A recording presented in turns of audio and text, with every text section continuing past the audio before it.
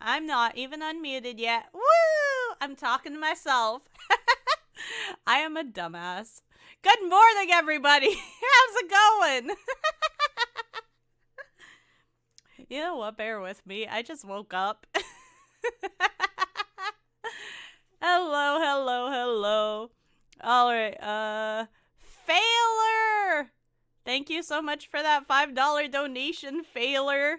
Did I hear love being needed? What about love and support? LOL. Anyhow, just dropping by quickly before working on some stuff and setting up stuff. Haha.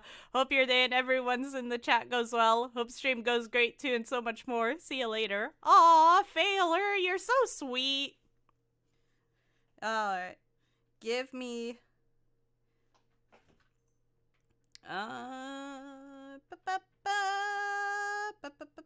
Screw it. I'm done promoting. How's it going, everybody?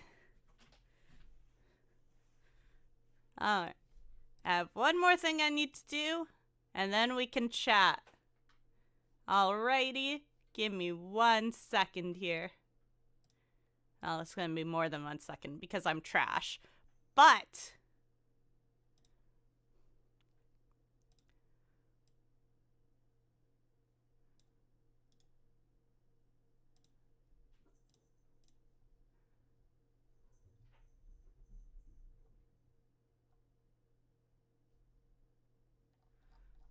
okay.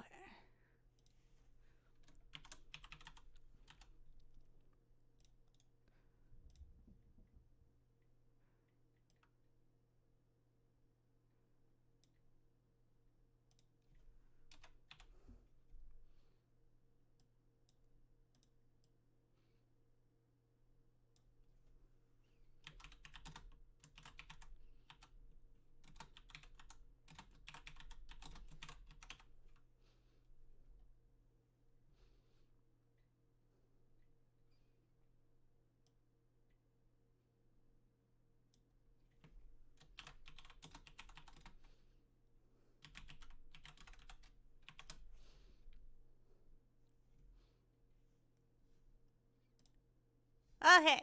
Sorry. I had to make a command. How's it going, everybody? I hope you are all doing amazing. Woo! Alright. Let's say hi to everybody in the chat before we get this party started. So Shadowbones said, have an amazing stream. I know he is at work right now, so he's not actually here, which is sad, but we love him anyway. Yay! Thank you for being here, Shadow. And then next we've got Jazzy, my sweet Jazzy. Hello, Jazzy. How are you? Thank you for monitoring my chat for me while I was running late because I'm trash. And then we've got Hawk of Kings. Hello, Hawk of Kings. How are you? Welcome to the stream. I'll try to pop in at some point later. Okay, no worries. And then my bestie Luna, how are you? I hope you are doing well. Welcome to the stream. And then we've got... who is next on my list? We've got Chilled Page. Hello, Chilled Page. How are you? Welcome to the stream. And we've got Biolithic. Hello, Biolithic. How are you? Welcome to the stream. And we've got Cool Cat. Hello, Cool Cat. How are you? Welcome to the stream. Final place. How are you? Welcome to the stream. You're a cute dumbass. Oh, thank you, Final. As soon as I take this headset off, you guys can see what I did to my hair today. Hey, Wilmer Gamer, how are you? Welcome to the stream. And Void Raptor, hello, how are you? Welcome. Welcome to the stream. You know what? I have to make you a command, Final. I haven't done that. Mods, go plug Final plays for me. And we somehow got a 10 like hype. I haven't even done anything yet. Alright. We got 10 likes on the stream and we haven't even done a single thing yet. Y'all are insane. Thank you so much. Alright, okay. So I'm gonna take off my headset because I don't need it. You gotta finish your favorite PS2 game this morning? Awesome. Also, for today only,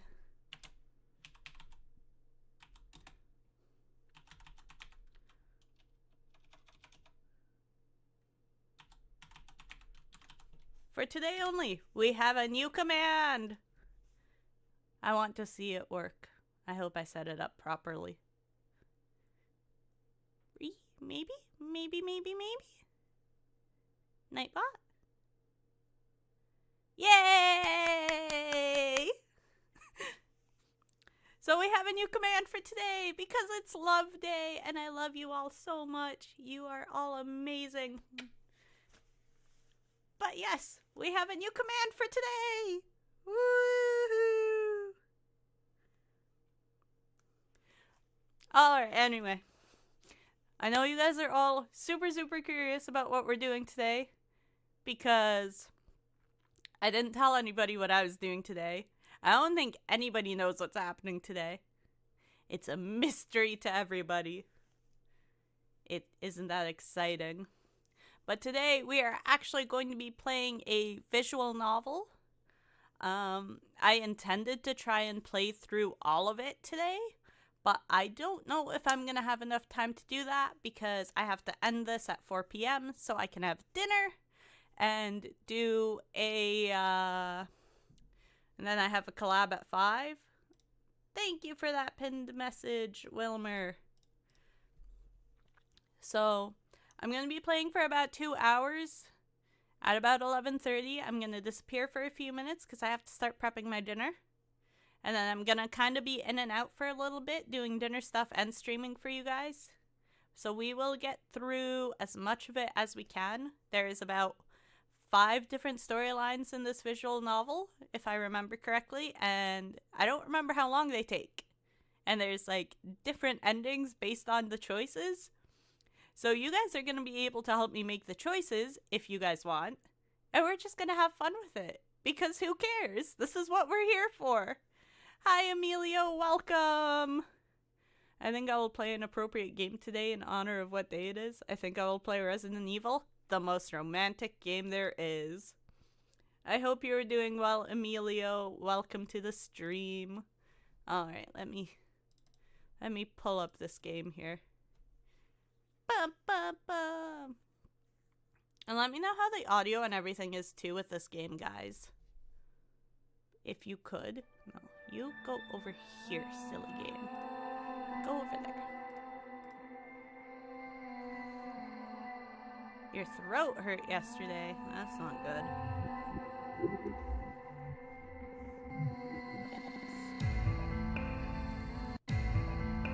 If the game is too loud, please let me know. I've never done a Steam game on here, so I don't know if the audio is gonna be too loud or not. Please and thank you. Hey, Sadie Gamer Mom, how are you? Welcome.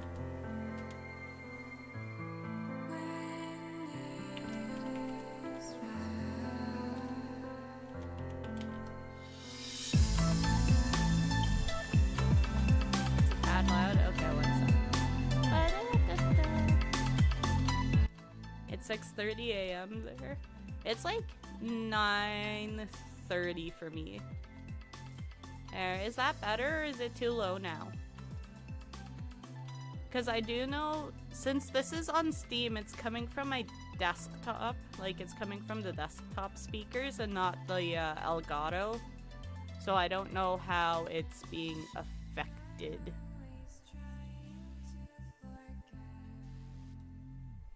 Also, really wish I could make this bigger, but apparently I cannot. Let's just make it more centered. Whee! That's better? Cool. Alright, enter first name. Well, whatever, you all know my first name anyway. Sure, my last name can be Fujimoto. Why not?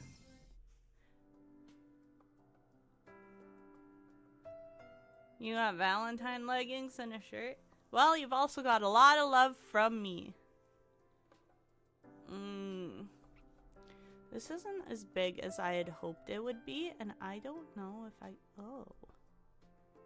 Wait, can I? Will it let me expand it, or is it gonna be a dick about it?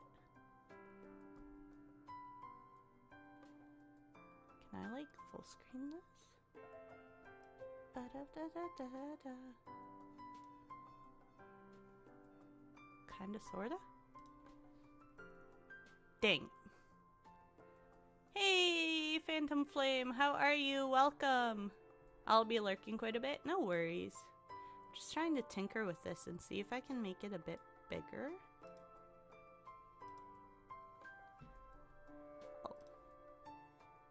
Haha! I found it. Kind of. Why did it go over there, though?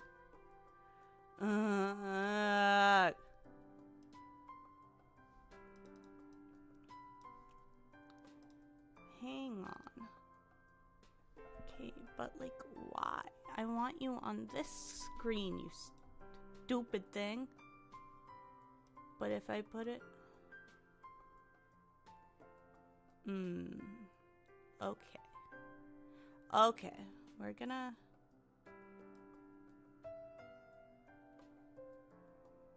No, you're fine. You're fine, Phantom. It's good. Alright, we're gonna rearrange some things here. Rearrange some things. I have an idea. I have an idea. Hide that temporarily.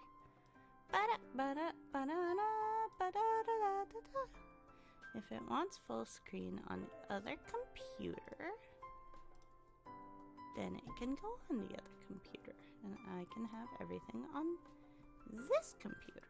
That's fine. That's fine. Everything's great. Sorry about this. As you can see, I do not know what I am doing because I am indeed a dumbass. That screen.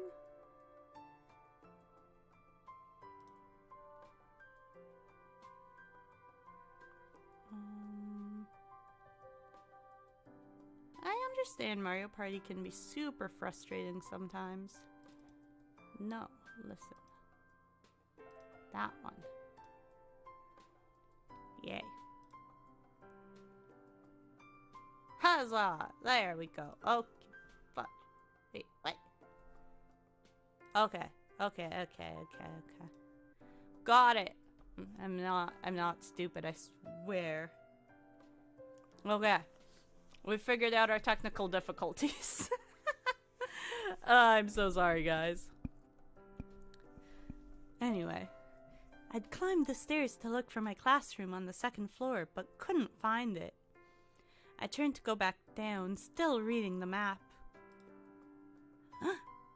Suddenly, I collide into something. Or rather, someone. Whoa! I lose my balance and throw up my arms to catch myself. My things fly out of my hands, scattering all over the steps. This sounds like me. But the guy I ran into puts out his arms to catch me before I fall forward. Over his shoulder, I can see the contents of my bag that have been upended. I click my tongue and try to move to gather them. But then I realize the guy still has his arm around my waist. Ooh la la! I pull back to look at him and our eyes meet.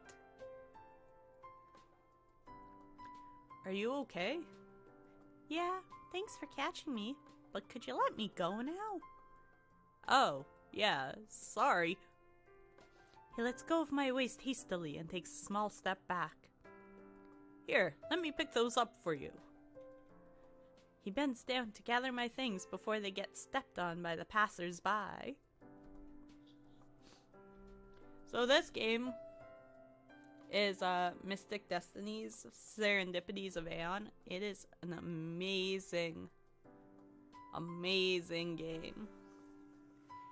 Hey, Wesley, happy Valentine's Day. I hope you're doing well, Wesley. And Pokemon Go Charizard, hello, how are you? Welcome. Alright, give me 1 second.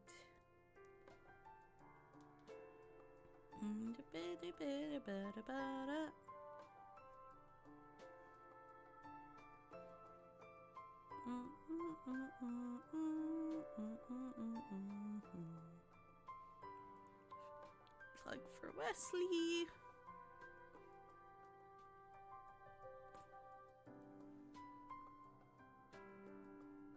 I guess I'll be relying on my phone quite a bit here.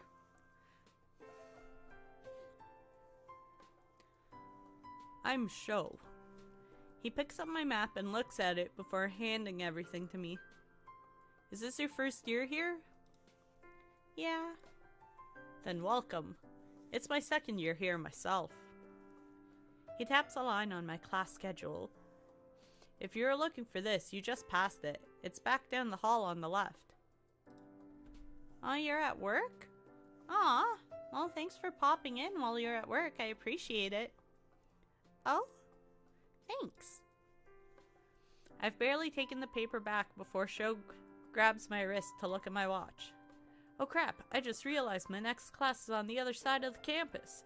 I got a jet. See ya! Before I fully realize what's happening, Sho has turned around and is sprinting away. What was that all about? But since I'm about to be late for class, I don't have much time to wonder. Pushing Sho out of my mind, I start running toward class myself. Ba-ba-ba. After a morning of classes, it's finally lunchtime! I'm at the counter paying for my food. Or at least, I'm supposed to be. When I reach in my bag, I grope around for my wallet. But I can't find it. The cashier stares at me, wholly unimpressed with my lack of preparation. Oh no. Don't tell me I lost it. I'm starting to panic when a black leather wallet is thrust in front of my face. Is this yours? I'm not actually sure at first, until I see the small star-shaped charm hanging off it. I feel immense relief as I take the wallet. Oh good, that's a relief. I was looking everywhere for you. Thank you! I thought I'd lost it for good. Is there any... Don't worry about it. You're cute enough that it's payment enough for me if you smile. I forgot how cheesy some of these characters are. He looks expectant enough that I managed to pull my lips into some semblance of a smile. Looking strangely satisfied, he points to the annoyed cashier before hopping over the line's railing. Completely flustered, I shake my head to clear it. I quickly turn around to pay for my food and take my tray to head outside. I've been cooped up all day. I need some fresh air. Facts. I step outside into sunshine as a chilly breeze passes right through me. I shiver involuntarily, but it feels refreshing. Thankfully, it also means that there's hardly anyone outside. I sit on a bench on the grass and relax as I admire the campus's scenery. But then I hear a voice nearby. I slowly stop chewing and look around to identify the voice. Oh come on, don't be ridiculous. There's no way that actually happened.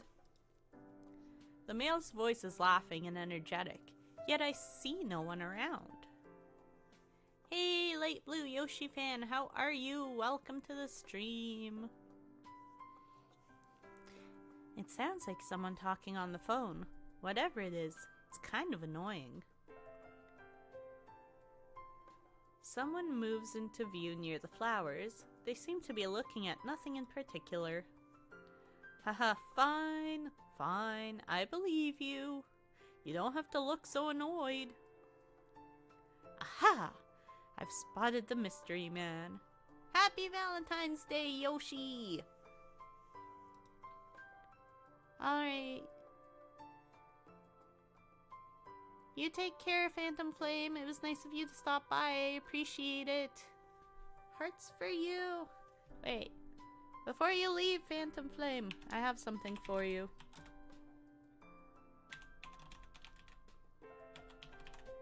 Boop. I wonder what's so funny. Oh, this is gonna be a pain. Oh man, I misspelt that entirely. Whatever. Startled by the sudden sound of a phone ringing, I nearly choke on my food. Huh? I slowly, almost fearfully, look over at the guy I thought was talking on the phone and see him pull one out of his pocket. He checks it, then puts it away, all while happily talking to nothing. I'm pondering what just happened when I notice that the man is looking at me. Maybe you should brush up on your spying skills if you want to listen in on people. I quickly turn back around. Okay. I try to ignore the weird guy and manage to finish eating my lunch in relative peace. When I get to my apartment, I open up my laptop. I want to sign up for that business club I heard about before tomorrow. My phone vibrates before I can do much, though. I take it out and realize there's a rare email from my mother.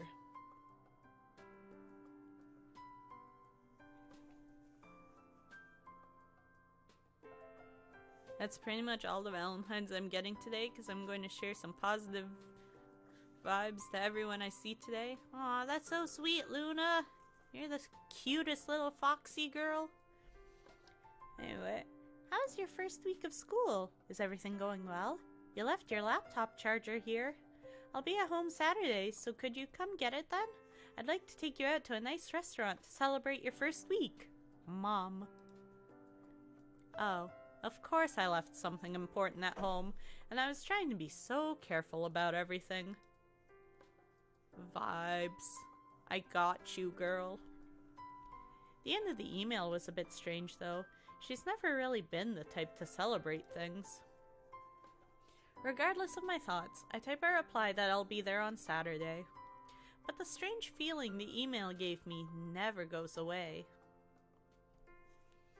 The next day, I managed to get through classes without getting lost. I've finished classes for today, and I'm heading to the first meeting of the business club. Room 129. There it is.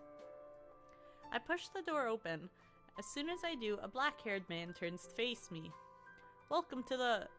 He stops mid-sentence and stares at me. I'm struck silent for an entirely different reason. The man has striking, aqua-colored eyes. Look at how gorgeous those are. We stare at each other for a few moments before a voice from behind me interrupts. Hey, come on, let me in. Flustered, I hurry to move out of the way and step into the classroom. As the man goes by, I recognize his distinctive hair. Oh, it's that weird guy who was talking to himself. I glance at the black-haired man again, but he's turned away from me.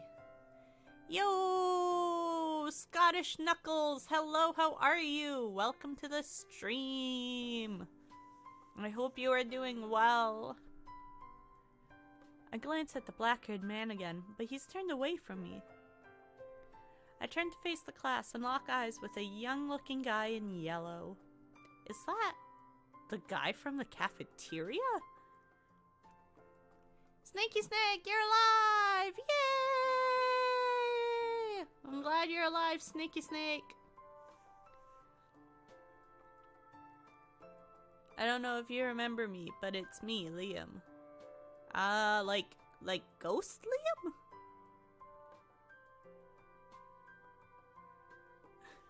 Prove it, I don't believe you're alive. He gives me a big smile that strikes me as suddenly familiar. Oh, okay, yeah, I remember you. It's nice to see you again. I've been studying for a while now. Got a test tomorrow about energy. Oh, fun. Have fun with that. Weird. I feel like I know him from somewhere. Oh my god, I said I was gonna be here the whole time, but my brother got my mom to take my phone away, and now I'm sneaking on my phone. Talk later, love you. Love you too, Jassy. Be careful out there. No, don't die, Sneaky Snack, you're fine. He lifts his leg up and jumps to his feet in one fluid movement. Then he turns to the newcomer. Hey Shinji, I came here to talk to you. Oh? Oh, I forgot about that. I'll lend you that book next week, Takumi. Huh? It's not about the book, it's... Excuse me, please don't block the walkway. I hear an irritated voice behind me. Hey, Ancient One, how are you? Welcome to the stream. I turn to look, equally irritated at his rudeness. Ah, you're so awesome, Ancient One. Thank you.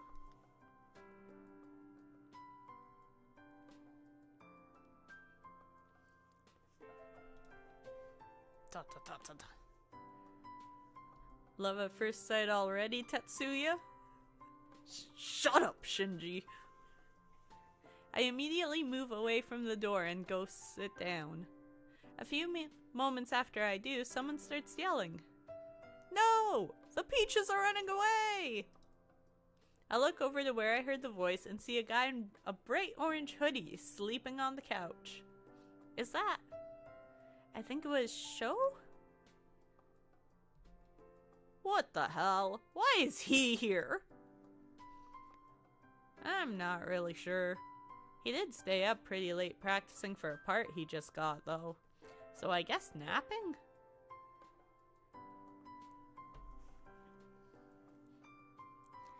Happy Valentine's Day to you, Ancient One. Here, I have something special for you. Ehehehe.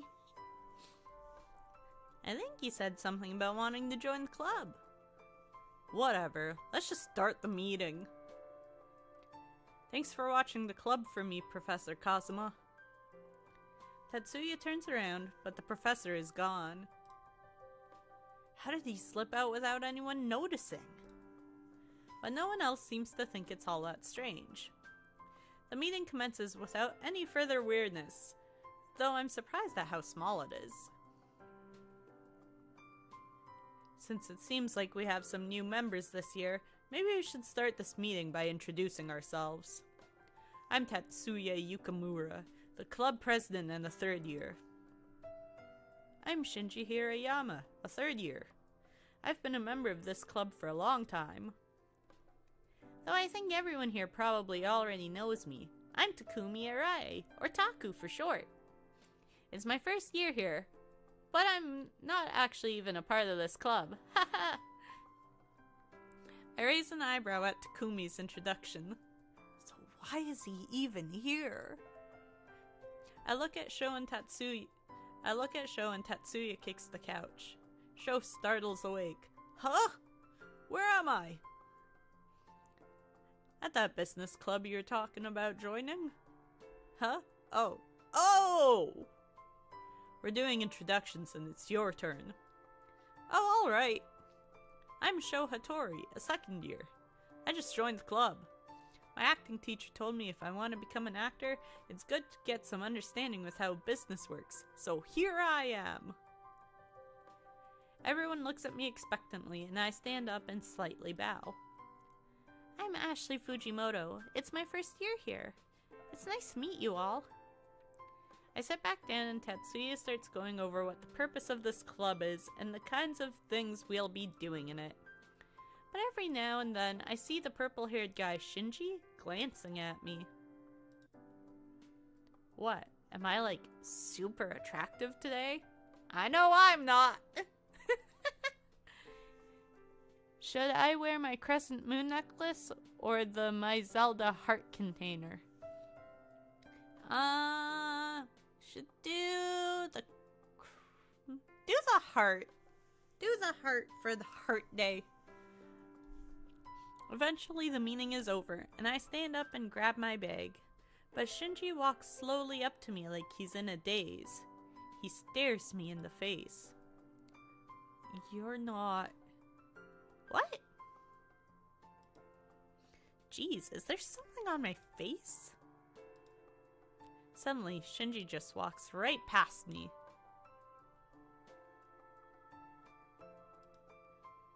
It's as if I don't exist at all. It's Saturday, and I've gotten lost a few times, but I finally found the coffee house Mother wanted me to meet her at. I spot her immediately as I enter, sitting at one of the tables by the window. Mother looks as put together as ever. I walk up to her table. She only gives me one of her inscrutable expressions. Hello, Mother. I'm sorry I'm late. I got a little lost on the way. As I take my seat, I realize she's already ordered something for me. Mother looks at me over her teacup with that usual half-smile of hers. I did not wait long, but I did wonder if you would be able to find this place. I know it is a little out of the way. Most people don't know much about this district. I eventually figured it out. So, I didn't know you frequented places like this. Mother gently places her teacup on the table. The eerie color of her eyes always makes me feel like she can see right through me. For a moment, I feel like I'm 10 again, being judged to see if I'm worthy of knowledge. I don't. But a very old friend of mine owns this place. I wanted to come see it at least once. An old friend? Now I'm curious, though I doubt she'd actually tell me more. Oh, I see. An uncomfortable silence settles upon us, as usual. As usual, I start rambling. So, school has been great. I even joined the club. Oh, but how are Dad and Tayo doing? Your sister began school. She apparently made a friend, a very nice boy. And Narokuro is out of the country on business this week. Having nothing else to say, the conversation quickly dies down. Sounds like all of my conversations with my family. I look out the window as I quietly sip my tea. Lunch with Mother. It's not even a bit awkward. Nope. But at least Kaio has a new friend. I hold back a sigh. Ashley, I must admit, I asked you to meet me here for a reason. There is somewhere I want to take you. I have been meaning to ever since we came back to Japan. Will you come with me? She seems sad? It's utterly strange to see my always controlled mother let any emotion slip. I'm left speechless, but I can't hide the curiosity bubbling up inside me. She almost never wants to share anything with me, so this has to be something huge. Of course, Mother. I'll go with you. After we finish eating, I follow Mother out of the coffee house. Her high heels click against the pavement as she walks in front of me. It's just the same. Even though I'm 20, I still feel like a child. Always following, never catching up. But maybe now she sees me as an adult. Maybe things will be different from now on. It's with these thoughts that I eagerly get into her car. I sit in the car beside my mother, looking out the window. Maybe if I ask, she'll tell me where we're going, for once. I sigh, knowing she'll just evade the question if she doesn't want to answer it. If she wanted me to know, she would have told me. I sneak a glance at her. Her knuckles are white from how hard she's gripping the steering wheel, and there's a somber expression on her face that I can't quite place. Seeing her, of all people, so unsettled makes me beyond anxious. Mother, where are you taking me? Mother? Yes? Where are we going? I can't keep the nervousness out of my voice, and Mother seems to pick up on it, as she usually does. There's no need to concern yourself. I sit back in the seat with a sigh. I knew she wasn't going to tell me. But unexpectedly, Mother keeps talking. We are going to the countryside. I'll explain more when we get there, but please just relax and make yourself comfortable. Welcome back, Wilmer. You got something for me? Oh? I am intrigued. I can't believe she even said that much, though. I settle in my seat for the long ride, feeling like I might have made a small breakthrough with my mother. Is there something on top of you? Ah.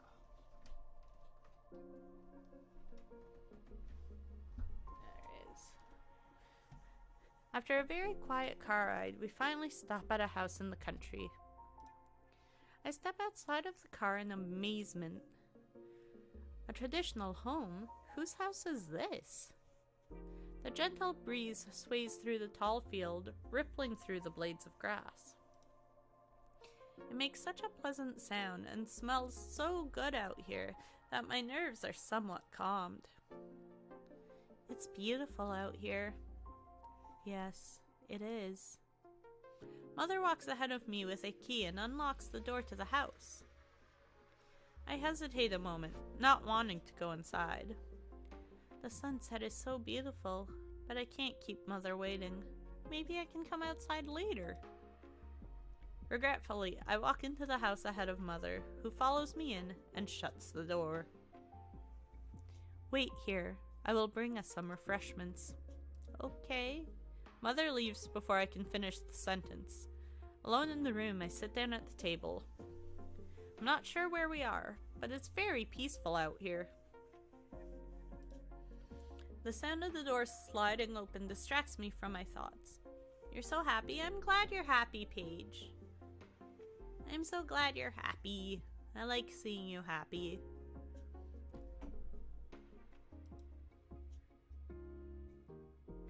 Flowers in a heart box with heart-shaped chocolates. Aw, thank you, Wilmer. That's so sweet. I appreciate that.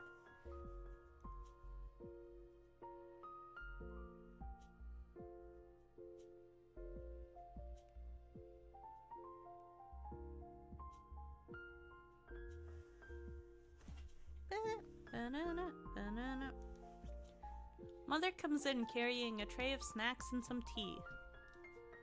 She glides across the room and gently places the tray on the table in front of me. Now we can have our chat a little more comfortably. Thank you. Mother sits down on the other side of the table. Ah, thank you for the hug, Wilmer.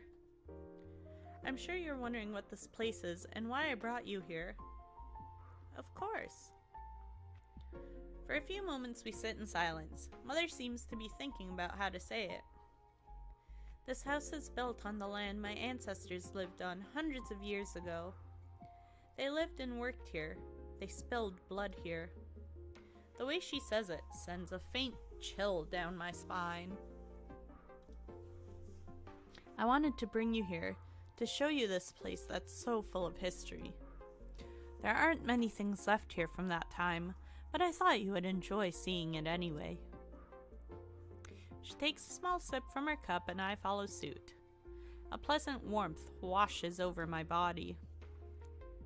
Thank you for the tea. It's very good. Can you show me around a bit? Ugh. A wave of dizziness hits me like a ton of bricks. As the world starts to spin, I have to physically hold onto the table. Ashley, are you alright? I don't feel well. Everything keeps spinning and my vision goes black. I open my eyes. I see the moon hanging up in the sky above me. I got my phone back! Actually not. I'm probably gonna get in trouble, but how are you doing?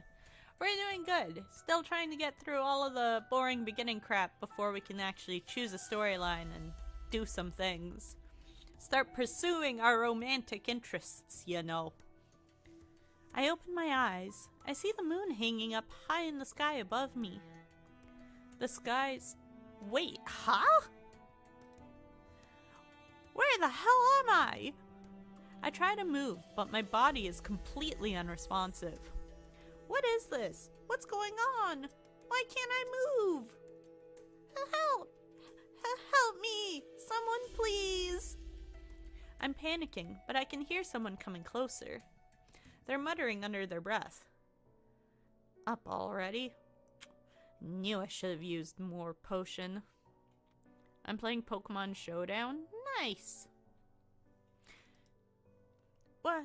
Did they say potion? Help me! Please! Help! Someone sighs.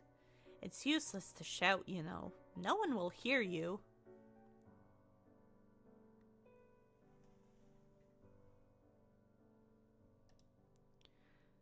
But don't worry. This'll be over soon. 17 likes? What? 17 likes? Why would anybody want to like this? That's insane. 17? Wowie wow. Aw, thank you for the love, Hawk. You're so sweet. That's so sweet of you. Thank you.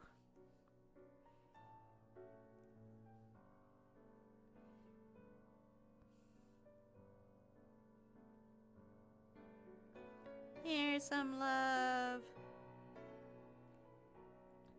Do I know how to do it? Not really. I'm gonna be honest, I went into Nightbot and just copied the hug command, and then I just edited it and made a new command. Also, hey Janelle, how are you? Welcome to the stream. Oh yeah, Biolithic was here at the start. He said hi. And then he just kind of went radio silent for a while. But it's good! Cheater. Hey! I could be a cheater in most things, as long as it's not relationships. Well, what? Who are you? What's going on? Another sigh, then footsteps. A familiar face comes into view. Mother stands over me, her eyes glowing. Mother? What? I told you, it's going to be over soon. Hi, Glitchy Honeybee, how are you? Welcome to the stream. Mother snaps her fingers. As if I was a marionette on strings, my body plays along, sitting up on its own. I was also eating my breakfast while watching The Fresh Prince of Bel-Air. Nice. I woke up really late today and, was late to start my stream, so I haven't eaten yet. Food is for the weak. I can see a strange chalk circle outline on the ground around us.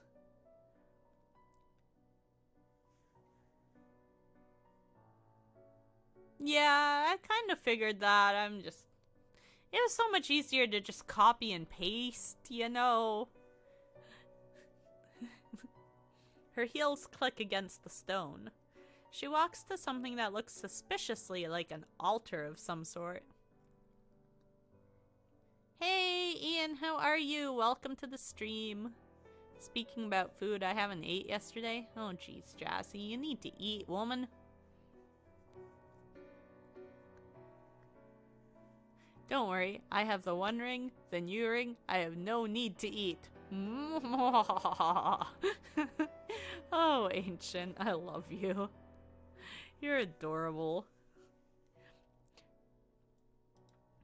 I'm glad you loved the early surprise. Now I've got to go since my son is being silly. Aww, bye baby boy. I love you.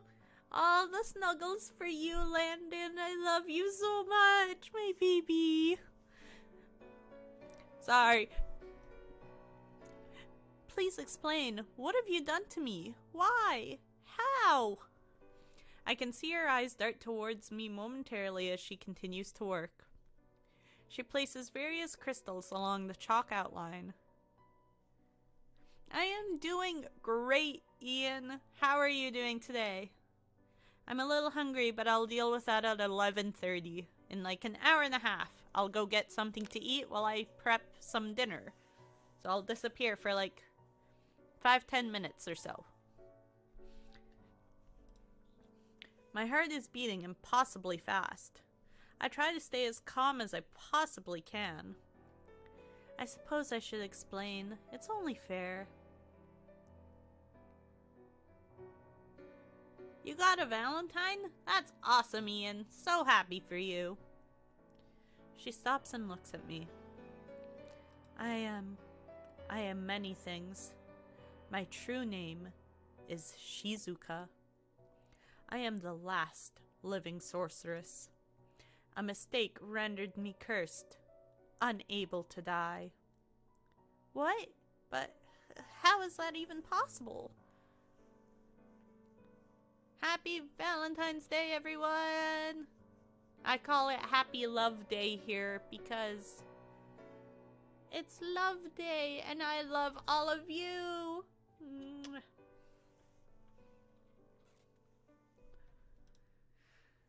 I want to doubt her words, to simply write this all away as some weird dream. But it feels real. Holy fudge cheesy mashed potatoes. BRB, my mom's coming. Uh-oh. Be safe, Jazzy! Too real. She laughs and continues her strange preparations. The curse of immortality is immortal as well. Of course it would be like that. It's almost funny.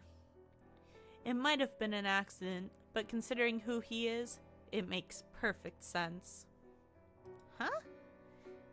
For centuries, I have searched for a way to undo the curse. I thought it hopeless, until a friend told me of a way I could finally be rid of it. Mother continues to carefully place crystals in a circle around me.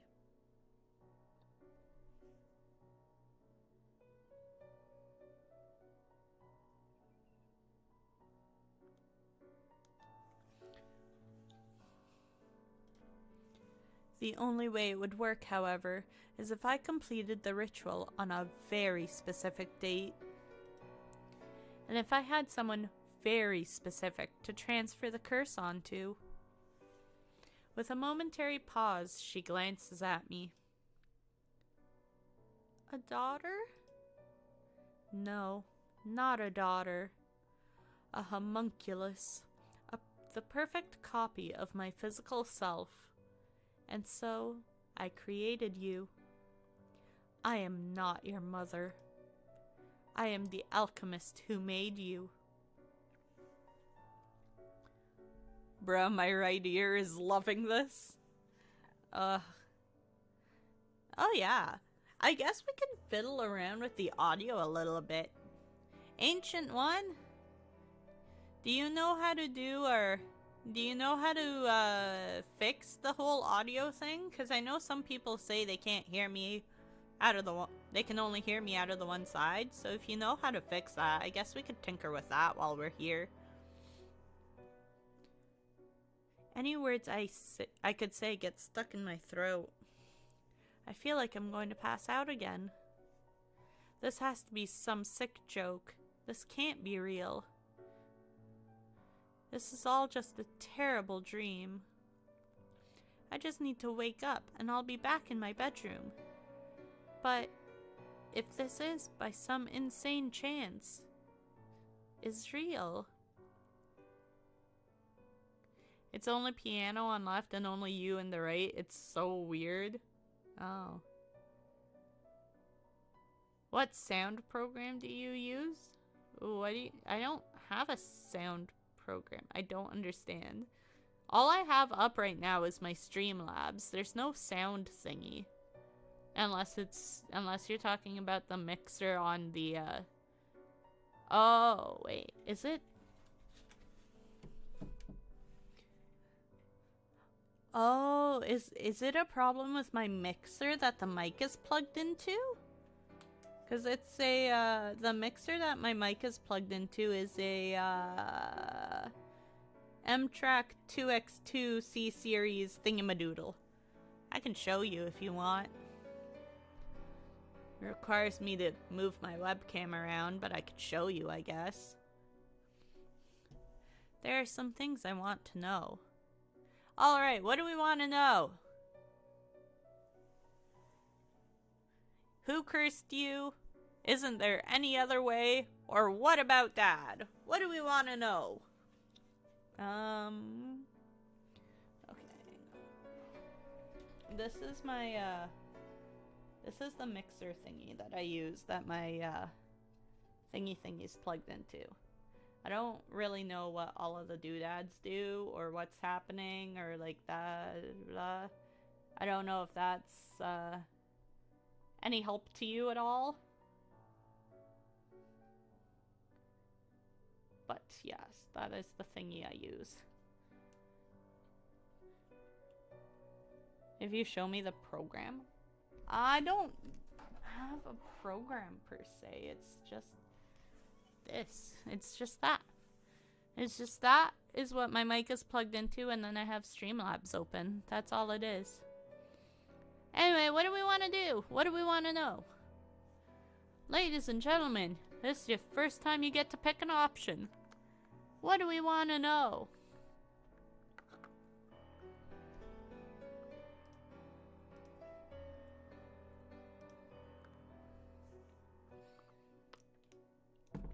Let me check. Okie dokie.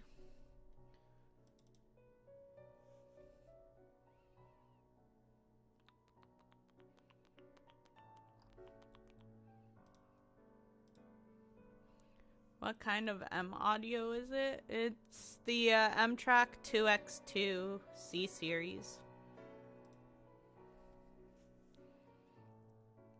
Okay, earbud just died. Problem solved. Alright.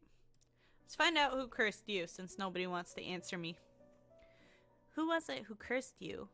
Just how old are you, anyway? A god, so ancient he no longer remembers his own name. As for my age, I am over 700 years old. There are a million more things I want to ask, but Shizuka carefully places the last crystal. The chalk outline suddenly glows an eerie green. Wait, stop! With a wave of her hand, my lips snap shut. Now completely paralyzed, all I can do is watch. Shizuka kneels in front of me. She takes out a small vial of some strange liquid. It looks like billions of tiny shimmering stars gently swirling together in a tiny bottle. I'm back, and I need to fix my crappy hair because it's a mess. I mean, my hair's pretty, crazy, so... What if I do this? What if I put that more centered? Does that fix things? Maybe that'll fix things. There you go. Ugh, that tasted about as bad as I expected. Shizuka stares at me, and I can see the green of her eyes start to swirl and change into brown. I feel a sharp pain in mine at the same time. I want to scream as the pain spreads from my eyes to the rest of my body. On line 1 for your M audio, what number is it on? Line 1. What? Bruh, there's no numbers on this thingy. Let me check my mixer. I don't know, man. Don't ask me silly questions. I am stupid. Don't ask me silly things. Hey, Armchair Gamer, how are you? Welcome. The number 1 where it has the microphone symbol on it.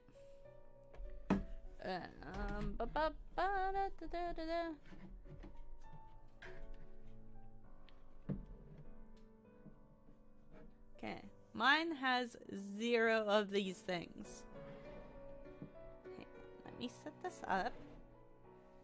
Let me grab this guy. This is what my thingy is. This is what it looks like. This is what it does. That is what it's at. I'm streaming the Mega Collab on Friday from a hotel room, but it's one with good Wi-Fi, so it should be good. I hope so.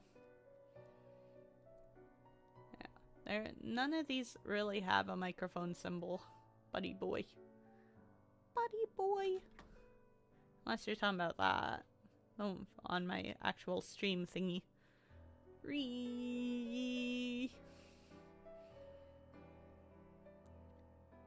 You're looking at the wrong model. It is... what is it? It's that one. It's that model.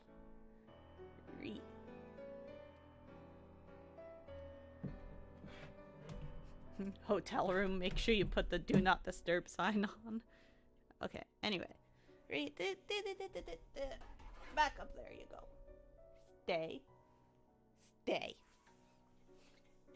I start my first ever stream on Saturday. I'm so excited for that page. I can't wait. But since I can't move, all I can do is scream in my head.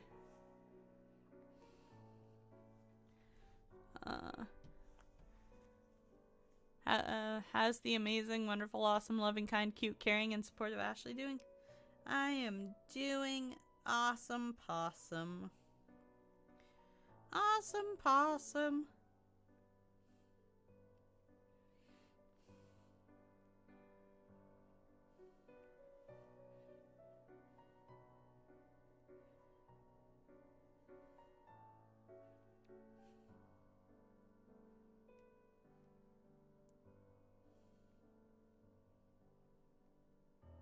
Stupid frigging phone typing.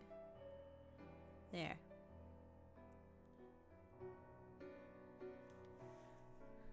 I'll be lurking. Lurk away, my friends. Lurk away. It hurts so much. Please make it stop. No, I don't believe you made a lurking command, Jazzy. At least not on my channel. As my vision slowly darkens, I see Shizuka stand up, her eyes now completely browned. I'm sorry. I can barely hear her whisper the words. As she disappears from my vision, the world goes dark.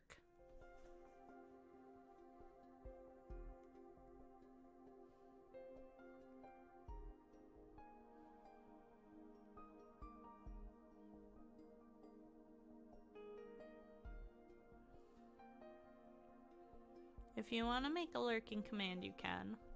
I'm pretty sure it's only 19 likes for me. Oh, it is 20 likes. Cool. 20 like hype. Yay!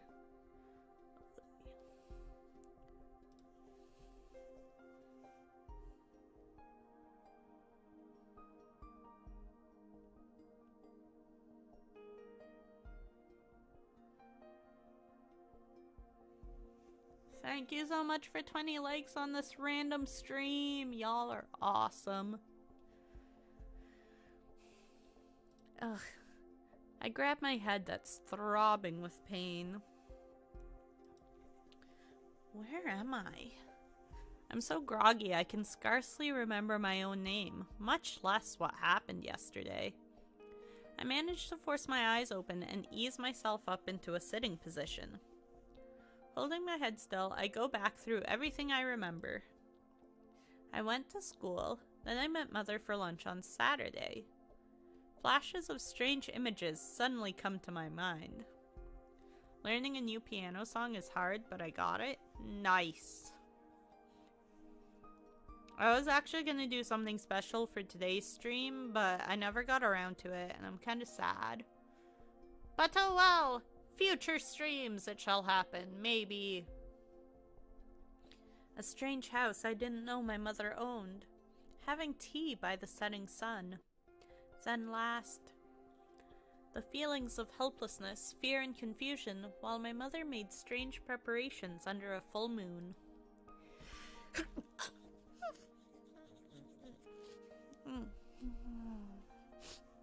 And of course, brief but excruciating pain. We don't talk about what just happened. Okay. I laughed nervously. That's right. Must have been a dream. I can't shake the negative feelings that dream gave me, though, or my grogginess.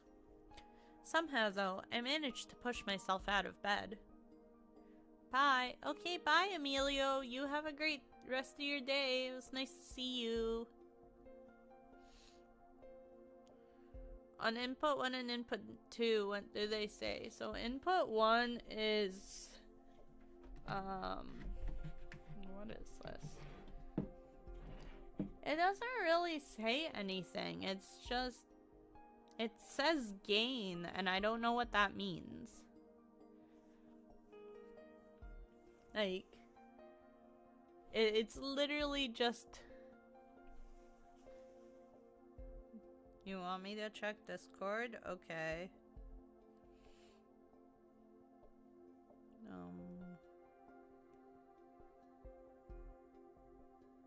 Aw, thank you.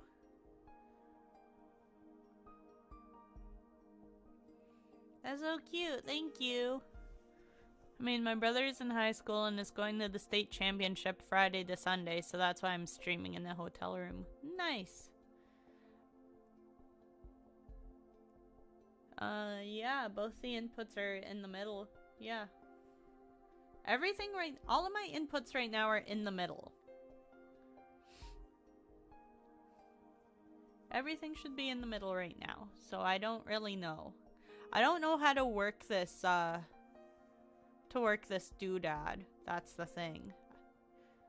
Like, this M-track, like, this mixer belongs to my ex, and, like, it's something he had before we were ever together. So he doesn't have the instructions for it, so we've just kind of been tinkering with it to try and get the settings to something that works. But I don't know. Maybe if I play with a big ball in the middle, maybe if I mess with that, now everything's in the middle. I don't know. Somehow, though, I managed to push myself out of bed. I checked my phone screen. I noticed there's an email notification from the school. But more importantly, it's okay, honestly. I know Shadow has a friend who's really big into, like, audio stuff and, like, helps him set up his mics and everything, so I can maybe get his help. If I can steal him from Shadow. And see if he can help me figure it out after. Because I'm not really 100% sure why it's only coming out of one side. And I don't know how to fix that. And I don't want to keep tinkering with this. Because I'm going to end up breaking something. Knowing me, something's going to get broken.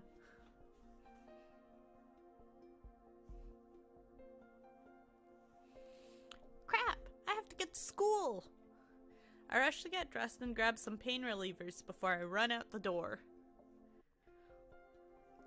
Why is my... Should I fix my camera? Is my camera good? I don't know anymore, man. While waiting for a traffic light to change, I check my phone. Curious, I opened the email I saw earlier. You have been added to Intro to Mystical Studies 101. Please follow the instructions below to find your class. What? I think back, but I don't remember requesting any such class. Mystical studies? Is that like religion or something? The class starts almost immediately after my last one of the day, so I won't have time to find out about it. I'll just go talk to the teacher and figure it out later. The light turns green and I put my phone away. Yeah, I won't worry about all this weird stuff. I'll just keep focused on what I need to do today. Despite my best efforts, my headache never went away. But all my classes are done for the day. Well, except for one. I go in the elevator and look for a button to the basement, as the instructions said. I didn't even know this place had a basement. Place finger over elevator buttons. I hover my finger over nothing, feeling like an idiot. but then the air shimmers around my hand. A button appears in an empty space with a symbol indicating basement. What just happened? Okay, Ashley, just stay calm. You're probably just tired and seeing things. I firmly cut off all other thoughts forming in my mind and press the button. I step out into the hallway that looks like something out of a fantasy movie. Okay, this is getting so weird that even I'm starting to have trouble ignoring it. I'm nervous now. There aren't any students that I can see, and I'm a little intimidated by the dimly lit hall. I slowly walk down the corridor. The rooms are sparse and few between, leading me to wonder just how big the rooms are. Finally, I stop in front of a large door. I take a deep breath to gather my courage. I push it open. A black-haired man turns to look at me. I get an intense sensation of déjà vu. Are you Professor Kazuma? So there you are, Fujimoto. Sorry I'm late. It took me longer than I thought to get here. No worries. It's your first day. Have a seat. I do as I'm told. I scan the room quickly and find an empty seat in the strange classroom. Wait, did I just... I could swear that I just saw some familiar people in the class. But it would be rude to look around, so I just face forward. Oh, I forgot to ask if I should be in this class. Oh well, I'm curious as to what it's about. Professor Kazuma walks up to me and hands me a syllabus. When I look down at it, I'm not sure if it's a joke or not. Objectives. Understand early magical history. Understand basics of advanced magical theory. Demonstrate mastery of basic magical techniques. What is this? I found the PDF version of the manual for your M audio. Nice! Look at you, Ancient One, being all smart and things. But by then, Professor had already walked back to the front of the room. He launches into a lecture on something called the Unseen World. Everyone around me looks as if this is nothing new, but I keep on waiting for the punchline. It's more correct to call the Unseen World multiple realms. Most supernatural beings live within the hidden pocket of the human realm, but there are at least 9 different realms that we know of. Oh my god, I just cursed. Hey, Dunce, you're finally fucking alive. About damn time. I'm just kidding. I hope you're doing well today, Dunce. Sup? Nothing much. We're just hanging out, playing a visual novel, trying to get through the storyline. Semi-tinkering around with our audio settings. You know, we're having a great time. I'm trying to keep my focus on the lecture, but I'm kind of freaking out.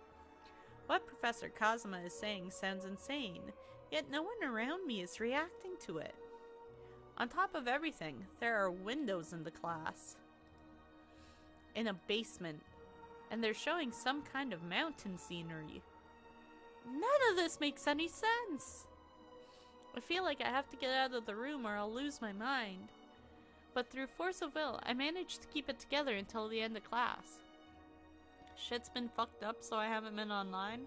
Well, shit, son, I hope you're good. I'm here if you need to talk, bruh.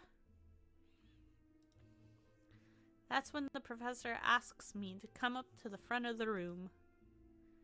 Fujimoto, would you come up to the front of the class? I'd like you to provide a demonstration of your power for us. Huh? I walk up to the front slowly in a complete daze.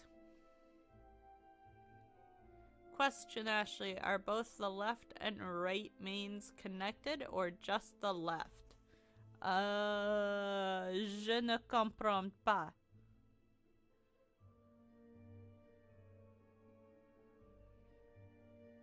Je ne comprends pas, je suis stupide.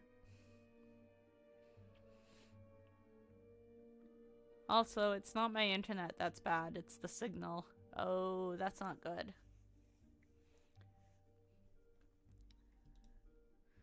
This will be your homeroom for your magical classes, but I've been asked to see what you can do so we can better place you in the rest of your classes. I have no idea what's going on here, but I think you have the wrong girl. The main left and the main right should be in front of the M audio, facing up.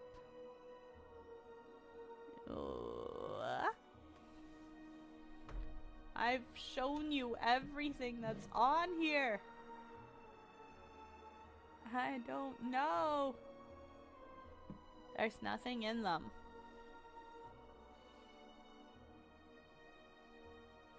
The only thing that's on here is the mic line and then the USB that connects it to the computer.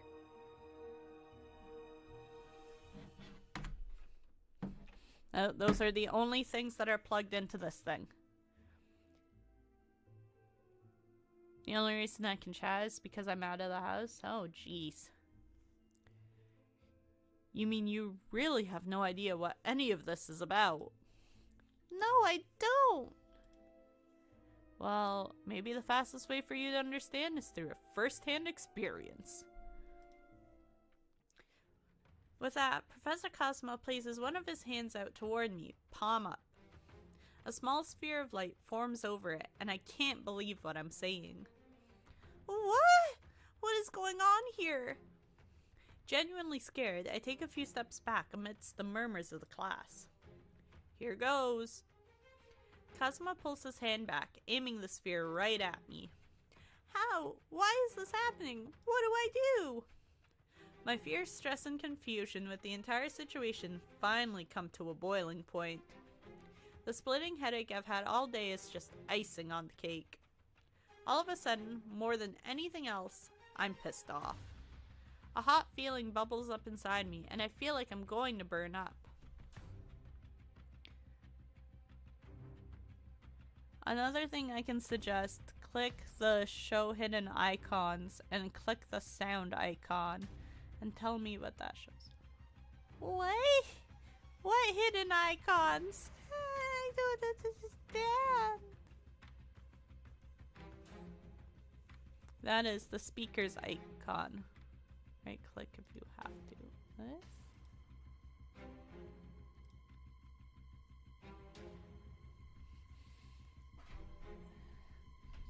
This? This?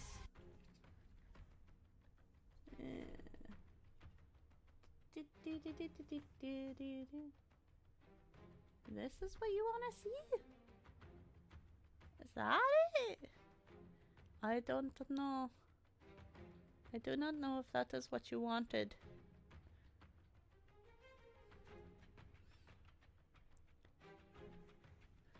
The show hidden icons should appear as an arrow on the lower right side of your screen.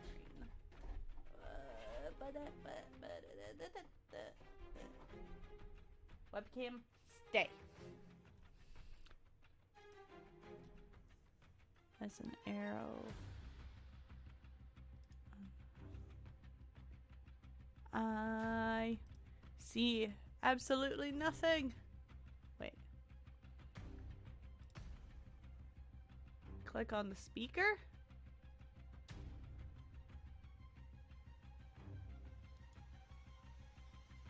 And then sound manager? Is that what you want me to bring up? This?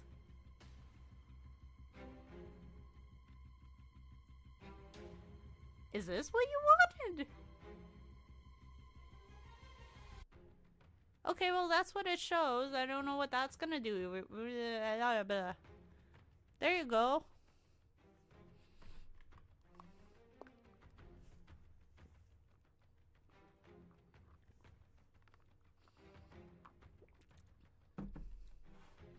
Does that give you the answers you're looking for? Can you even see it that well? I don't think I can full screen this. Can you see it well enough?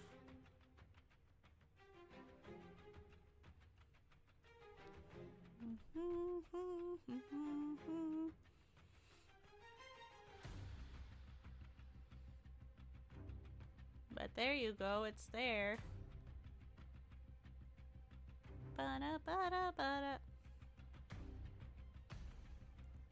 I'm sorry for the stream delay, ladies and gentlemen. We're just fudging around with things.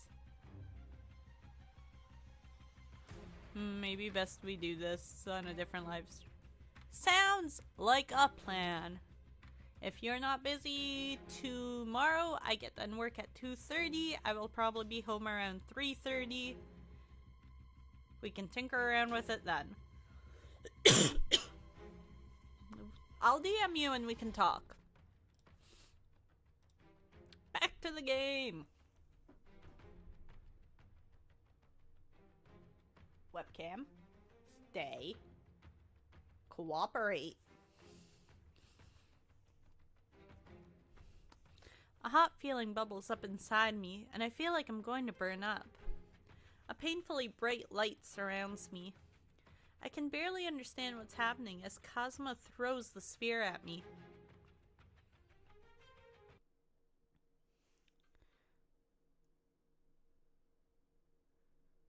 Don't you love your hair is not crappy. You should have seen me this morning trying to do my hair, man. It is brutal. I'm aware of the sensation of cold, hard stone underneath me. I feel extremely worn out, like I can't even move my head. But I also notice my headache is gone. For some reason I smell smoke, and I struggle to open my eyes. I see two surprising people around me. From the business club of all places. The one kneeling next to me is Sho. My hair is a mess. I bet it's a hot mess. I can teach you how to do your hair, don't worry. I mean, my hair's a mess too, it's fine. And the one standing looking down at me is Tatsuya. What are they doing here? I also see many students standing around. Farther away, I see a beautiful woman tending to Kazuma, who is holding his hand. Sorry about this, Luce. Just try not to get yourself blown up again for a while, Hikaru. So his name's Hikaru. Something about the name strikes me as being right, far more than Kazuma. And what does she mean by blown up? That's when the previous events all come rushing back to me. I try to sit up, but Sho puts a hand on my shoulder. Don't overdo it, just lie down. You must be exhausted after releasing so much power. Power? Just then, Shinji walks over. He's here too? What the hell is going on? That's right, you kinda blew up the classroom. Yeah, sorry about that. I turn and see Hikaru walk up to the group. Okay, thank you for being here, Ancient One. I appreciate you. Bye. Love you, Ancient One. Despite what Sho had said, I managed to push myself up anyway. I really underestimated you. Thankfully, I managed to shield everyone in time, but my hand in the classroom didn't get off so easy. I looked down his hand. It's covered in bandages. I feel distinctly horrified and so confused. I did that? You did. I know it wasn't on purpose, but that just makes you even more dangerous. I don't know how you awakened so suddenly and with so much power, but you're too dangerous right now to others and yourself. You need to partner with someone until you can get your powers under control. What do you mean by partner with someone? I don't even understand where these supposed powers came from. Then it hits me. My mother. The ritual. Somehow it wasn't a dream. Regardless, you need a lot more instruction than just a class every evening. You need someone who'll be able to help you learn the basics and protect themselves from you. Professor Kazuma looks around at the guys surrounding me. Since these young men seem to be so interested in you, maybe you could choose one of them. Every one of them is trustworthy. I know you'll be able to rely on them. What? Seriously, Mr. K? You have got to be kidding me. I don't have time to babysit anyone. If she needs help, I don't mind. Consider it an assignment. I'll grade you on it and everything if you want. But Fujimoto, your powers are far too volatile to be left alone.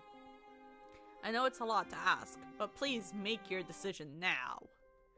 Alright guys, we finally got through the stupid basic storyline. Now we get to choose our destiny. Who do we choose? So over here we've got Sho Hattori, the emotional drama king. Sho is a popular and upbeat drama student who lives to socialize. He can come off as cocky and airheaded at times, but he's also very sweet. Secretly, Sho hides painful struggles behind a smile. Even as an adult, he still lacks control of his powers, and his choice of career remains at odds with the acceptance he seeks from his family. And we have Tatsuya Yukimura, the hot and cold intellectual. Okay, you take care, Ian. Thanks for being here. I hope you have a great day. Bye. When Tatsuya isn't concentrating on his studies, he tends to run a little hot and cold. Even as a child, he was always very focused and serious, but those traits have become even more dominant due to the current state of his family. Tatsuya is confident in his powers and abilities, but he isn't always keen to show them off. You have to go shower? No worries. We'll be here for a while, Paige. Next up, we have Shinji Hirayama, the mysterious genius. Thanks to his appearance, this dreamy genius with a talent for music is often perceived as a slacker by others. Not that he minds. Never feeling as if he quite belongs, Shinji drifts through life. A certain event years ago gave him a special ability that only separates him from the others more. Lost between two worlds, Shinji is trying to find his purpose in life. Then we've got Takumi Arai, the quirky rogue. The free-spirited Takumi comes from a human family that cautions him against getting involved with the mystical world he finds so fascinating. Hey, Sajingu, how are you? Welcome to the stream. I hope you're doing well. Though Takumi respects his family's reasons, he has no intention of cutting ties with the supernatural world. Instead, he leads a secret nightlife only those closest to him know about. And then finally, we have Hikaru Kazuma, the enigmatic professor. The ever-charming Hikaru has had a tragic life, though rarely will one catch him without a smile plastered on his face. He is known as a friendly yet stern man who takes his job very seriously, but he prefers to stay in his memories of a happier time when he can. Hikaru rarely uses his abilities to the fullest because of past events that still haunt him to this day. I am doing great, Sajingu. We are just hanging out and vibing right now. But now we get to choose! So which man do we want to choose as our first destiny? I gotta go now, my work calls, but I'll be back during my break. No worries, you take care, bestie. Have a good day at work. I love you, Luna. Alright, so we've got Sho, we got Tatsuya, we got Shinji, we got Takumi, and we've got Hikaru. Actually. Ba, ba, ba.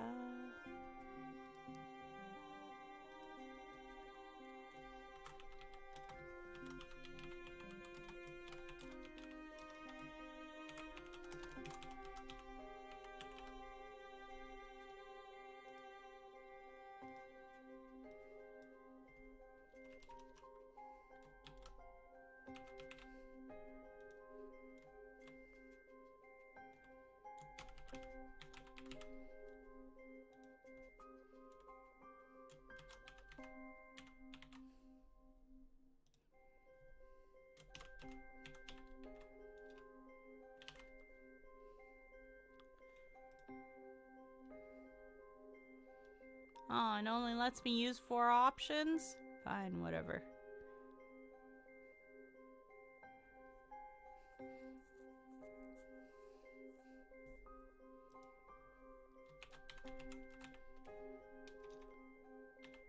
And there's also Hikaru, but it'll only let me add 4 because it's stupid.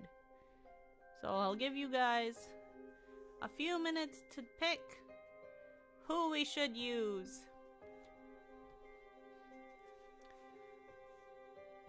Place your picks, ladies and gentlemen. There's supposedly 3 viewers here. That means we should get 3 votes. In theory.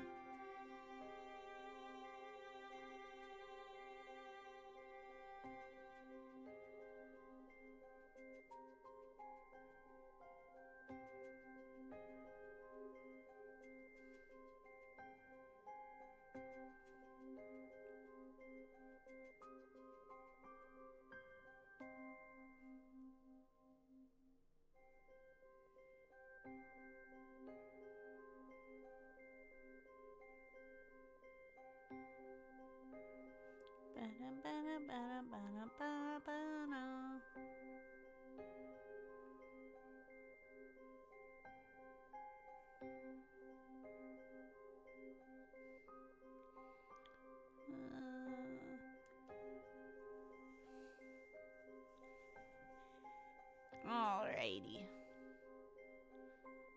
I'll give it 2 more minutes and let you guys decide.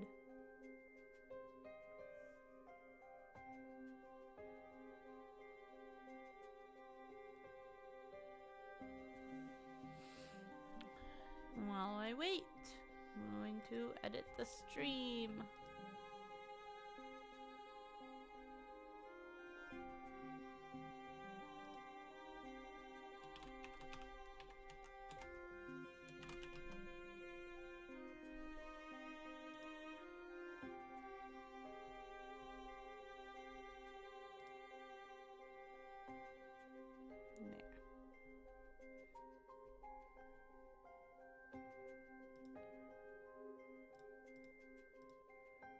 Okay.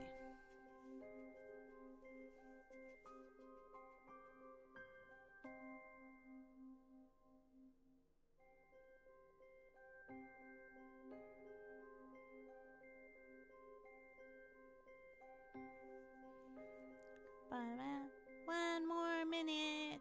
Ba-da, ba-da, ba-da, ba-da, da, da, da, da, da. Ba-na-na-na-na-na.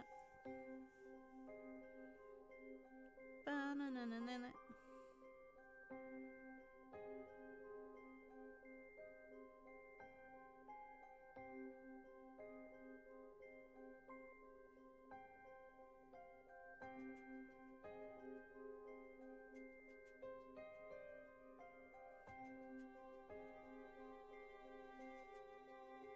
Hey, Mr. Dill, how are you? Welcome.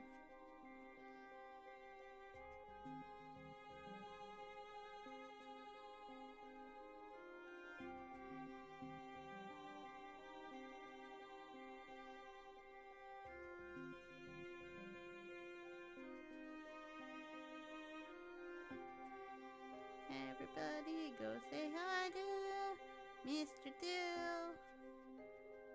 And also love for Dill. Bee-hee-hee-hee. Alright. Now that I've done that, it's time to end this poll.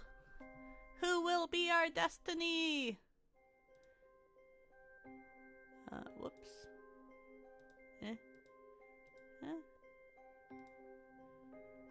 It looks like our destiny is... It looked like it was Shinji. So Shinji is going to be our destiny. Woohoo, Shinji! 9 votes. Holy cannolis. Alright, so Shinji. This is our boy Shinji. He's one of my favorites. I adore Shinji and his storyline. He is such a sweetheart. Let's go read his story! Chapter 1. Stormbringer. Thanks for the love. You're welcome. Happy Love Day to you, Mr. Dill. We love you here. Alright. Stormbringer! I look up at the men around me. My eyes meet those of the guy with purple and red hair. Gale Day. Oh, lordy. He calmly stares back at me. It's as if he knows so much that I don't. I get such a peaceful feeling looking at him that I automatically whisper his name. Shinji. Oddly enough, he looks surprised. Me? I nod. There's something comforting about him, more than the other guys. I feel that. I know somebody like that. Is more comforting than the rest. Shut up, Jazzy. We don't talk about me. That is a lie, Mr. Dale. We always talk about you, sir.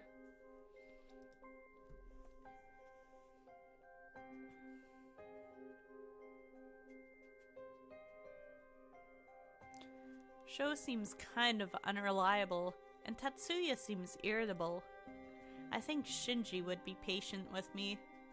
Ugh, wouldn't it be nice to have a guy be patient with you? A good choice. Shinji will take good care of you. Man, can somebody take good care of me, please? Yeah, you made the best choice, I think. Shinji is great at helping people. I don't know how much you can rely on him, but at least he knows what he's doing.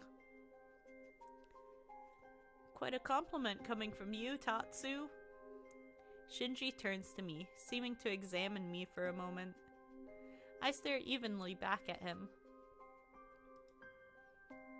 Did he not want to be chosen? But then he seems to make up his mind. Okay, well if you're sure then, cool. If you live close by, I'll go ahead and walk you home then.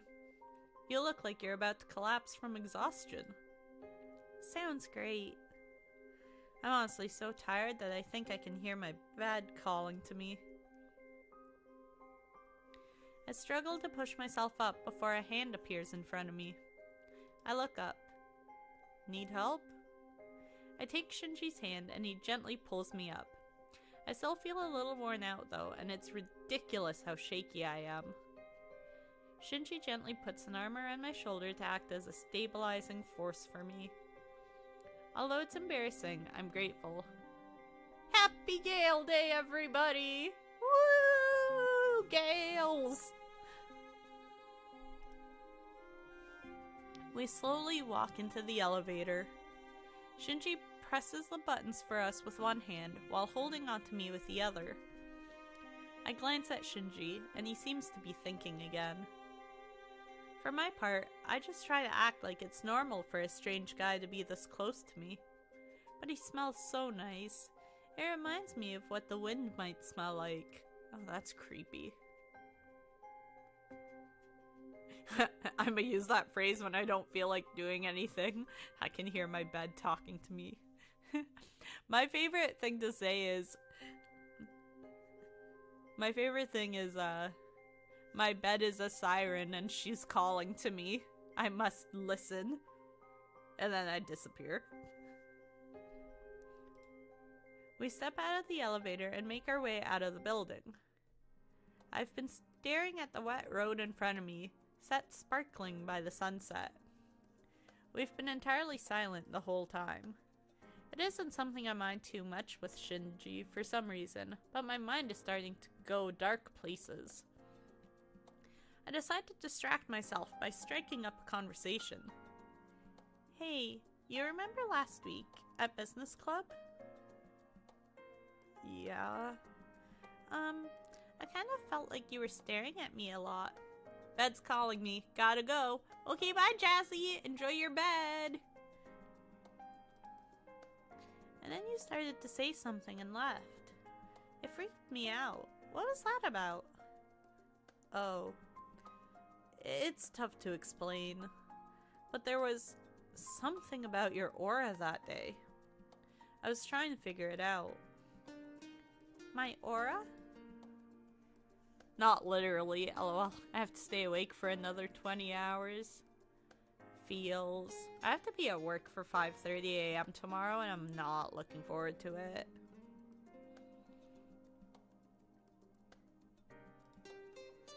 I want to ask more, but then he starts talking. Hey, I was just thinking. There's a lot of interesting classes you can sign up for if you want to learn more about the supernatural world. Like Intro to the Unseen World. Professor Sapiente teaches that one.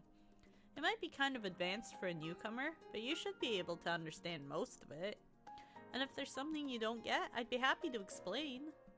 Also, there's a really good one that should help you with your powers called Control and Focus. While we're talking, a car comes out of nowhere. It speeds toward us on the previously empty road. Suddenly, Shinji pushes me behind him. I hear the sound of tires churning up water and felt faint raindrops on my face. Ugh.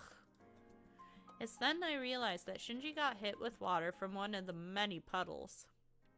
Oh, Shinji, you got splashed, didn't you? You didn't have to do that, you know. Shinji sighs and closes his eyes for a moment before replying. It's fine. Don't worry about it. Oh, that smile, though. That smile is so... Can Shinji be real? Really? He smiles brilliantly down at me to reassure me. I can see that the water drenched him, though. His wet hair clings to his face in some places and hangs dripping in others. In the dying rays of the sun, I can see beads of water glisten on his skin. I'm captivated by the unexpectedly beautiful sight before me. Still, I just thought that you've been through a lot recently. So the last thing you need is to be covered in dirty water. I look down, feeling grateful that someone seems to understand how I'm feeling. Thanks. And I meant more than just for protecting me from the water. We finally arrive at my apartment building. Thanks for walking me home. I start to climb the stairs, but Shinji's voice stops me. Hold up a sec. He takes a pen and a piece of paper from his pocket and presses it against the building. He scribbles something on it and hands it to me. If you need to know anything or need some help, just let me know. On the slip of paper is Shinji's complete contact information. Sorry I have to run off so quick. I've got guitar practice I'm running late for. I'm tired, but I literally can't go to sleep for another 20 hours or so. Well, why the heck not? Damn, that's a nice apartment. By the way, speaking of those, I might be going to view my flat soon at the end of February or March. Nice! It's awesome, Mr. Dell. But if you start feeling like you're losing control, just remember to take deep breaths. That'll help you calm down. Anyway, sleep well. Shinji waves and walks off. Oh, Shinji, you melt my heart. Shinji. I turn around and drag myself up the stairs into my apartment. I'll give you all a tour. Nice.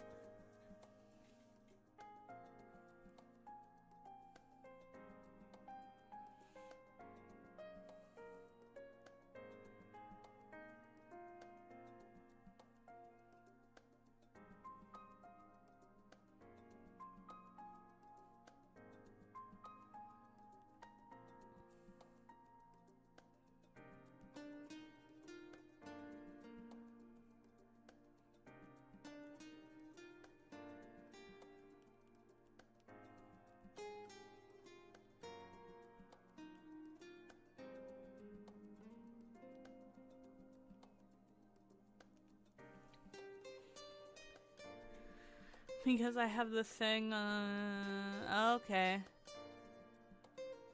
Yeah. Yeah. Got you. I got you. Oh. Collapsing onto my bed, I reach into my pocket and pull out the piece of paper Shinji gave me. In clean, lovely cursive writing, his full name stands out clearly to me. I slowly recount everything I know about him. He talks to himself. He can see auras. He plays the guitar. Something about his presence feels comforting, but also like he's not quite there. I can't deny that there's something intriguing about him. Shinji Hirayama. I whisper his name aloud before drifting off to sleep. As mysterious as Shinji is, my life doesn't change in any significant way under his guidance. He's even better than I'd hoped as my partner. Over the next 3 months, Shinji effortlessly teaches me the basics of magic, and I've still learned very little about him.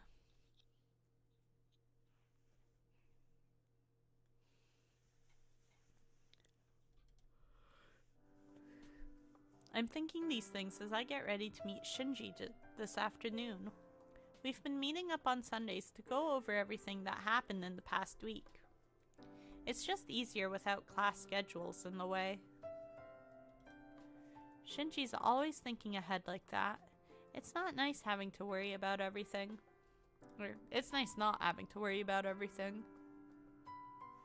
I pick up my bag and hoist it on my shoulder. To be honest, I haven't been feeling myself ever since the incident with Shizuka. Every day I do what I'm supposed to. I get up in the morning, go to regular classes, go to supernatural ones. Sometimes I go to business club, and then I go home, eat, do my homework, and sleep.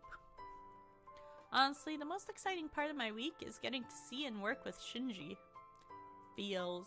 The most exciting part of my day is when I get to collab with people and stream. Otherwise, I just go to work, I come home, I eat, and I sleep.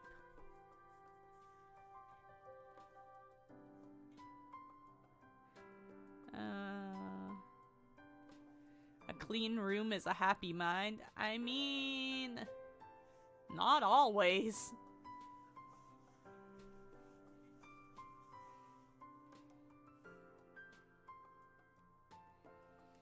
Not always, my friend. I live in organized chaos where everything looks like a mess, but I know where everything is, and if you touch my shit, I will beat you.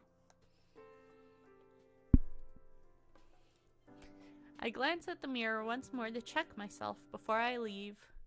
One bright green eye stares back at me, and the proximity of my previous thoughts means I immediately think back to the ritual. Shizuka's cold green eyes staring down at me. How can she look like that when I'm in so much pain like this? I feel a ghostly fire trickling down my body, creeping through my veins. No. No. I don't have to deal with this now.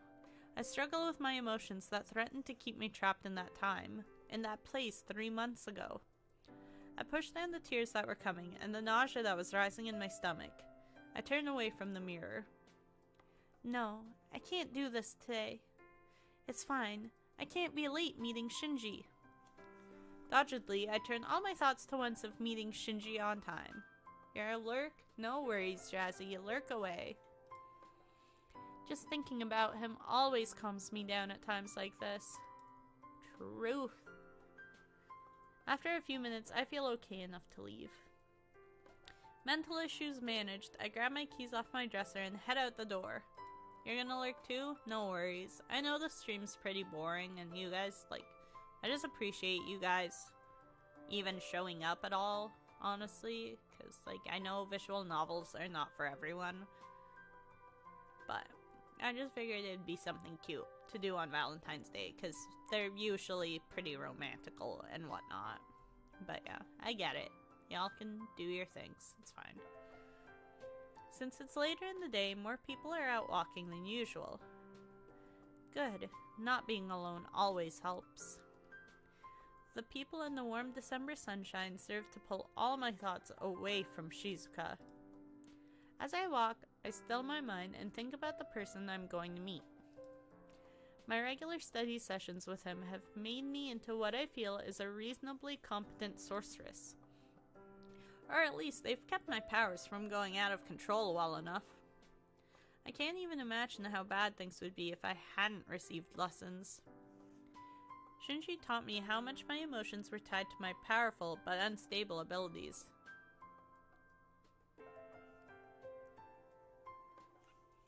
I mean, I don't mind these story-based games, just gotta do some stuff in real life. The adulthoods. I was so afraid of unleashing my powers at first that I wonder if sometimes I didn't learn to underreact. My eyes wander to the other side of the street where they settle upon a strange-looking man with an eye patch and white hair. I feel compelled to stop. It feels like he's staring at me. He has a completely different feel than the people around him. But just as I think that, a group of people walks in front of him. When they pass by, the man is gone. What? How could he just... I look around everywhere, but the man left no trace. As fast as he disappeared, I have to wonder if he was even there in the first place. I'm sure I'm not seeing things. I don't think I'd be able to imagine someone who looked as distinctive as that. But what if he was a ghost? A little shiver goes through me, and I shake my head. I start walking again, faster than last time.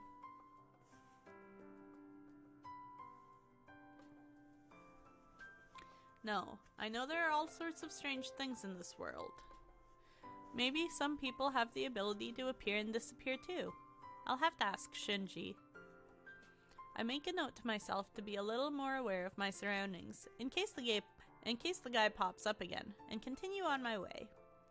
Now that I think of it, I'm super lucky to have Shinji. I don't ask many questions, but whenever I do, he always responds, and he usually knows the answer. And when he doesn't, he'll always remember to research it and come back with the answer the next time he sees me. I didn't expect that the first few times for sure. Shinji was the one to explain to me that because I'm a sorceress, I have the ability to wield many different types of magic. Once again, I feel extremely grateful for having picked Shinji as my partner. As an elemental mage, he's able to wield different types of magic too. But I still don't know what type I should master first. I turn the corner into the next street, and almost walk straight into a pole. It's the guy again! At this point, I'm forced to admit that he might be some kind of stalker, or a threat. What if he's supernatural? He has to be with the way he keeps appearing. I don't know what I'll do if he attacks me out here. No, just calm down, Ashley. Remember what Shinji taught you. Stay calm, assess the situation, and then go over what works best in that given situation. Water works best for fire, and... I start to walk toward the man, but as soon as I blink, he's not there anymore. Okay, I'm kind of freaking out, but there's not much else I can do. I should just get to Shinji for now. I keep walking down the street, my eyes scanning for the strange man. Who could that guy even be? I don't recognize him. I can't be imagining things, right? I sense someone right in front of me and turn my head too late. I almost collide with them, but they moved to the side just in time. Gotta go because of a class. Hope everyone here has a good time at the stream and game. Thank you so much, Jingu. It was so nice to see you here. Have a good day. Bye. I realize that someone is my childhood friend Takumi. What are you doing here, Taku? Walking? I see. Sorry about that. No harm done. You look like you were pretty spaced out, though. There's just... Come on, let's step out of the way. Takumi and I both step out of the steady stream of people on the sidewalk and stand off to the side. What's wrong, Ashley? This is going to sound weird, but like... Hey! Creepypasta Hannah, how are you? Welcome to the stream, Hannah. I hope you're doing well.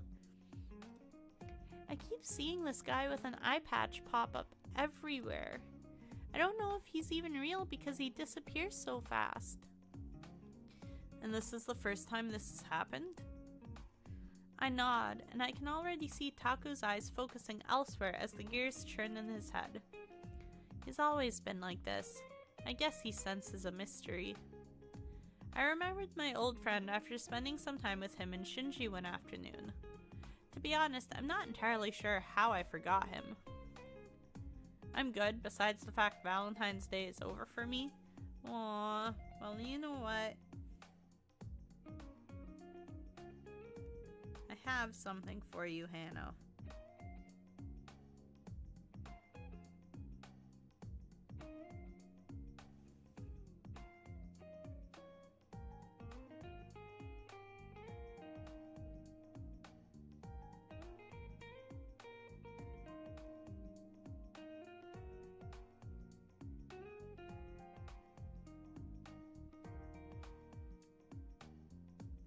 I have to wake up in 30 minutes. It's like 5 a.m. for me. Oh, Jesus.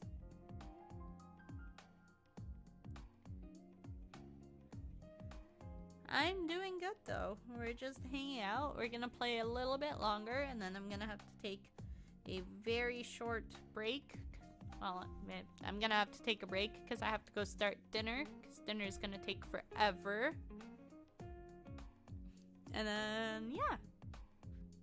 So I'm gonna grab myself something to eat while I do my dinner prep, and then I'll be right back. But that's not for another 15 minutes or so we're good. It happened not long after Shinji and I became partners. I was so shocked at how much he'd grown up since I'd left Japan.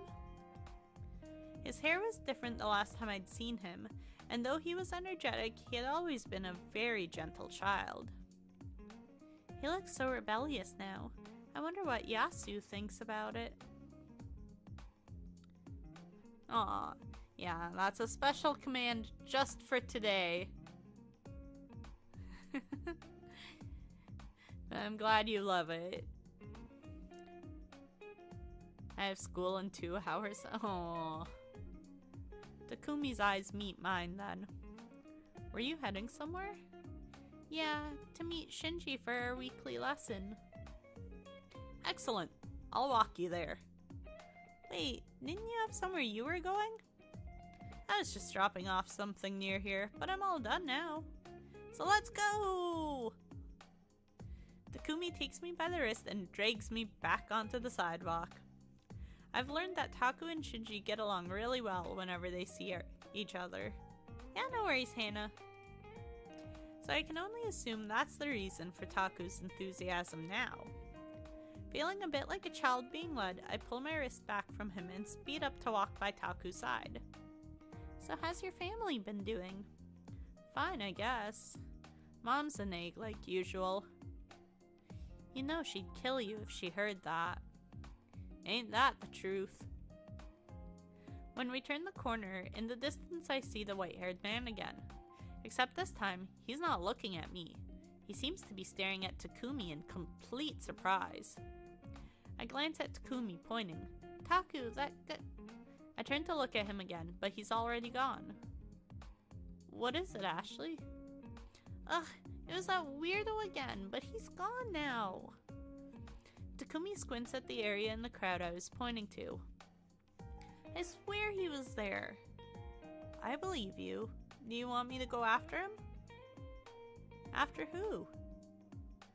We turn around at the sound of a voice behind us, and there stands Shinji. There's been some weird guy with an eye patch that seems to be following Ashley. But he disappears too fast for us to do anything. Okay, thanks for telling me. Let me know if you see him again. Are you ready to go, Ashley? Actually, you mind if I come too? I never get to see you guys do any cool stuff. Shinji shrugs and looks at me. It's up to you. I don't see any reason why not.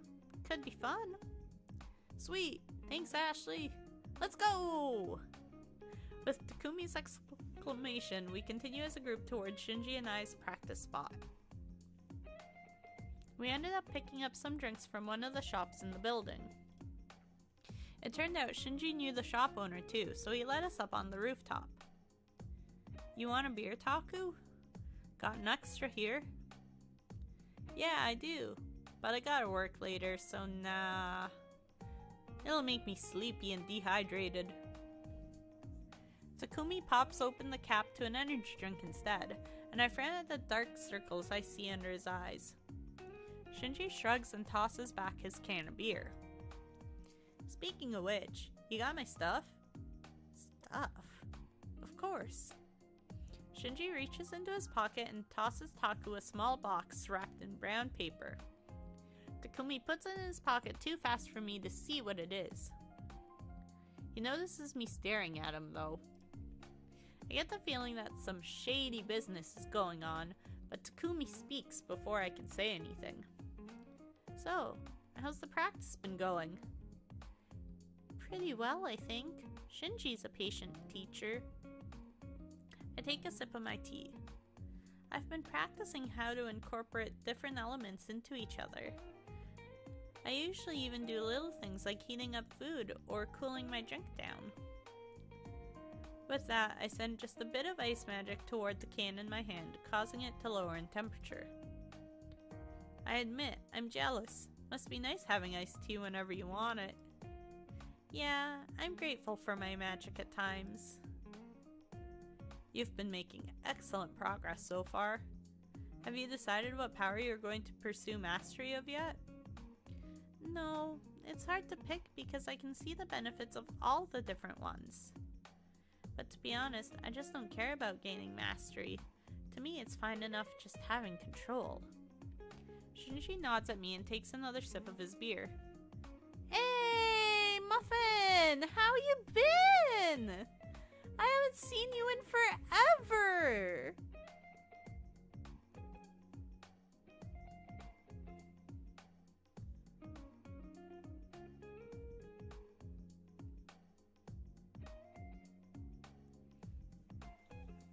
Bruh, where you been, Muffin? I hope you've been well.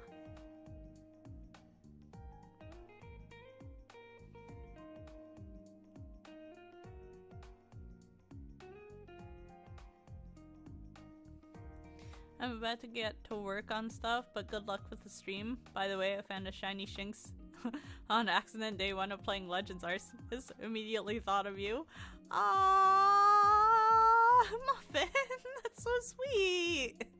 It's so nice to see you. I've missed you. Oh no, you had wisdom tooth surgery? Oh, those are brutal. I had all four of mine taken out at once. It sucked.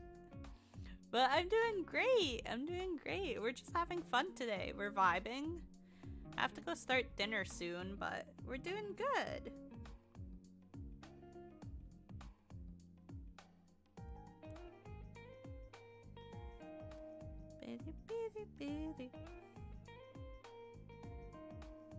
Aw, baby Landon!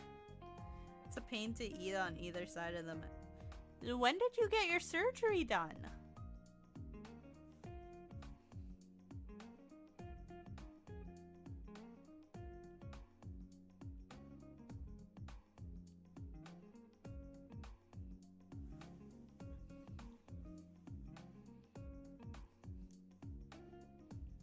Because I know with surgery, I know with the wisdom teeth, it's been a week and you still can't eat?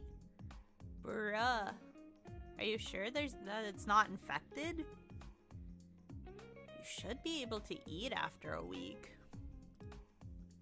There's no real rush for you. It's okay if you take your time. I can't believe you haven't chosen yet, Ashley. Have you at least gotten used to how things work on the supernatural side? Kind of. You seem so apathetic about it. Aren't you even curious? It's always been fascinating to me. I can eat, it's just sore. Aww, poor Muffin. Poor Muffin.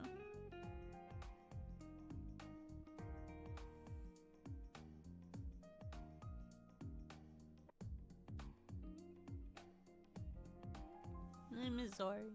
I gotta get started. There's a lot to turn in. Hope y'all have a great time. Oh, well, thanks for stopping by, Muffin. I'm glad to see you and know you're still alive. Hope to see you again. If you're not busy later, I'll be live again at 5 p.m. Eastern. I don't remember if we're in the same time zone. But I'll be live again later tonight if you're able to stop by again. If not, I'll see you next time. Take care, Muffin. Bye.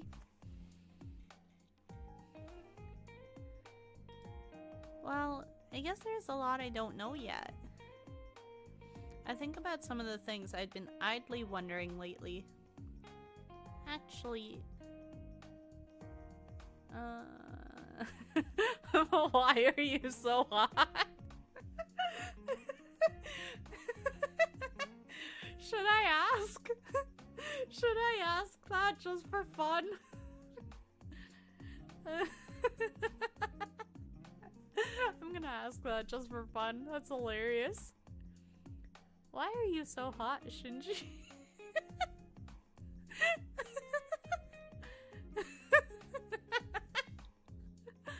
Takumi chokes on his drink and Shinji snorts and shrugs. Good genes, I guess. Holy shit, why did I just ask that out loud? Let's play it cool. Oh my god, oh my god, oh my god! Instead of saying anything, I lift my tea up to my lips with an air of calm that belies the tempest inside. Jeez, Ashley, thirsty much? I almost spit out my drink at these innocent words that could be about me drinking, but from the look on Taku's face, I doubt it. Takumi suddenly reaches into his pocket and pulls out his phone. His face is unusually severe when he looks at the screen. He gets up, holding his phone. Sorry guys, I gotta take this. Work. It's been fun, but I'll see you later. Takumi slides his finger across the phone and only says "alright" in a quiet voice as he walks away towards the stairs.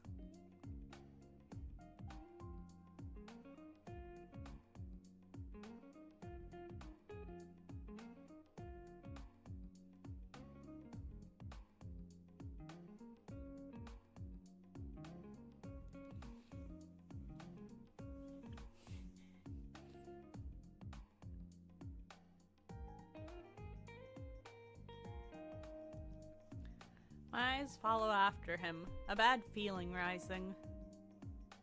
He's a lifeguard, right? Yeah. So why would they be calling him? Oh, maybe he had to take a shift or something suddenly. Shinji doesn't answer but merely shrugs again. You've been doing well with your classwork and managing your powers. If you keep it up, you won't need my help anymore. Welcome back, Mr. Dill! Were you listening this whole time? If not, you need to rewind the stream a little bit just to see what I just did. I'm freaking dying. I'm hilarious.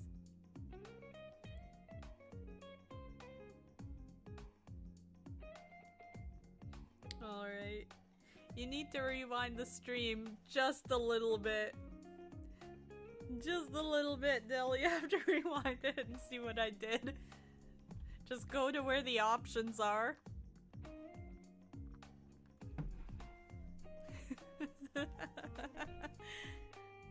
I smile, feeling happy because I know enough to understand that Shinji only says things he means. Thank you. But no matter how well I'm doing, there's so much I don't know, and I still might need your help. I'll be there for you as long as you need me. Aww, Shinji! I'll keep helping you to the best of my ability for as long as you do. And if there's something I can't help you with, I'll make sure to find someone who can. Thanks. You're very sweet, you know that? I don't think I'm sweet, but thanks. After that, we practice and discuss studies a bit more before Shinji has to go. Just remember to text me if you ever need anything. Doesn't matter, even if it's in the middle of the night, alright? Yeah, I know. Thanks. I quickly help him clean up what we brought onto the roof, and I get ready to head down the stairs.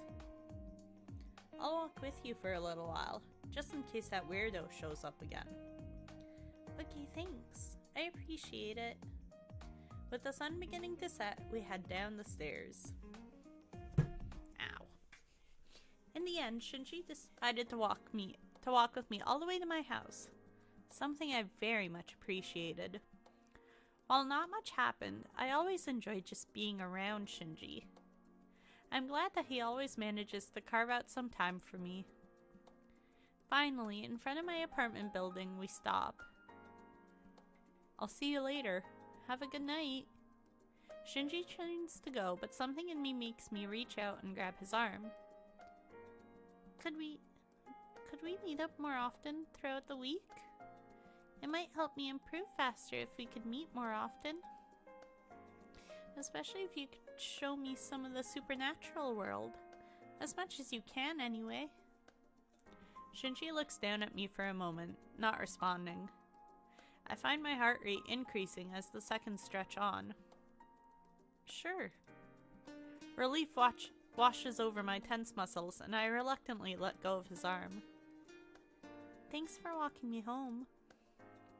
I start walking up the stairs and I stop to look back at Shinji, but he's already gone. I sigh and start walking up the steps again. I hope Shinji isn't late to wherever he had to go, but I'm so glad he said yes, and he's going to show me new things. Today showed me there's so much more out there than I had thought about before. For the first time in a long while, even though I don't know exactly why, I feel excited. This has to be a clear sign that we're becoming closer. In a good mood, I go into my apartment. Chapter 2! A brewing storm. Alright. So, I'm gonna take my break right here because I have to go get dinner started and I have to grab something to eat. I should be back hopefully in about 10 minutes or so. Hopefully I won't be too long, but I will be back soon. So we will put this on the be right back screen. And then you know what? Since I'm gonna be gone for a little bit, let's give you guys some music to listen to. Hey, Aaron. I'm actually just about to step out for probably 10 minutes or so, because I need to go start dinner and grab something to eat. But it is so good to see you, Aaron. Nice of you to be here. I am sorry I'm not really staying live at the moment. Or like not here, but here you go, Aaron. Have some love, and we'll see you guys soon. Let me put on some music for you guys so you guys don't get bored.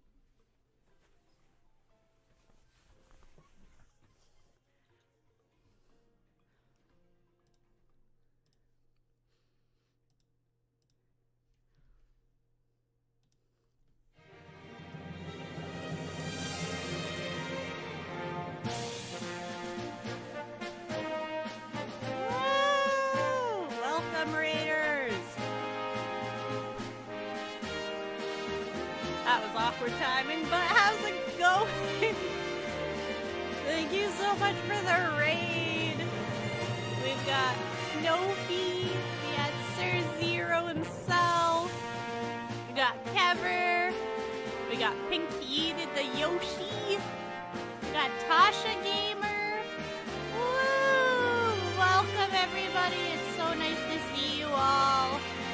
Thank you so much for the raid. I hope you guys had a lot of fun on your Mario Kart stream.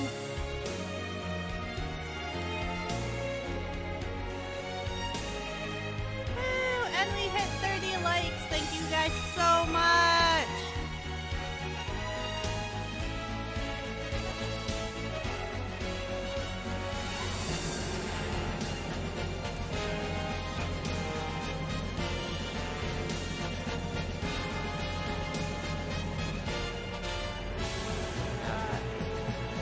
Thank you so much, Zero, for that raid. You are awesome.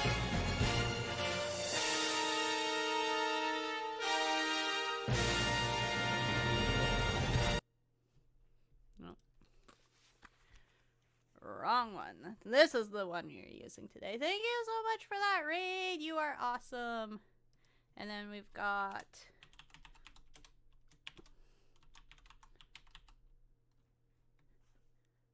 We have 4 awesome content creators up in this raid.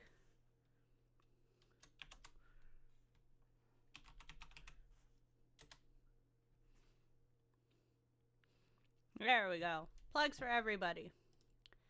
Y'all came back at a bad time. I was trying to eat. Anyway, thank you so much for that raid. I appreciate you, Zero. You're so sweet.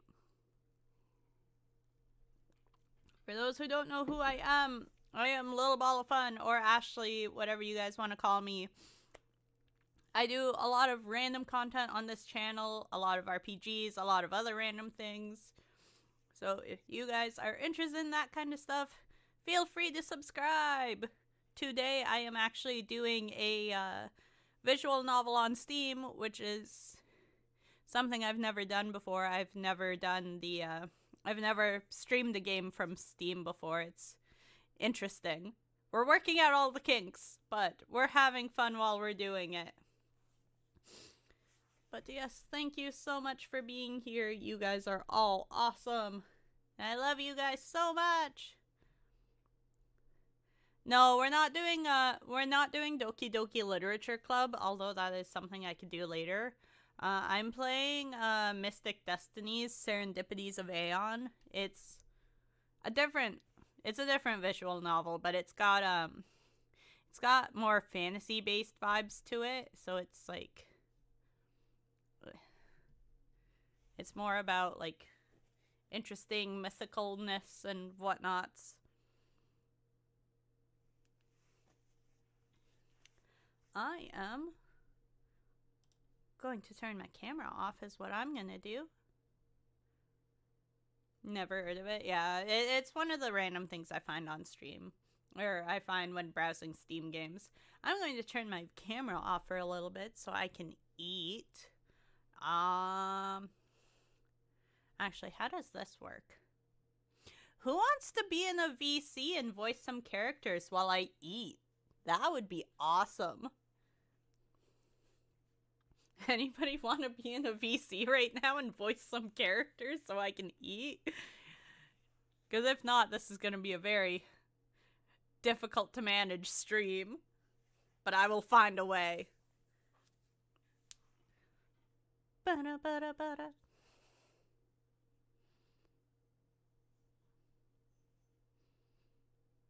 But thank you all so much for being here, and thank you for the 30 likes. Y'all are awesome.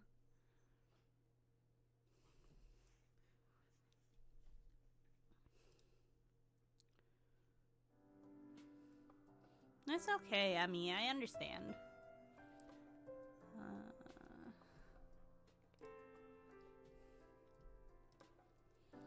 I guess I can leave that on for now.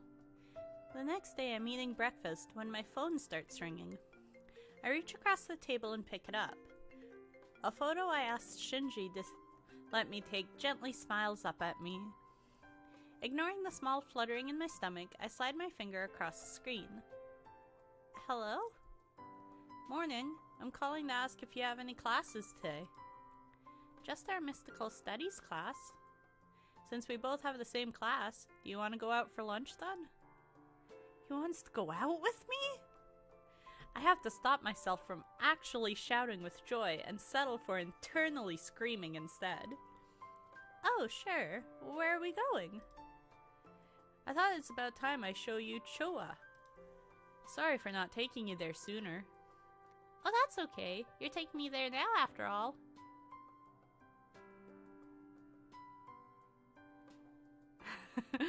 Hey, Anthony Goodley, how are you? Welcome. I'd love to VC and put my voice changer to use, but this is when I sleep. No worries, Anthony. It's nice of you to stop by. Ah, that's not the right command. I can't type. Ha ha ha.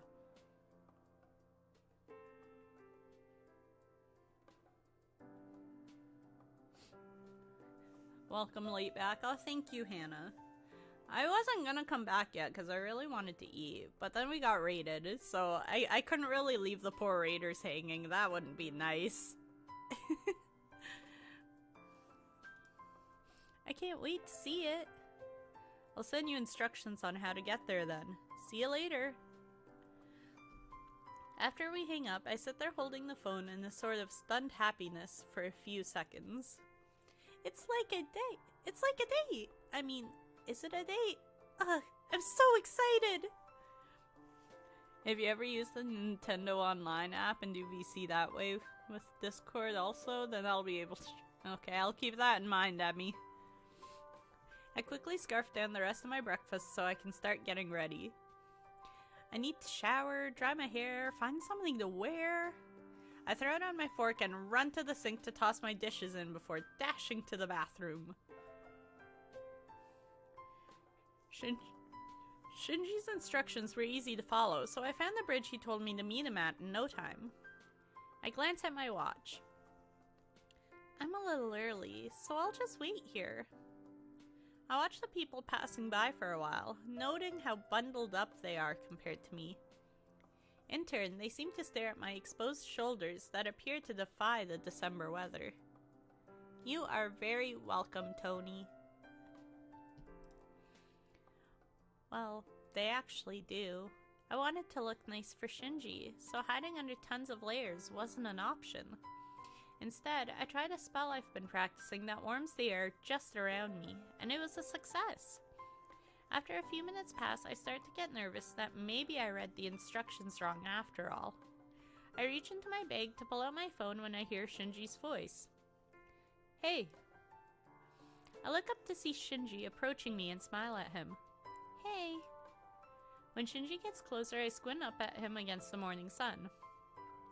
So where are we going? Why, we're jumping off a bridge, of course. Haha, right. I stare back at him, waiting for his expression to change, when I realize that he is completely serious. The smile fades from my face when he holds out his hand. Trust me. Whenever you say Shinji, I think of Neon Genesis Evangelion. My heart begins to speed up as the gravity of the situation takes hold. Looking only at his smiling face, I reach out one shaking hand to hold his. I give him a faint nod. The second our skin touches, I feel a static jolt run through my whole body at his touch. Did he feel that too? Mostly my mind is filled with the sensations of first real contact with Shinji. How big his hand is, how his fingertips feel a little rough as he grips tighter onto my hand. I imagine how years of guitar playing must have taken its toll on his otherwise soft skin. My heart is beating wildly at the small squeeze he gave my hand, and my face starts to feel warmer than the air around me. Thankfully, Shinji doesn't appear to notice. He looks down at me, the red tips of his long hair falling over his shoulders.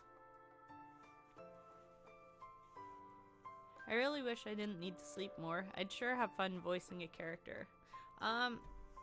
Well, there's 5 different storylines in this novel, and I'm definitely not playing through all of them today. I had wanted to originally, but it is already about noon, and I only have 4 more hours to play this, and this is only the first storyline that we've done. So I might just do this one storyline. Depending on when I finish, I might be able to do a second one. But after that, I would have 3 other storylines. You would always be more than welcome to come voice a character then. We could arrange something. I can always DM you and make arrangements. Ready? I can't seem to get any words out, so I just nod. Shinji climbs onto the bridge's railing, and I swallow before doing the same. Shinji takes a single step off, pulling me with him. I don't feel anything. No sensation of falling. Nothing except my hand and Shinji's. I'm too scared to open my eyes, though. Shinji chuckles. You can open your eyes now. I almost want to shake my head no, but then I realize we must not be falling. Somehow. If he can talk to me like this. So I open my eyes. I gasp when I do, though. What? How? We jumped off a bridge! So how? Shinji lets go of my hand and I immediately miss the sensation. Under that bridge is a specially designed portal that'll transport anyone to Chua instantly. Did you two knock it off back there? Y'all are being super disruptive. There's many different ways into the district, and that's probably one of the fastest ones.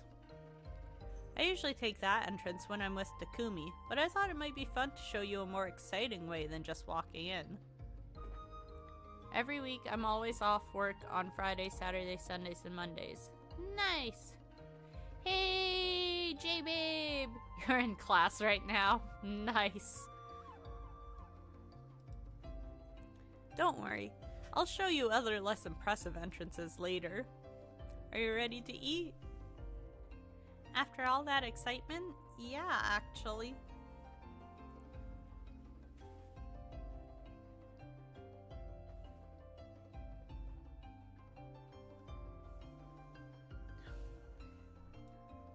Cool. Let's stop by Blue Sky then. When we walk into the cafe, we're greeted by Tetsuya, of all people. Welcome to Blue Sky. Table or booth? You work here, Tetsuya? Why else would I be asking that question? This cafe is owned by Tetsuya's mom. Oh, I see. A woman approaches us then, probably overhearing the commotion between guests and host. Shinji! The beautiful blue-haired woman that appears takes Shinji's hands in hers, and I feel a faint unpleasant pang in my chest. As the two smile at each other and exchange greetings, I glance at Tetsuya. It's then I see an uncanny resemblance with the woman talking to Shinji. Hey, is this your sister, Tetsuya? I'll be lurking because I'm going to the store. No worries, Emmy. Nope. Oh, I like you. I'm Tetsuya's mother. Wow, you look so young. Dragons age slower than humans, so it's a common mistake. Way too common. Mother, you seem to have things under control here, so I'll just go to the back. I got a bad feeling about this when they met. Without sparing us so much as a glance, Tetsuya walks off to the kitchen. Sorry about that. Tetsuya is...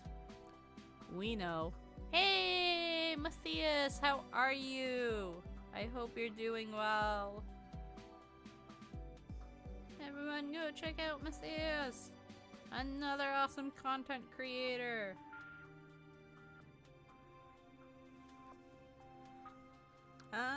I'm doing good. We're just doing a little we're doing a little bit more of a playthrough. And then we're gonna stop and have some lunch.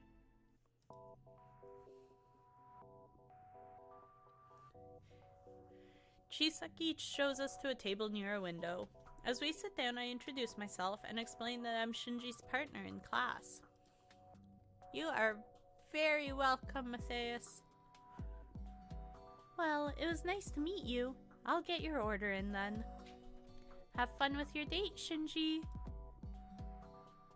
I almost spit out the water Chisaki poured for us. Chisaki herself just floats away without a care in the world. Hey, ham and garlic, welcome!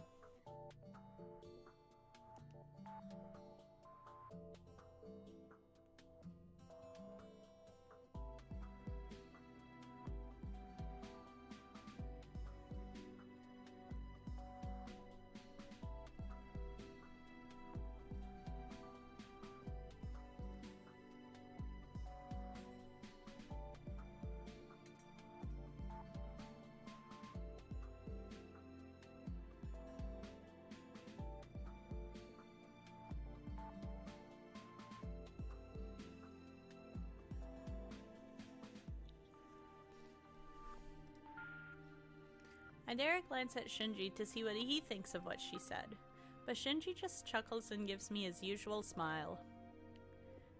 Don't take her too seriously. Mocha, would you get out of there, please? You little butthead. Get! Oh my god, cat. Get off the desk. Mocha, y'all are gonna destroy this. Go. Get off. Mocha, I swear to God. You are going to be the death of me, cat. Fucking brat. Wanna collab someday? I would love to, Paige. Absolutely. One of her hobbies seems to be teasing people. In an effort to return my face to some semblance of a normal color, I decide to change the subject. So, we have Professor Kazuma's class today. Yeah. You know, I've never forgotten how he just attacked me in my first class with him. I look down into the glass of water I'm still holding. I used to be nervous about going to his class before. I know it's silly, but I thought he might randomly attack me again. I think it's only natural that you felt like that towards Hikaru. While I don't think he'd attack you like that again, if you still feel nervous, you can just start sitting next to me in class. Thanks, Shinji. Our food comes then, delivered by a waitress. I'm about to dig in when I see an adorable young girl and boy walk in. I drop my fork into my eggs. Something wrong? Kaio? The girl looks over at me and our eyes meet. I know for sure now that it's my little stepsister. She walks over to our table and the boy with her follows. Ashley? How are you here? How are you here?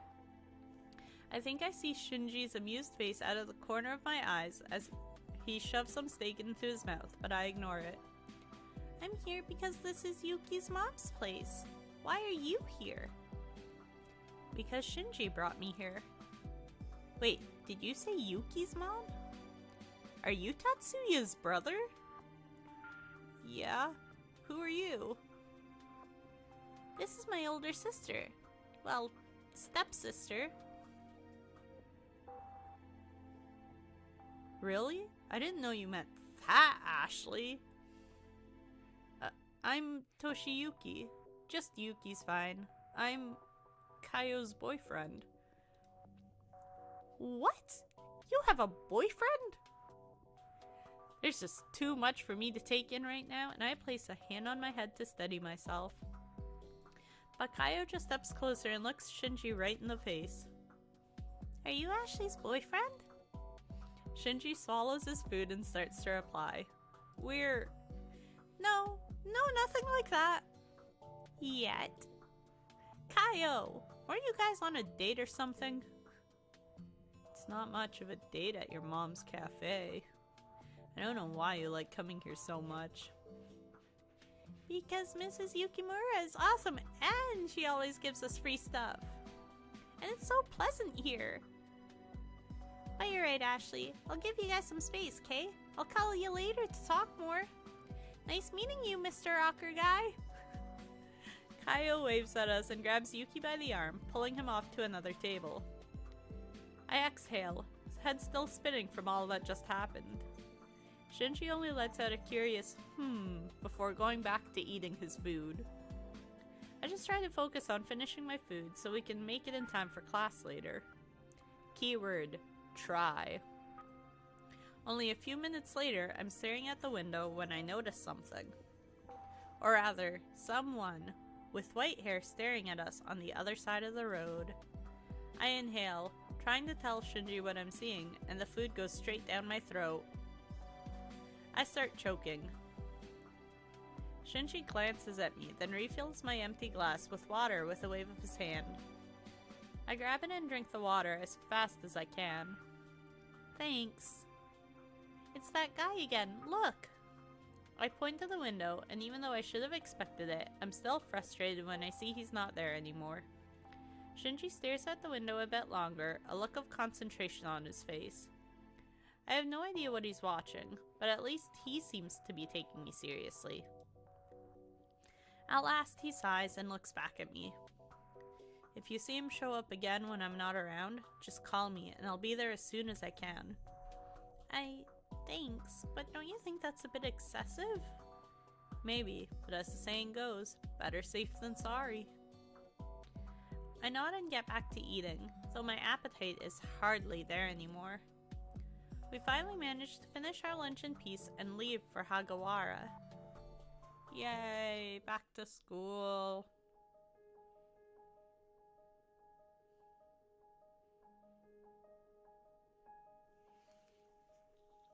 Shinji and I step into the classroom together and find some seats in the front.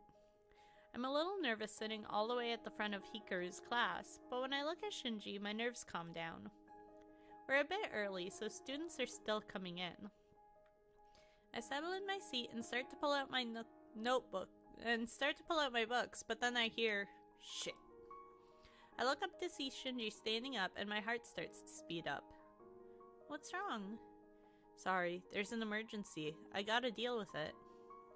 Before I can say a word, Shinji is already headed out the door. I feel my entire mood go down as soon as he leaves my sight. Why is the camera up so high? Probably because I didn't feel like moving it. Mocha climbed up around the back of my computer and probably moved the camera, and I just didn't notice. But that's fine. Nobody wants to see my face anyway. I haven't seen him like that before. I hope everything's alright. Oh, fine. I'll fix it.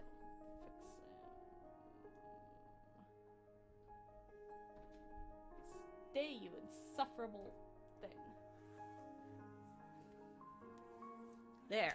I fixed it. Happy? I'm actually happy when class begins because it distracts me from my sudden loneliness. Hikaru immediately launches into his lecture.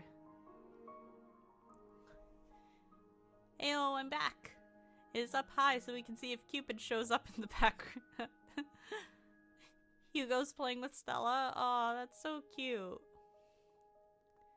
Yeah, no, my stupid cat jumped onto my chair, onto the computer chair that I don't use, onto the table that the computer tower is on, went all the way back behind it, climbed up onto the desk where the computers are, walked all the way across the back end, and must have tugged the wire by accident before he jumped off and ran away because I yelled at him.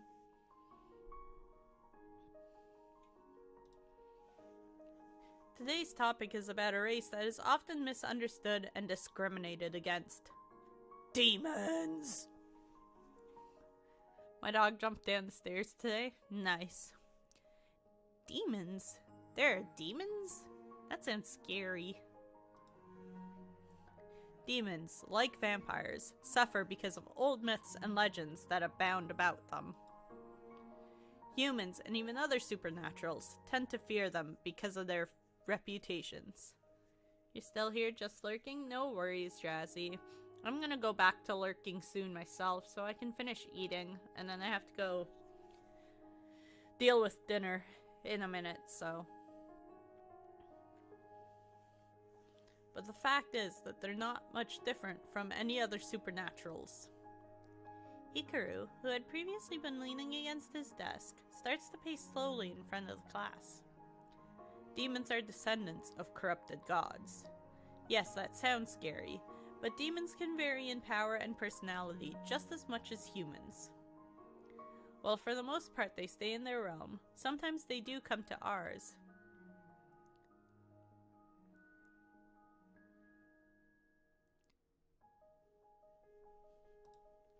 Hikaru looks into each and every one of our eyes seriously as he speaks.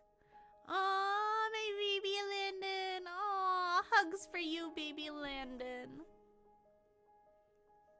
Aww, Landon.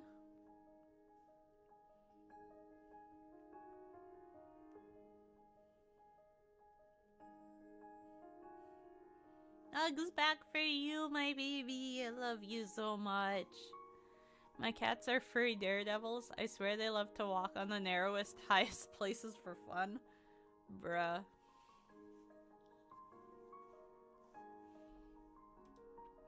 But they are not inherently evil. A student speaks out then, and Hikaru's piercing eyes dart to her. Then why do they all hang out in Yoru with the vampires? Vampires feed on us. That's a fact. It is a fact, but it's a rare vampire that risks jail for a fresh meal. And the actions of vampires have nothing to do with demons. Demons and vampires are all over the world, not just in Yoru. But the ones that live in Yoru do so precisely because of the discrimination and hate and fear that they suffer. They probably find a sort of acceptance in Yoru amongst other outcasts who don't have a reason to be scared of them. I gingerly raise my hand then, at the risk of sounding like a dumbass. Hikaru looks at me and nods. Alright, what are we gonna ask? What is Yoru exactly? Are any other races seen as dangerous? Or where is Yoru? What do we want to know, ladies and gentlemen? I stabbed my noodles. Yay.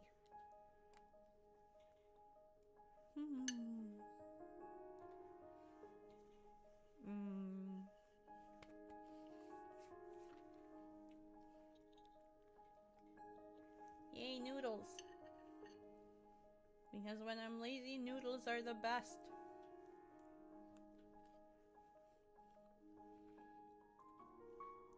In the middle? Okie dokie, Raptor. Are there any other races seen as dangerous? Beyond anything else, gods. They are the most powerful beings of all. Unlike the others, though, gods are both feared and respected for their power. Although not all gods are of equal power. Some have stronger abilities and thus are potentially more dangerous.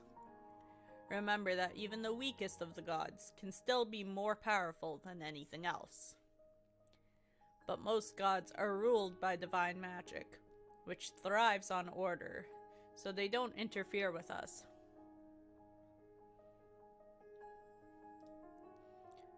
Most gods? Yes, most. There is but one who is outside of order and everything else. The god of chaos. Hikaru looks over the class with a severe expression. It's relatively safe to call on the gods for help, but it doesn't mean they'll answer. In fact, usually, they won't. If they do listen and grant whatever it is you ask for, it will be very straightforward. You might even regret it. So my advice to everyone here in the class, do not try to call for the god of chaos. Discord? I have a Discord. What about Discord? Discord?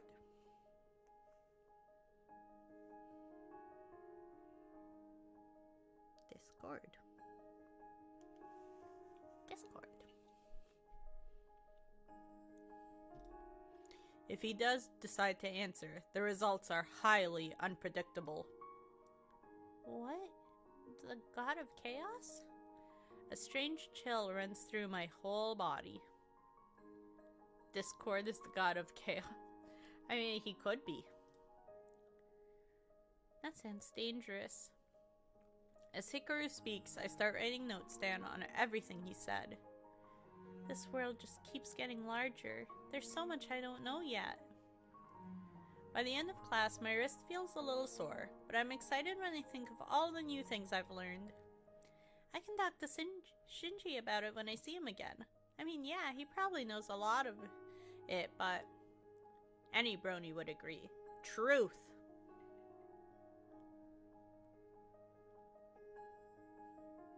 Yeah, no, I'm not forcing anyone to join, it's just there. Even the little things just add up to something bigger, and I can't wait to share it with Shinji. Alright, I'm gonna take a break here so I can finish eating, because I kind of had to cut my food short so that I could come back here and greet the raiders who decided to slide in while I was away. So I will be back in a little bit because it's kind of impossible for me to talk and eat at the same time. So we'll see you guys real soon! In like 5-10 minutes because I have to go deal with dinner again too. Yay! I'll see you guys soon.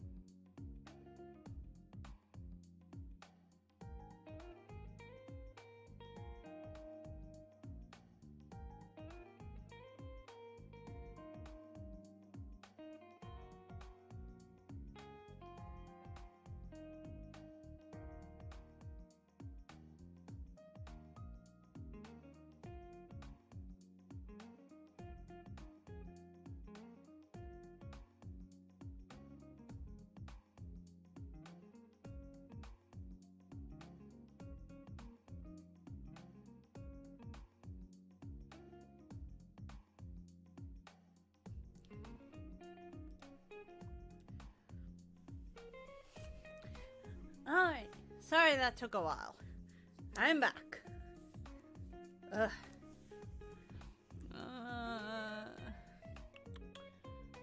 You'll be back later? Okay, no worries, Hawk. You're internally raging. Why are you raging, Raptor? What happened? As soon as I walk out of the building, I see Takumi standing off to the side. Oh, hey. Were you waiting for me? Yep. Shinji called me and asked if I could walk you home. On account of Mr. Eyepatch, who I heard came to visit you today. I see. Thanks. Do you happen to know where Shinji had to go earlier then? He dashed out of class and said something about an emergency. No, he didn't say anything about it, at least. I see. I'm just scared it might have been something serious. Why don't you just text him and ask then? Yeah, I think I should. Takumi and I start walking out of the university campus as I begin to message Shinji. Within moments, a reply comes back and I read it out loud. Yeah, everything's sorted out. At work now. I didn't even know he had a job. You want to see him? I know where he works. You do? Alright then. Yeah, I'm curious to see where he works anyway. We continue walking until we reach the parking garage. Takumi asks me to wait on the sidewalk, and soon enough, he pulls up on a white scooter. Get on, we're going to Chua. Oh, we're not jumping off a bridge, are we? Takumi laughs as I sit behind him. So he took you to that entrance. Nice. Nah, we'll go another way. Just hang on tight, okay? Like, seriously, press up as close to me as you want. I hesitate for a moment at what he said, but I'm forced to throw my arms around Taku when he starts the engine. Within seconds, we're speeding off into the evening. When we get to Chua, Takumi looks for a spot to park his scooter. I'm fidgety and nervous when I think about how Shinji might react to me just showing up at his workplace. Is this super weird or stalkery? I hope he doesn't think so. As we pass the crowd on the street, golden sunlight reflects off white hair. But it's not Takumi's. It's him again. I won't say anything this time though, and I make sure I don't look away. I'm determined to see how long he stands there, and if he'll disappear in front of my eyes. Takumi parks the scooter near the sidewalk then and turns to face me. So that took so long. This traffic sucks at this time of day. The man's eyes suddenly go wide and he starts running. I spin to face Taku, pointing in the direction I just saw the man. It's him! The guy with the eye patch just ran off! Takumi looks to where I pointed and glances back at me. Call Shinji. That's all he says before he dashes off across the stopped traffic in the street, weaving in between cars. Hey, welcome back, Sajingu. I hope all is well. Be careful! I shout, but I'm not sure if he heard me. I pull up my phone and call Shinji, hoping that he'll answer since he's at work.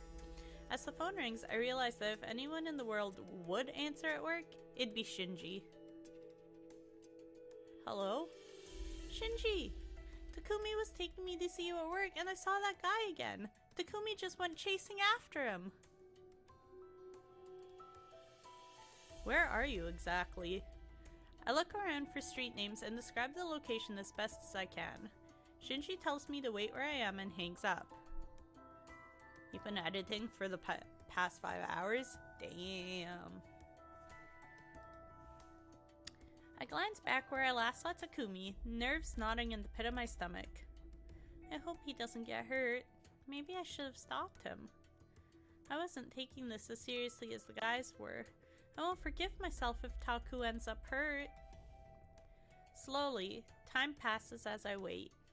Then a strange feeling passes through me and I turn around. Standing before me is my apparent stalker. You! Where's Takumi? Please, Lady Ashley, I mean no harm to you or any of your friends. He pulls back his hood and I gasp at his pointed ears. An elf? A slight smile softens the man's stern face. I am Fae, although there are those that would call us elves. What do you want? Where's Taku? Why have you been following me? I have not done anything to him. I assume he is still trying to find me. As for your other questions... The elf, Fae, put a hand over his heart and bows his head. I am a messenger. My entire body goes tense. A messenger? Could Shizuka have sent him? My name is Cillian, and I am the personal knight of Her Royal Majesty, Queen Sorcha, Lady of Spring. Are you serious? Yes. I was tasked by the Queen to find her son and deliver a message to him, in hopes that they can be reunited.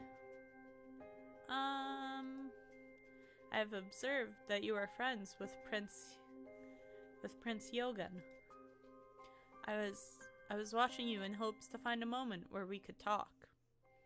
I apologize for following you, but I was hoping you could hand him the letter. As you are his friend, he would be more open to reading it. Cillian hands me a sealed letter, and I automatically take it without thinking. Ashley. I turn at the sound of my name to see Shinji rushing up in uniform. When I turn back to Cillian, I'm not at all surprised to see that he's gone. Are you okay? Yeah, but... I quickly explained to Shinji how I met up with Cillian and what he told me. I'm just really confused, because I definitely don't know any princes. And I've never even seen a Fae before Cillian popped up out of nowhere. I show him the sealed letter. I have no idea what to do with this, or who to hand it to at all. I'm glad you're still here, dunce. I'll try and find out who Cillian is, and who this Prince Yogan is for you. What do we do? Should we give him the letter? Do we give him the letter?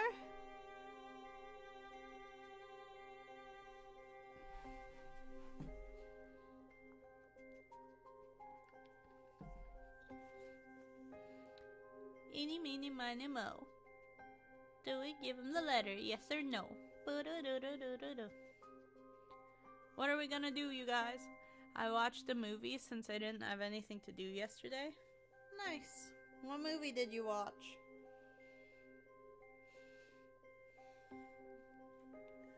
Ugh. So sleepy.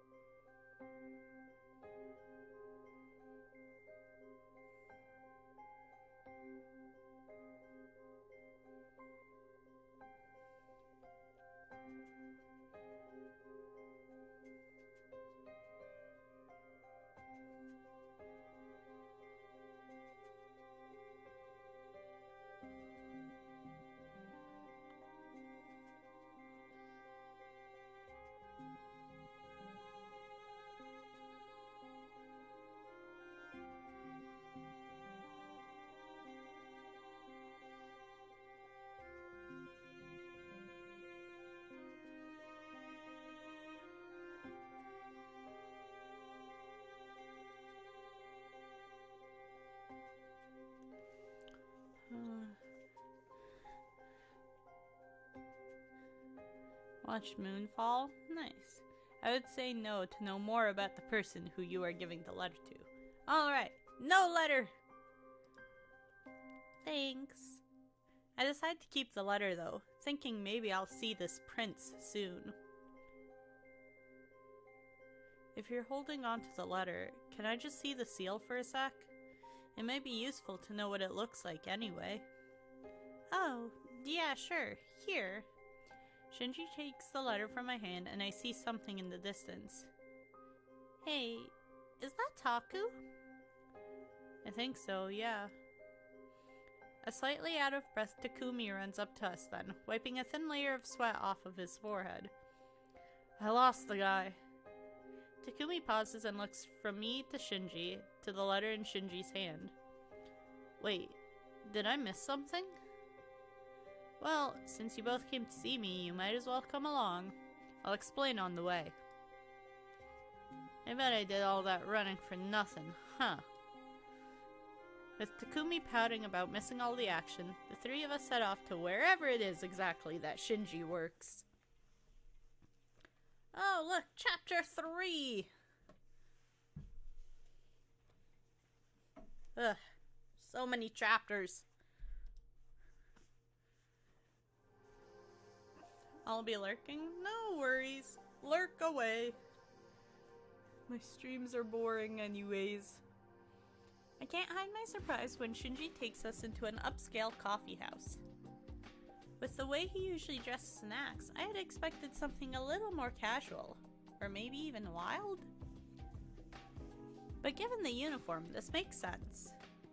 Shinji sits us down at a table, saying he'll be right back. Takumi and I are looking at the menus Shinji gave us when I realize I've been here before. Oh, you're doing Miitopia with Kever. No worries, you have fun.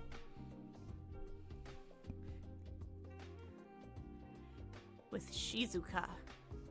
A growing feeling of dread rises within me even as I try to squash it down. It's just a coffee house. Calm down, Ashley. I stare at the large windows and listen to the smooth jazz that conflicts with my unsettled emotions for a few minutes. While I don't know exactly how to feel about being back here, I do know that freaking out isn't going to help. And I know it's not exactly healthy or to repress feelings, but what else can I do? I decide that I need a distraction and glance at Takumi, who's intently reading something on his phone.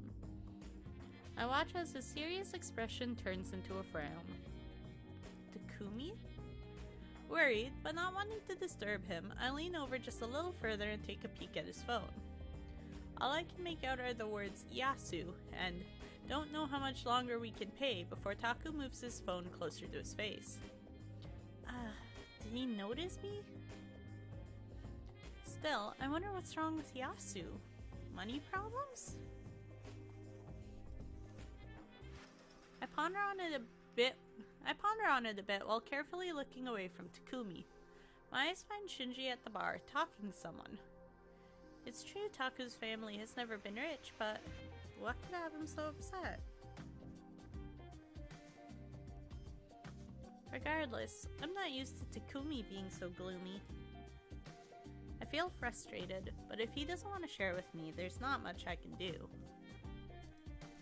I watch as Shinji pours coffee into a glass, and I wonder if it'd be okay if I go talk to him. If you want to see him, just go. Takumi's voice breaks through my thoughts and I jump. And can you give him my order? I'll just take a black coffee and some water. Oh, right, sure, I'll go do that. Am I that obvious? I push my chair back and get up. For some reason, this simple act has my heart pounding a bit as I walk up to Shinji. Shinji glances at me but doesn't stop talking to his coworker until I actually reach the bar. With both of their eyes on me, I suddenly feel very small. What's up? Taku wants a water and a black coffee. Oh, sorry, I should have been over to take that. Shinji takes out a small pad and starts writing down the order, but the ginger-haired man rips it out of his hands. He shoves it instead at a passing server and turns back to us. Why don't you introduce us instead? Well, okay. This is Galen, my manager. I'm the assistant manager here. Have been since my first year at Hagawara. This is... So what do you do in school? How did you meet Shinji? Me? I study business. And when I first met Shinji? Oh, when I first met Shinji, he was doing something weird. I look at Shinji. What was that about? What? Don't you remember?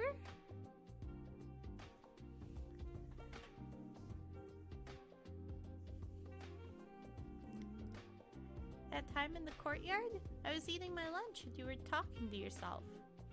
You told me I needed to get better at spying or something. Oh, that.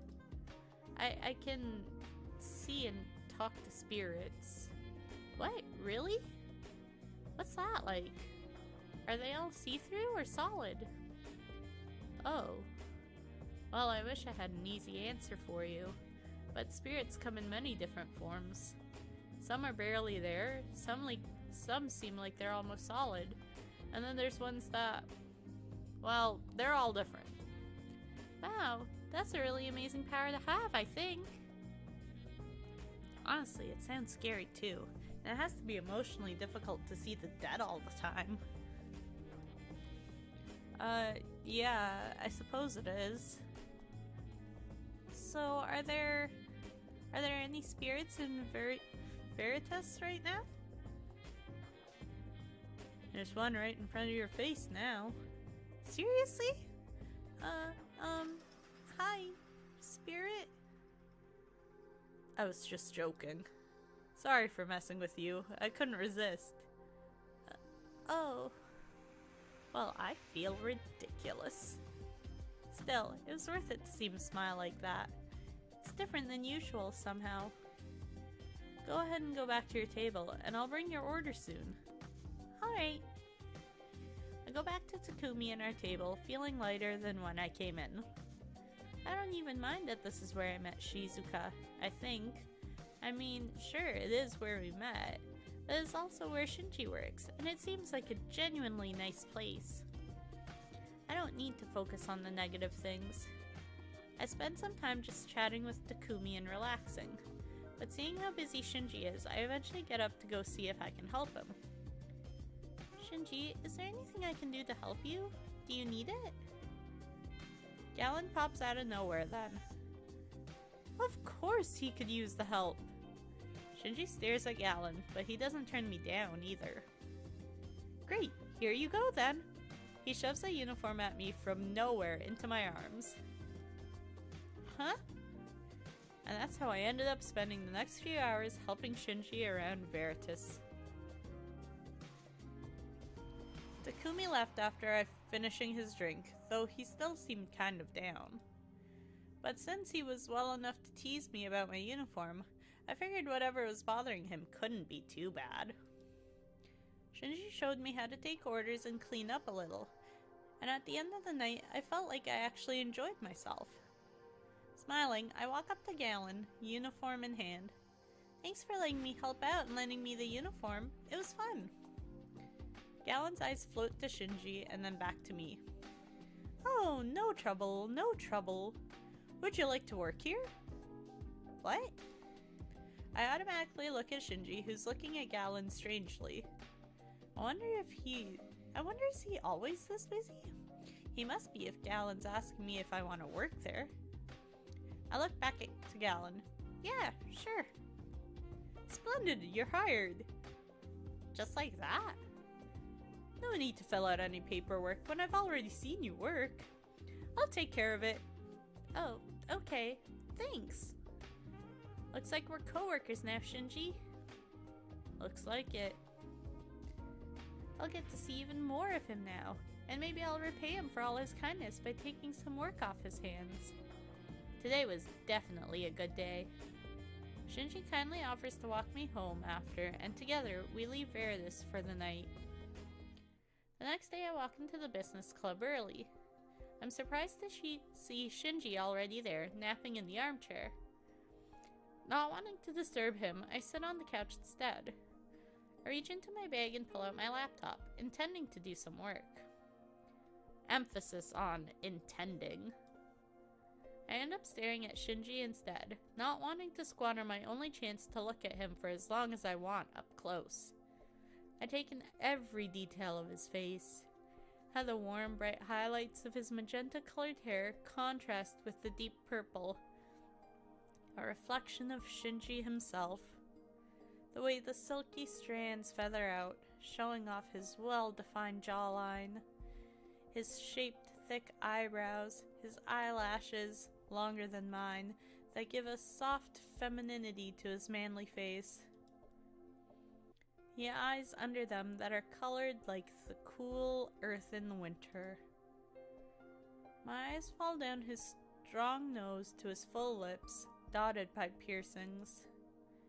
They look so nice. Whoa.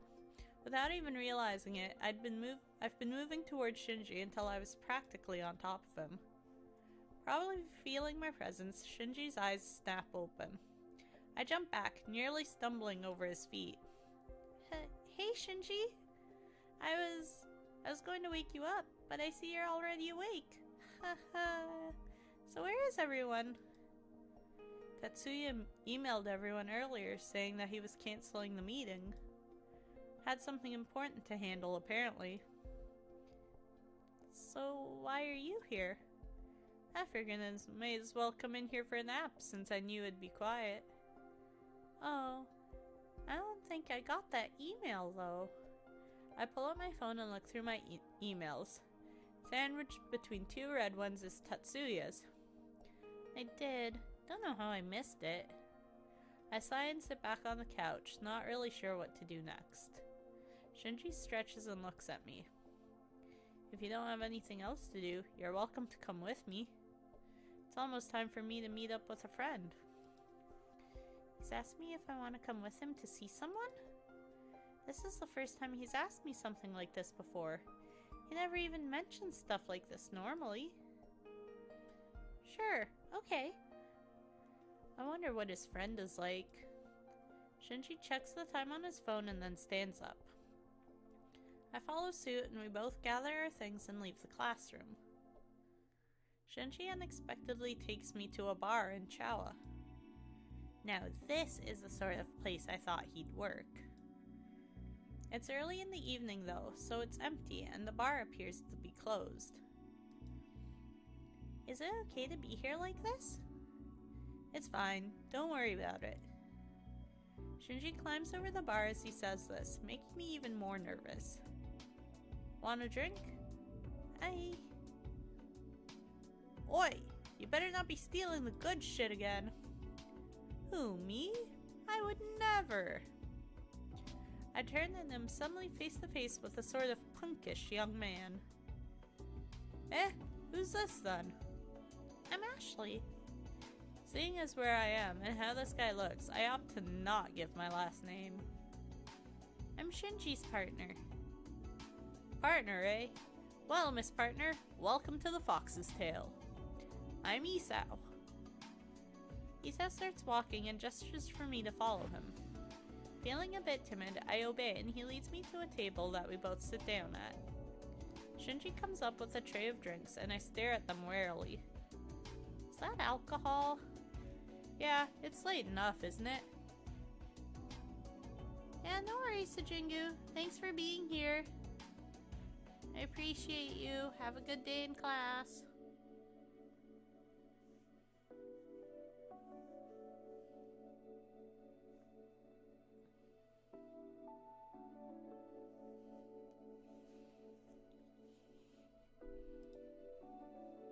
Shinji places the glasses in front of each of us and seats himself.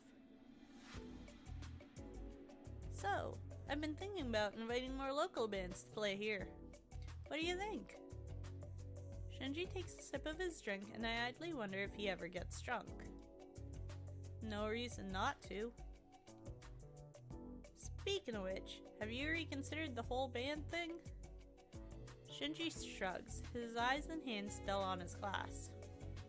I'll tell you if I change my mind. Isao and Shinji chat for a bit longer while I sip at my drink.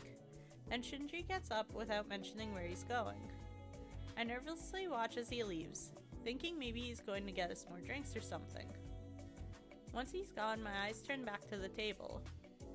To Isao, who I'm very much alone with. As if smelling fresh blood, Isao smirks at me. Thanks a lot, Shinji. This guy seems really shady, but he's Shinji's friend, so he can't be bad, right? So tell me about yourself, Ashley. What do you study at Hagawara? Business? What year are you there? It's my first year there. I'm beginning to feel a little odd for some reason. Do you like it there? Yeah, it's pretty nice. Isau's really not a bad-looking guy. He seems nice, too. I bet you get pretty good grades, huh?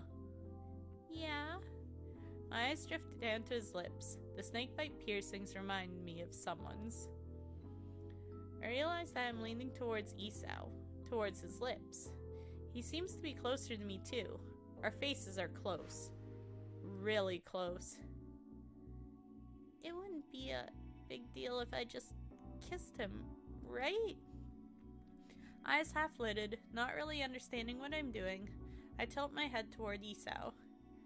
Suddenly, Isau falls to the side out of his chair. I blink and lean back, wondering what the hell just happened and what I was just doing. Did something just hit? I try to make sense of what I just saw. A sphere of ice hit Isau in the head? I look under the table at Isau, rubbing his head as Shinji walks up to us. Knock it off, you little shit. No messing with her. Alright, fine. Isau pushes his chair upright and sits back in it. Shinji flatly stares at him the whole time. Sorry and all that. I stare blankly from him to Shinji, wondering what he's apologizing for. Wasn't he the one who got hit by Shinji's ice? Then I remember what I was just doing. What was I doing? Was I just about to kiss? Shinji takes his seat at the table and looks at me. In basic terms, Isau is a sound mage. He was using his voice to get you to do something stupid. Like kiss him. 1 second.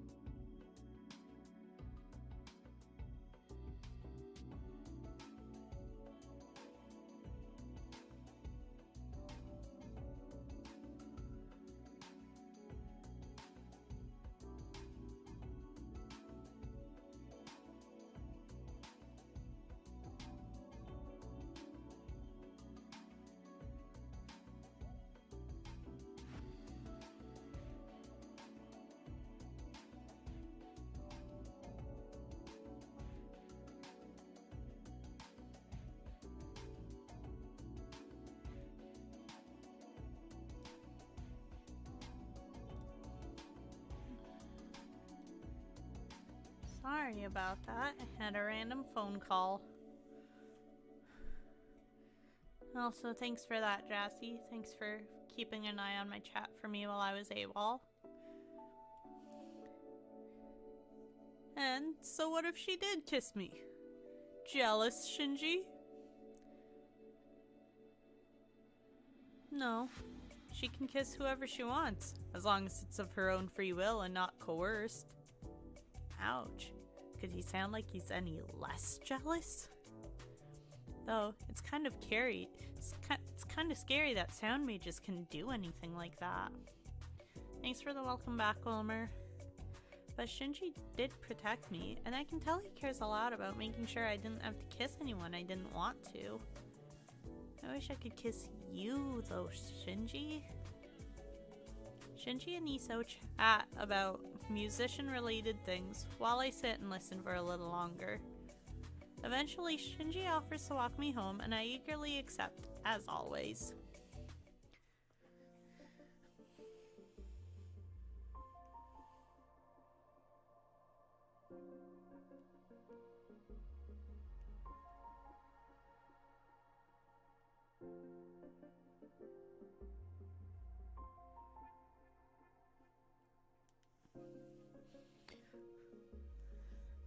When we leave the bar, Iso goes a separate way from us, and Shinji and I step out into the night.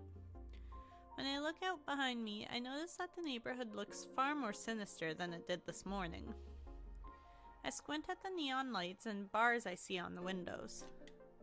It looks like the street gets more and more scary the further you go in. I turn back around, walking a little faster. Luckily, Shinji and I are headed for a more pleasant part of Choa, with warm, inviting lights.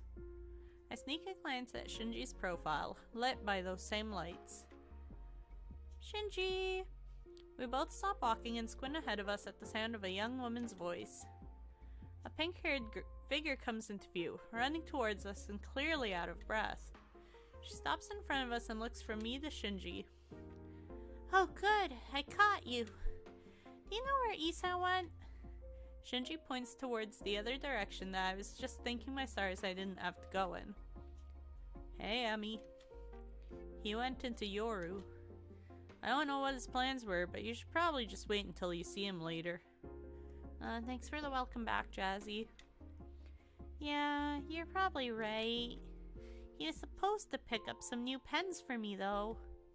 And then he just goes off into Yoru, not giving a damn. As I stare at her curiously, Emmy's eyes drift toward me and her expression brightens. Who's this? Ashley Fujimoto. She goes to Hagawara. Oh, a friend? Or girlfriend? Neither. I'm just helping her as part of my class assignment. Neither? Just helping as an assignment? Hey, Grande, how are you? Welcome.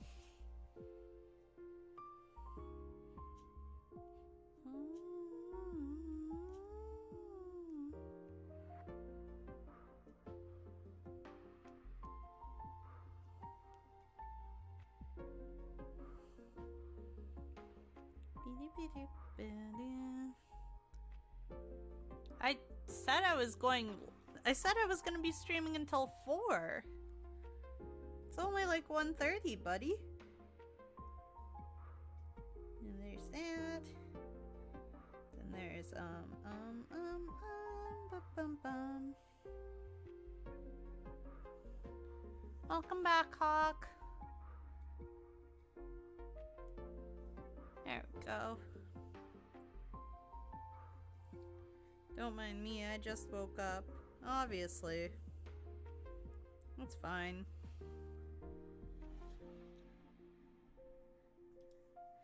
Oh, I see. And I thought we were getting closer. I thought he might even ask me out on a date soon. Was I wrong to assume we were at least friends? I'm a complete idiot. Hey Ashley, you seem a little tired. You wanna go and get some tea or something? Since Esau's MIA, it looks like I won't have anything to do tonight. My eyes snapped at Emmy, who seemed to have noticed my expression. Honestly, anything would be better than being alone with Shinji right now. I managed a mirthless smile. Sure, I'd love to. I stiffly walked to Emmy's side and managed to keep the smile on my face, even when looking at Shinji. Thanks, Shinji. I'll get home myself. Alright, have fun, guys. With that, Shinji walks off ahead of us. I watch Shinji's back as he goes, feeling tears well up behind my eyes. Hey, you okay? I nod mechanically, but in reality, her concern makes me want to cry more.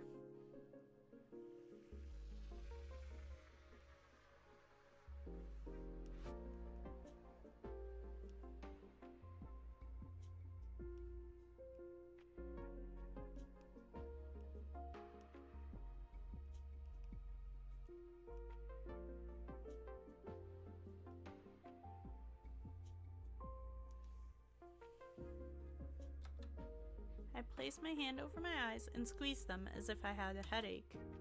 The few tears I had cling to my hand as I remove it, but I doubt Emmy noticed. What game is this? It should be updated on my stream now. It's Mystic Destinies, Serendipities of Aeon. It is a visual novel that can be found on Steam. Unfortunately, you do have to buy all the content for it. The game itself, it says it's free, but that's just the basics of the game, like the beginning of it, and not any of the actual storylines. You have to pay for all of those. But I think all in all, it only comes out to like $30 for all of the DLCs, so it's not even that bad. I'm fine. Just a little tired, like you said. Let's go. Emmy nods and we cross the street, thankfully leaving Shinji behind for the night. Yeah, that's why I said I still had to set it up, because I had to buy the DLC and then download it. So basically the boring intro is free? Yes! The boring intro is free. So, Hawk, you were here for some of it in the beginning. So, like, at the very beginning when I did all of that boring backstory stuff, up until the point where, we had to choose a character to be our partner, is all free. But then once you get to choosing the characters, you have to pay to unlock those character storylines. And, like, each storyline is the base storyline, which is what I'm doing now, and then there's an epilogue that comes after that has a few more chapters in it. And then each storyline also has different endings depending on the answers you pick. So this could be a really long game to play through if I decide to play through and do 100%. It will be crazy intense if that is what I decide to do. After spending a short while getting some food with Emmy, I now lie in my bed. Emmy had told me a little bit more about Shinji after I asked, and I got the feeling she knows I like him. In fact, she asked me outright and I couldn't even respond, so she definitely does. She said he's always been friendly, but somehow distant as long as she's known him. Ooh, mac and cheese. Sounds delicious. I wonder if anyone knows Shinji that well. Sho might, since they live together. But I wonder what happened to make him like this. I sigh and turn over. It's not like I'll know anytime soon. I couldn't even manage getting to friend status. I turn out the light and put my pillow over my head. Oh well, at least I think I made friends with Emmy. We exchanged numbers and made a promise to hang out again. And there's no class assignment forcing her to. Yeah, no worries, Jazzy. Feeling bitter, lonely, and depressed, I manage only a Fitful rest that night.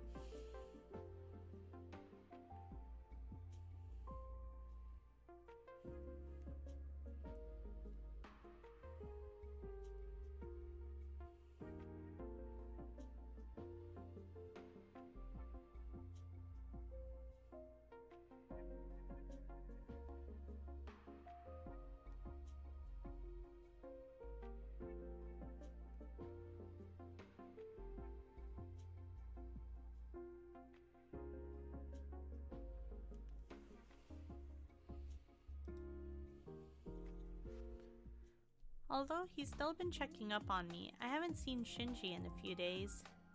It's something that I've been both bummed about and glad about.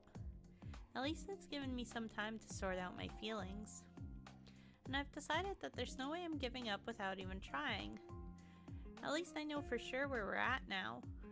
But after Professor Cosmo's class ends, he takes the initiative to walk up to me. Hey. I'm about to go find out about that letter you got from Cillian, and who exactly this prince is that you're supposed to know. Oh, really?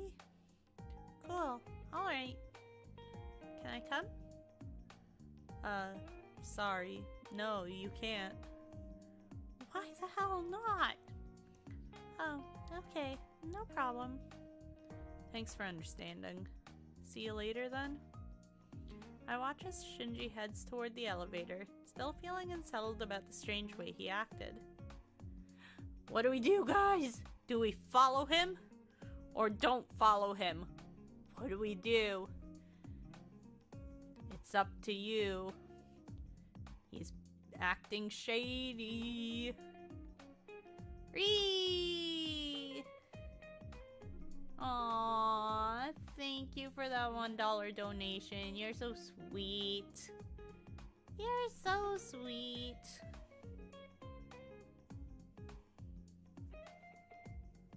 Happy Valentine's Day to the greatest best friend I could ever ask for. Aww, ain't that precious?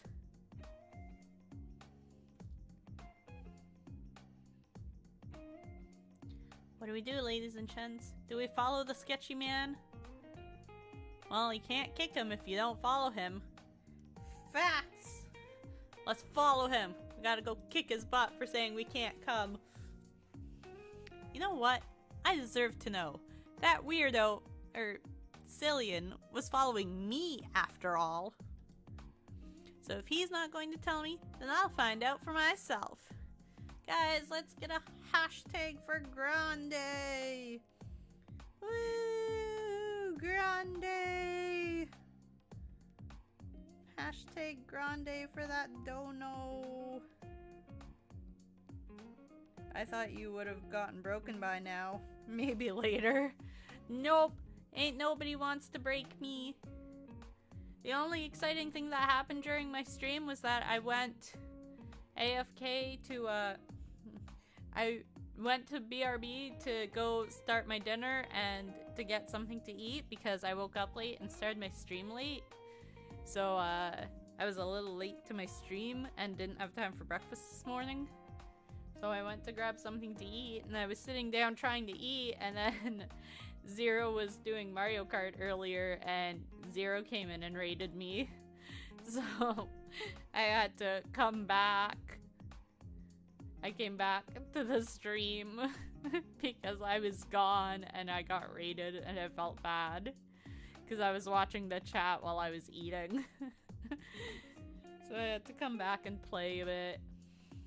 Speaking of dinner, I must be right back again because I have to go flip my dinner over and make sure it's not dying. I shall return shortly!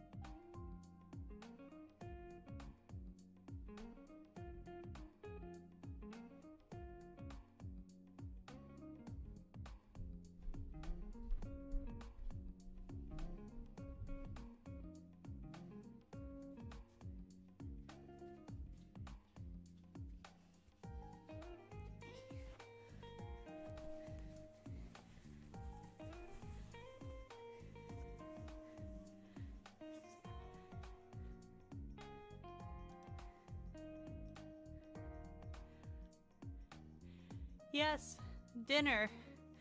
Because dinner, is taking 4 hours to make. So I've kind of been cooking dinner and streaming at the same time. Because multitasking! If he's not going to tell me, then I'll find out for myself. Ah! What did I just push? Bad computer. Decision made. I watch as the elevator doors close.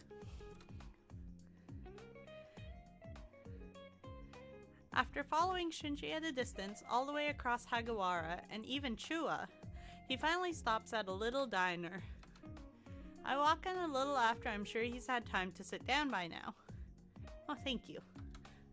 I peek around the corner and see that, in a stroke of luck, Shinji is sitting facing away from me at a booth. Do.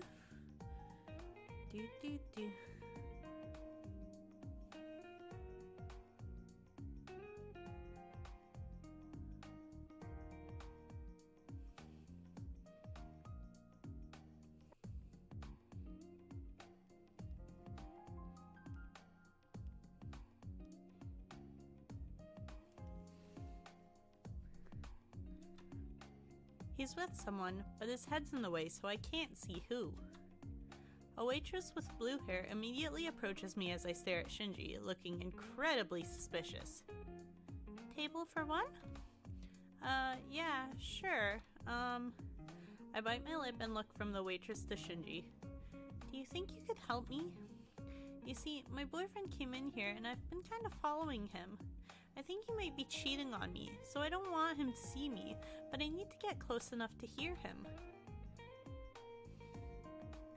What are you having for dinner? I am making roast beef, mashed potatoes, and then once Price gets home, he's gonna be in charge of the buns and the carrots, because he has to pick those up on his way home from work. And yeah, we're doing just the basic roast beef dinner. The lie spills out so easily out of my mouth. I'm surprised at myself. Ugh, Taku would be proud of me, but I feel bad for even saying such a thing. Indeed, but my roast slow boils for 3 hours before it goes in the oven for an hour, so that is why I've been multitasking, so that it would be ready. Because after this, the stream is going to end at 4. Dinner should hopefully be ready by 4:30. And then I'm gonna eat. And then at 5 o'clock, I have a collab that I need to do. So from 5 to 8, I'll be back live. And then we'll end that stream. And then go to bed. And then figure out how I'm getting to work in the morning. Because, yeah, I don't know. Things have been... I don't know if I'm being paranoid, because I tried to talk to him about it last night, but I feel like things have been super tense with me and Price lately. And it's making me super uncomfortable. And, like, normally he takes me to work or picks me up, and I'm just feeling uncomfortable about that whole situation right now, because it doesn't seem like he wants anything to do with me, and doesn't even want to be friends anymore, so, like... He says that's not true, but like, yeah, so I don't know. The waitress looks at me with round blue eyes. Oh, that's awful. Of course I'll help. Which one's your boyfriend? I point at Shinji's magenta hair and she nods. Oh, him. He's really handsome, isn't he? And he seemed so nice, too. I guess you just don't know people. The waitress motions for me to sit at a table somewhat close to Shinji's, but a plant blocks me from view. You can sit here. So I don't bring any attention to you, I'll wait till you signal me over if you want to order, okay? What time do you leave for work usually? Well, my shift the next 2 days starts at 5:30 in the morning. So normally if Price was taking me, we would go at like 5-ish. But like, because the buses don't run that early. The buses don't start running until 6 a.m. So I'm kind of screwed for the buses. I can't really afford a cab, so I don't really know what I'm gonna do. I might just walk and leave at 4 in the morning. Go for a nice long walk at 4 a.m., you know? Thanks so much. The waitress walks off, having no idea how guilty I feel for deceiving her. I sink low into my seat and peek around the plant at Shinji's table, and see Shinji's boss, my new boss, sitting at the table with him. What the hell? Why are they meeting here like this? I listen in as Shinji explains my happenings with Cillian. He talks about the letter and how he hasn't opened it yet. Galen listens with an uncharacteristically serious face before finally speaking. There's been rumors floating around for years about the kidnapped son of a Fey Queen. It's all quite vague, but there were some descriptions of the baby having white hair and violet eyes. What?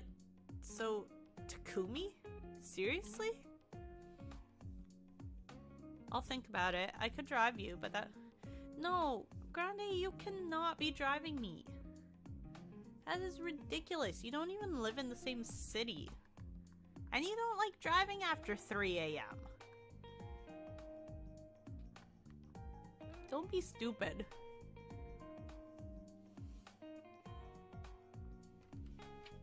I'll just walk. It'll be fine. It's just a rumor, and there's not that much information around the missing prince. The kid could actually just be dead with how thoroughly he disappeared.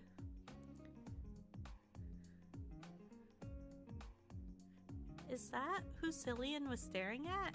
Every time he acted especially weird was when I was with Takumi. That must be it. Shinji and Galen move on to talking about something else then.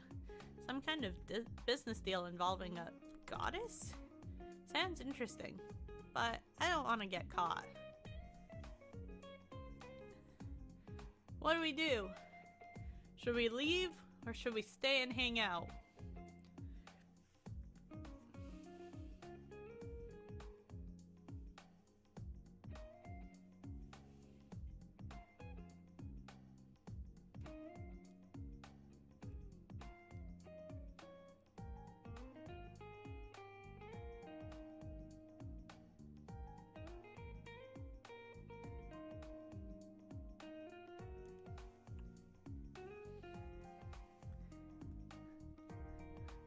I'll stay. What if there's something more? I've made it this far. Just a little more probably won't hurt. I mean, if they look over here, I could just duck. So how did that last deal go? Were the rumors true? Was she really an insane goddess? Welcome back, Emmy. The deal didn't end as I would have liked. I got nothing at all out of it. Rather disappointing, really, but it was quite amusing, actually. She ended up being someone I was familiar with. As for your question, she was a goddess indeed. Insane? I'm not sure if I'm qualified to answer that. What did she want? Just a little information. On its own, harmless, but... I see Shinji's back suddenly stiffen, and he spins around to face my direction. What? What? No way. I didn't move or even make a sound. He can't be. Shinji gets up though and starts walking toward me. Okay, if I'll run, he'll know it was me. Maybe he's seen something else. Maybe I can just pretend I happened to come in here. I turn around and sink low in my chair, panicking. Shit. I knew I should have left. Shinji arrives at my table, glaring down at me. As I stare up at his angry face, my heart feels like it implodes and sinks into the abyss of my stomach. So you heard everything. Then you can get the fuck out. No, Shinji, wait, You're what? Sorry? I nod faintly. Tears prick at the corner of my eyes, but I can't look away from him. Sorry that you followed me? Or sorry that you got caught? Well, you got the information you so desperately wanted, so you can leave now. Wait, no, Shinji, Just leave, Ashley. Now. I'll find you a different partner. My head limply falls down, tears flowing down my face. Shinji walks away without another word. I don't think I'll ever be able to get his face out of my mind. 7 weeks. 7 weeks passed since I made the decision to follow Shinji. I didn't mean to count. I didn't want to. But each day since that incident has been etched into my mind. It's become a habit I can't break, to count each passing day. I sigh and tear my eyes away from the mountain scene through the windows, forcing myself to look at Hikaru. I should at least appear that I'm listening to the lecture. Even though I see his lips moving as he explains something, barely any sound reaches my ears. I know I should try paying more attention, but at this point I have zero idea what the hell he's been talking about, so does it really matter?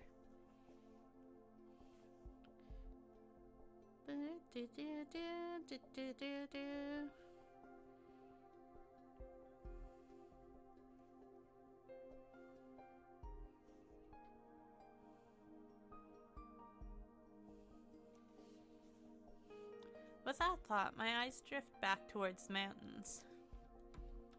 As I stare out the window, I try to clear my mind of any and all thoughts. Sylphs hollow bones. Features tend to be perfectly proportionate, making them worship gods and goddesses of the sky, air, and... I catch bits and pieces of Hikaru's lecture and look back at him. Sylphs?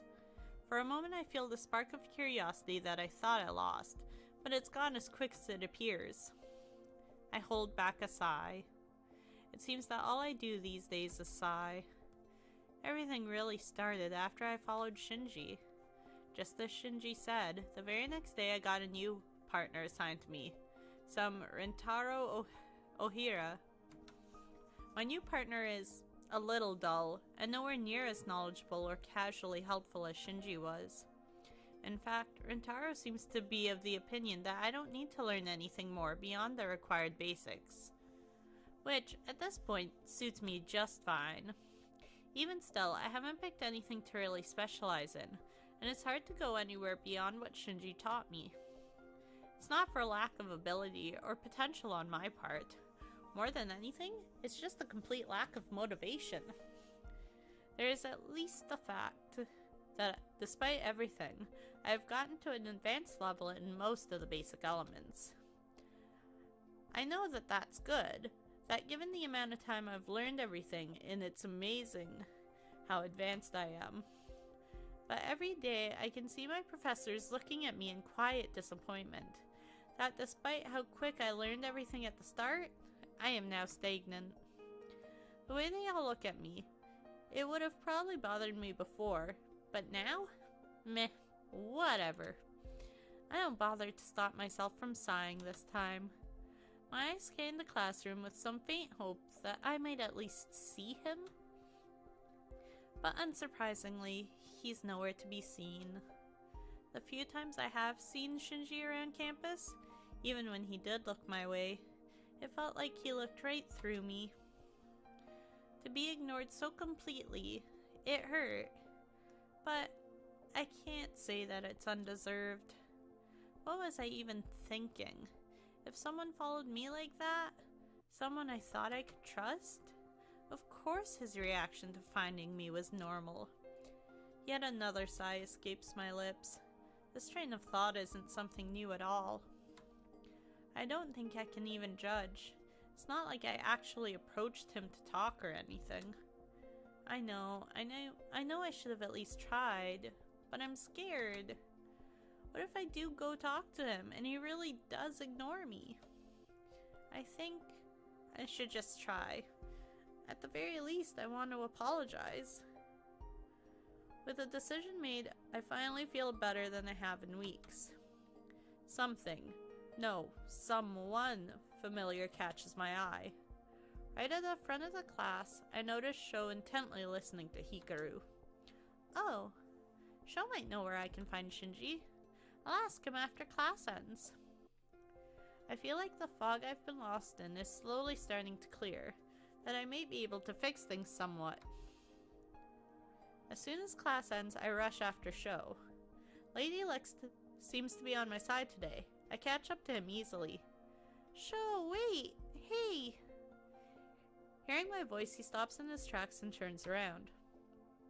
Oh, Ashley, hi. Seeing Sho look at me like that, I suddenly get a weird feeling.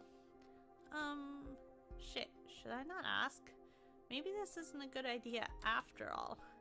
No, stop being a chicken, just do it! So, how's Shinji doing? I haven't seen him around campus at all in a while. At the mere mention of Shinji, Sho suddenly tears up. Sho, is something... what's wrong? I'm sorry, I can't. I'm sorry. Sho doesn't give me time to say anything. He turns and runs, getting into the elevator before I can even blink. What the? Well, that was... dramatic. The elevator doors close with a ding, and I can't help but think. Just what the hell is going on? What could have made him react like that? For what seems to be the 100th time today, I sigh. I need to find out what's up. Can't just leave it now. Not after that weird reaction. My eyes fall onto the door of Hikaru's classroom. Maybe Hikaru would know? I head back into the classroom, hoping to catch him before he leaves somewhere. I'm relieved to see that all the students are gone already. Hikaru's at his desk, clearing things up and obviously getting ready to leave. Ah, good. I caught him just in time then. As I walk up to him, he looks at me and smiles. Is there something you need help with, Fujimoto? Yes, actually. Do you know how Shinji is? I haven't seen him around in a long time. It's not good to skip so many classes after all. And I just asked Shu where Shinji is, and he looked like he was about ready to burst out sobbing. He just ran off on me. All he managed to say is sorry and that he can't. I breathe in deeply, somehow managing to say everything in one go. I see. You didn't know then. Shinji disappeared a while ago. The SSU did start an investigation, but that led nowhere. It was obvious that he was taken against his will, but whatever it is that the detectives discovered led them to close the case. I feel like I've been tossed into the center of a blizzard. What? But why? Did they say why they closed it? Hikaru shakes his head.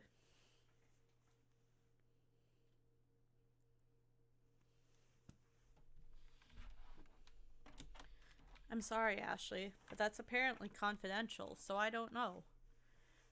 Somehow I manage to nod, but my whole body feels strange. I walk out of the classroom on autopilot, only one thought playing in my head like a broken record. He's gone. He's gone. I can't believe he's gone. I watch the clouds gently float by in the evening sky and take another sip of my wine. How long has it been?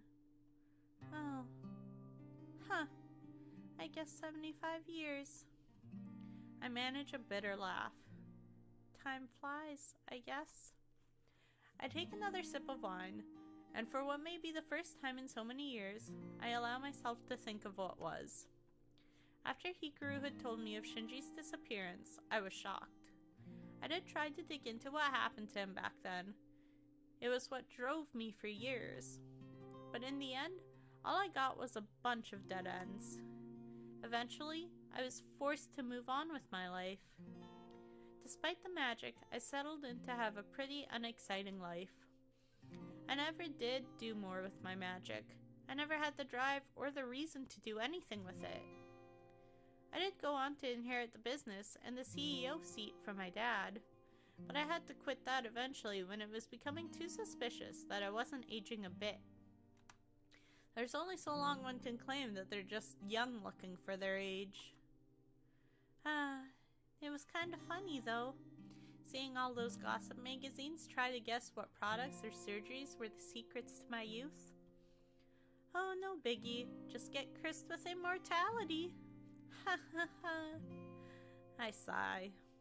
By now my father is dead. I don't even want to remember how long it's been since. On his deathbed, he ended up calling me Shizuka before he died, saying that he never stopped loving me. It hurt. It hurt like hell to be called her name. But I wanted to see my father die peacefully, so I didn't correct him back then. I don't regret it, but it hurts even still. At least Kaio ended up with a happy life, marrying into the Yukimura family. She ended up having 2 kids with Toshiyuki, and already 1 grandchild on the way. I'm happy for her. So happy. I love being Auntie Ashley, but it gets so lonely sometimes. Maybe I should consider making a homunculus. I snorted at the ridiculous idea, as if I'd even know how to make one. While my life so far has been enough to keep me content, there is one regret in my life that never left me, not even now. I never stopped wondering what happened to Shinji. Maybe if we hadn't had our falling out, things would have been different. And I don't think that I'll ever stop wondering about it, about all the countless what-ifs that could have happened. Well, dang. Y'all killed him. Y'all killed the poor kid.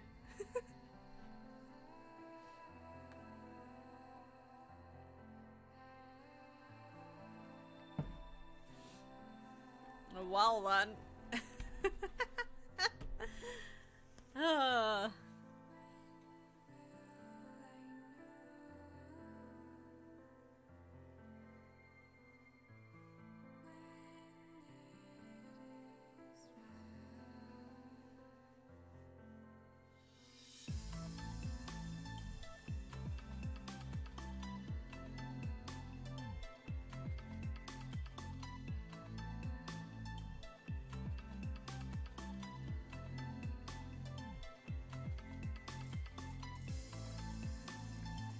Okay, well.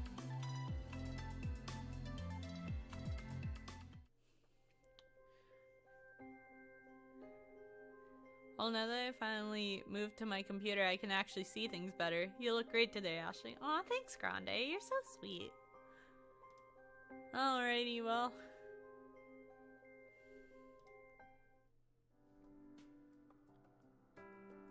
Wait.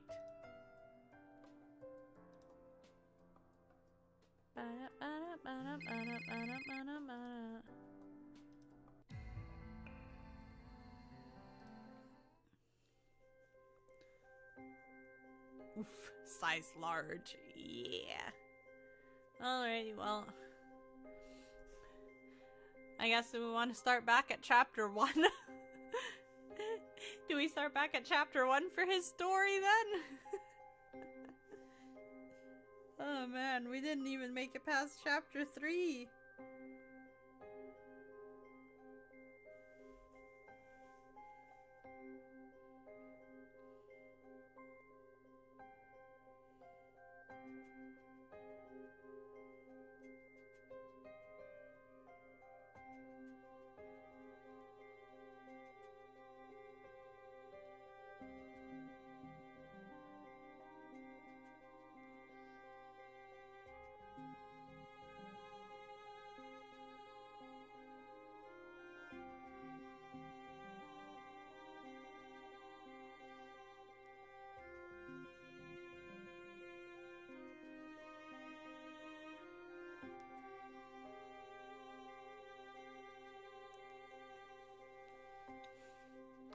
No, we skipped the boring intro. None of this is the boring intro. This is all stuff after the boring intro. Oh boy. Yes, well, back to chapter 1. Actually, do I need to do this? Was there any options in chapter 1 that I needed to do? Ba, ba, ba, ba, ba, ba, ba. Alrighty. So this is our first option for the game. Stuff that we want to know. So it's, are there any supernatural governments? What's the most powerful race? Why are you so hot? Are vampires real? Or I don't want to ask anything. Last time for fun I picked why are you so hot because I thought it was hilarious.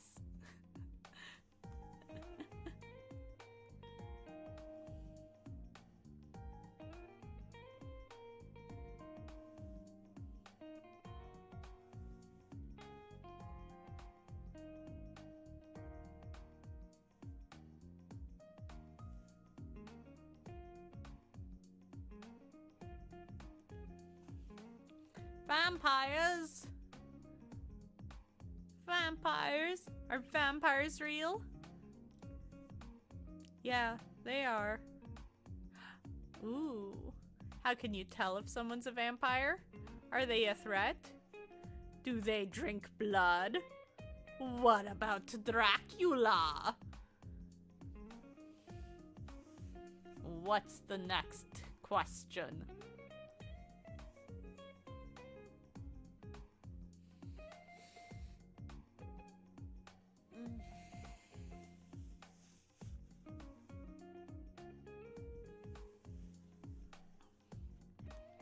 If he said sparkle, I quit. Are they a threat? Are they a threat? About as much as anything else. Takumi suddenly reaches into his pocket and pulls out his phone. His face is unusually severe when he looks at the screen. He gets up, holding his phone. Sorry guys, gotta take this. Work. Blah blah blah. Nobody cares. Skip! Wee! Wee! Wee! Alrighty. So we just skip through all of the stuff that we already know. We've already gone through all of the stuff before. I don't want to go through it again. It takes too long. So, at this part here, we're talking about demons.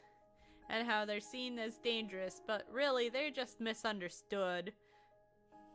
And they hang out in Yoru with the vampires. So our questions are, what is Yoru?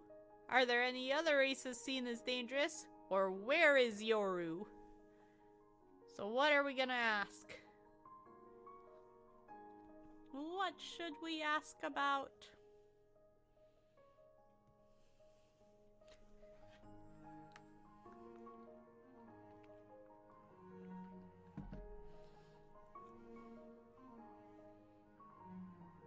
Option 3. Where is Yoru? Where is Yoru? Yoru is part of Choa. Many like to call it the red light area. Yeah, blah blah blah. Creepy stalker. Alright. So creepy white-headed stalker has been following us for a while and gives us a letter. Do we want to give Shinji the letter, or do we want to keep the letter? But Shinji has agreed to help us figure out who this missing prince is that we are supposedly friends with. That wants to be that the queen wants to reunite with. She just wants to reunite with her missing baby. Do we give him the letter, or do we keep it for ourselves? He's not worthy of our letter.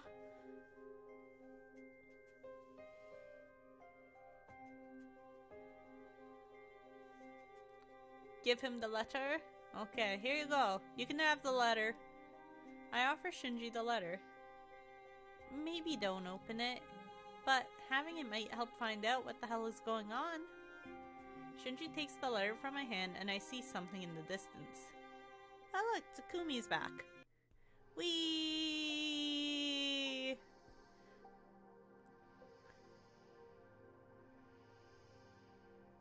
What friend is like that? Do you know, Ashley? What friend is like what? What do you mean? Creepy and stalkerish? Oh, I could think of a few people who are creepy and stalkerish.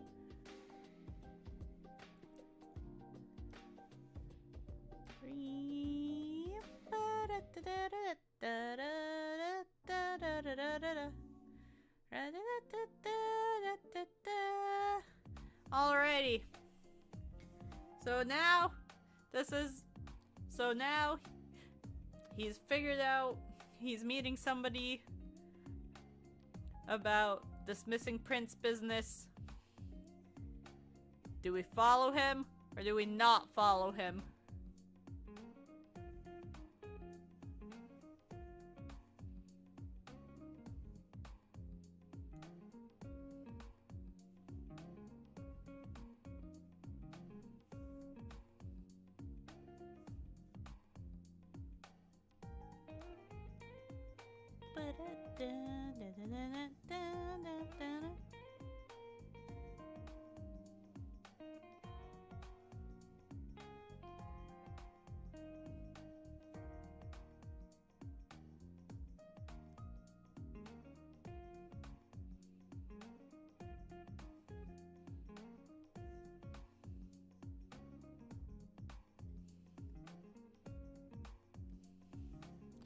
Not gonna follow him? Okay, we're gonna trust him to tell us when he's ready. But I don't like anything about this situation. I know it's ridiculous to even think about actually following him. That'd probably just end up badly. Later that evening, I'm relaxing at home playing a video game. Yay, video games! Glancing at the phone to see who it is, I answer. Hey, Shinji. So I found out some stuff about Cillian in the letter.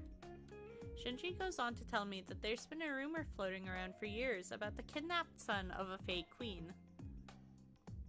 Unless he has Twitch or YouTube, then follow him there. He says there were some descriptions of the baby having white hair and violet eyes. Immediately, an image pops up in my mind of a certain person. No way! So Takumi is a long-lost Fae prince? If you want to base it on a rumor, then yeah, it's a possibility. So what do you want to do with that letter? I'm not sure.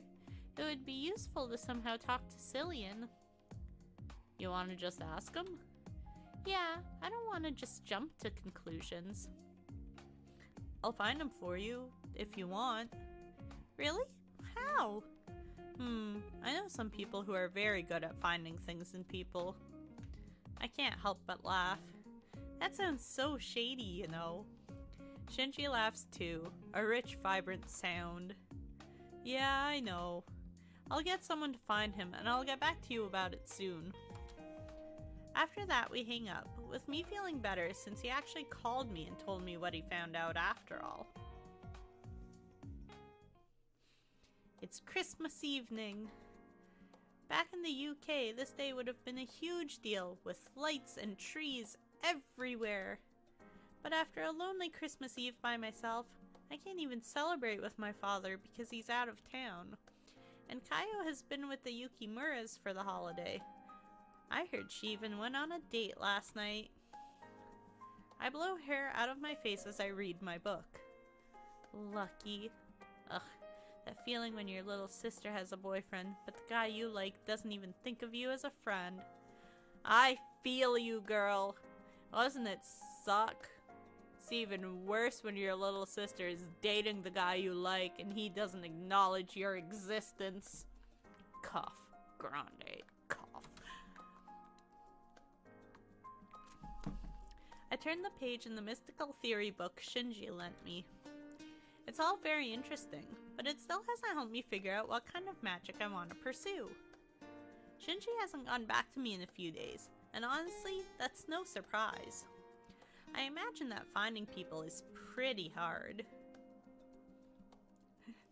I don't know what you're talking about. No, I didn't.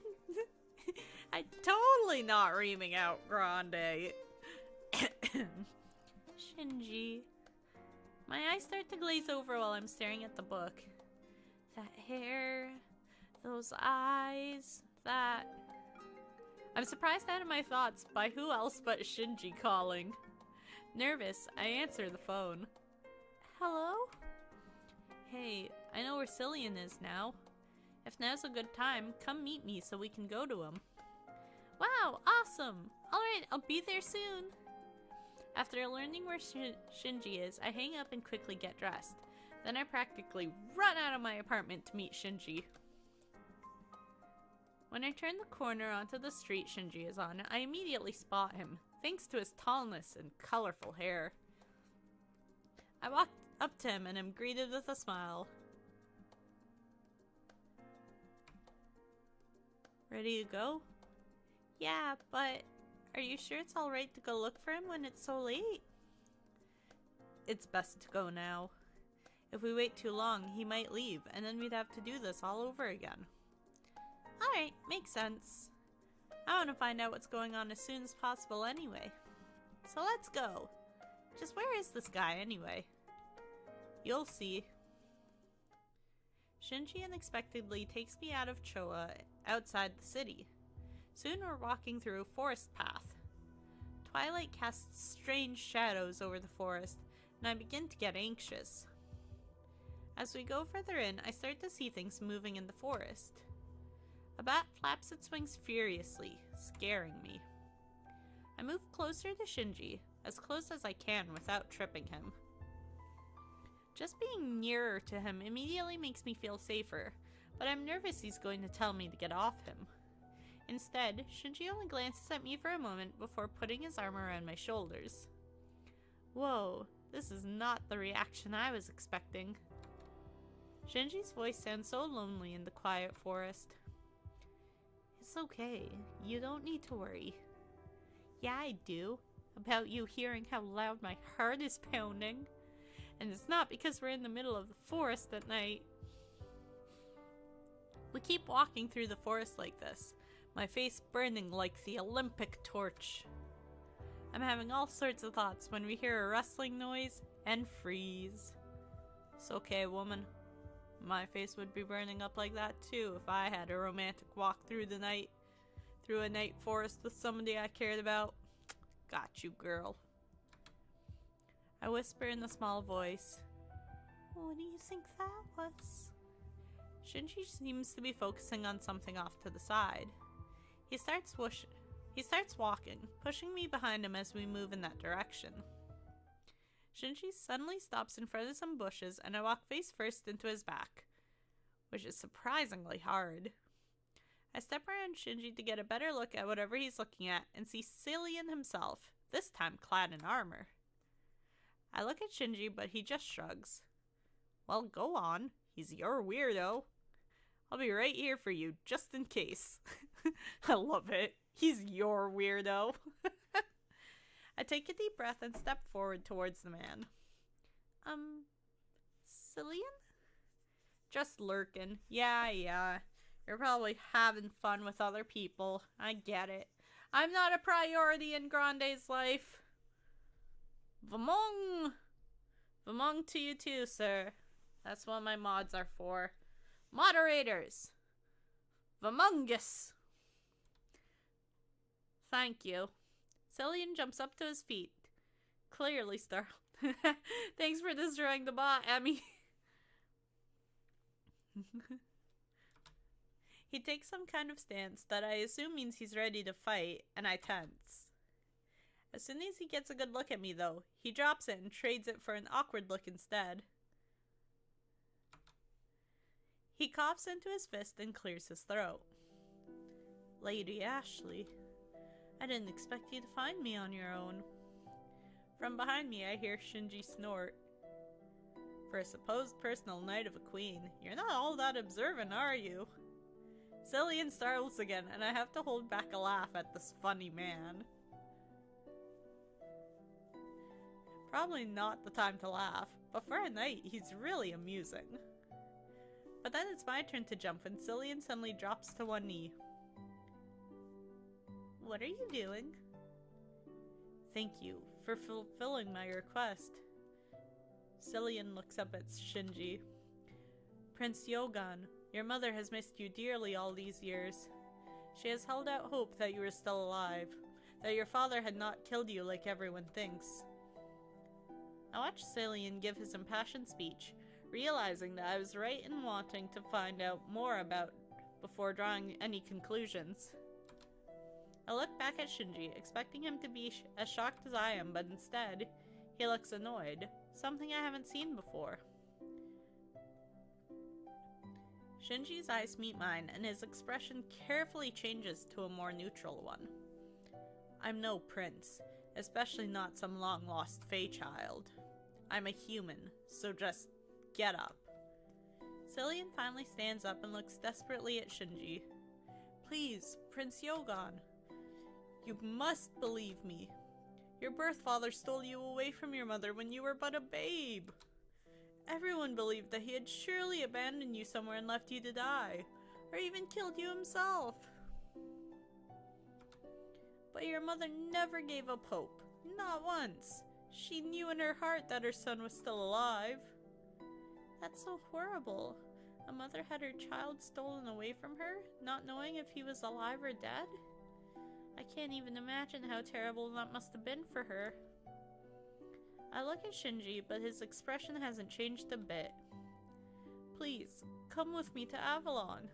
I swear on my honor, on my loyalty and love for my queen and people, that you and Lady Ashley would be free to leave whenever you please. If you come with me, then the truth would be clearly seen. I glance at Shinji, waiting for his answer. Hey, Lynn, how are you? Welcome!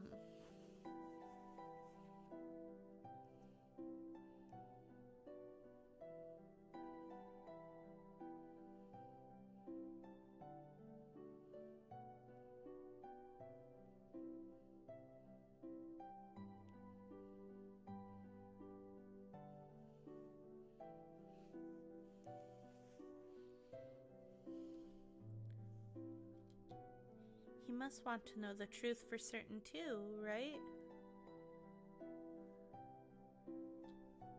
Finally, Shinji sighs. Fine, I guess I should check this shit out. Ashley, do you want me to walk you home, or... No, if you're going now, I want to come along too. It's not like it's every day that a girl gets to see a new magical realm. Surprisingly, Shinji puts up no resistance and simply nods to Cillian. Right, follow me then.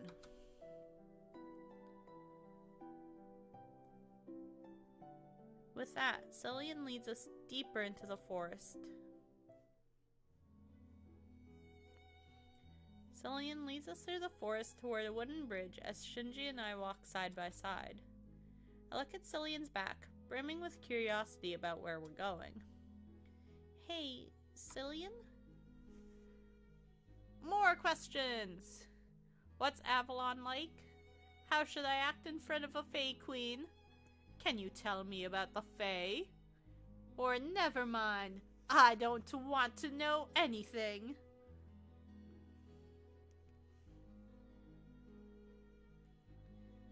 What do we do? What do we do?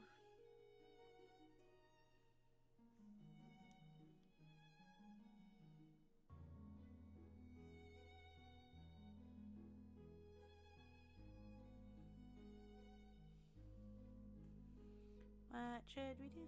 You're tired and hungry. Oh no!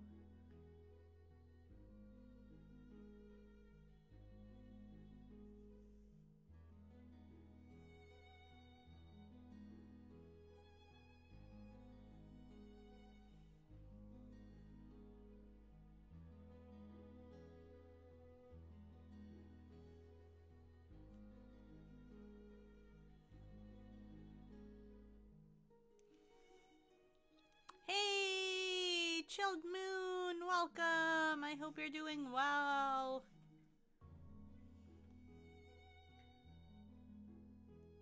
Do do do do do do do.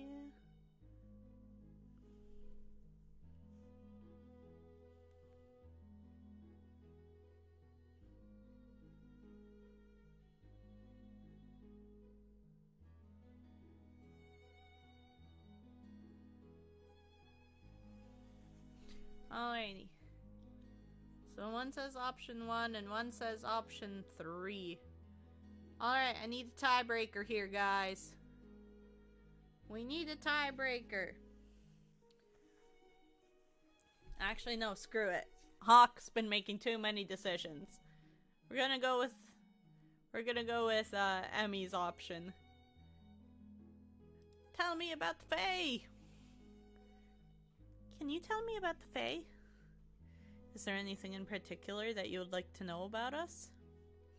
I'm not really sure where to begin. Cillian glances back at me with a gentle smile. Then please let me know when you do. I'll be happy to answer all the questions you might have about our kind. I see. Then thank you in advance, Cillian. Cillian leads us across the bridge and we climb the stone steps. The higher we go, the more it feels like all the lights are disappearing in the sky. I feel a strange sensation as we move up, like the air has become so thick that it's hard to walk further. I feel as if I am literally pushing through some invisible barrier with just my body. Okay, no worries, lurk away, guys. Y'all do what you need to. Then suddenly, the heavy feeling is gone and I stumble forward. I manage to steady myself just in time to be blinded by a bright light. Yo, Iceberg Mike! What is up, my friend? Chapter 4! We made it to a new chapter! We didn't fuck up yet! Hooray! I blink away the blindness and as gasp at the sight before me. Welcome to the Kingdom of Avalon, the castle of the Spring Queen. I'm utterly blown away by the gorgeous surroundings.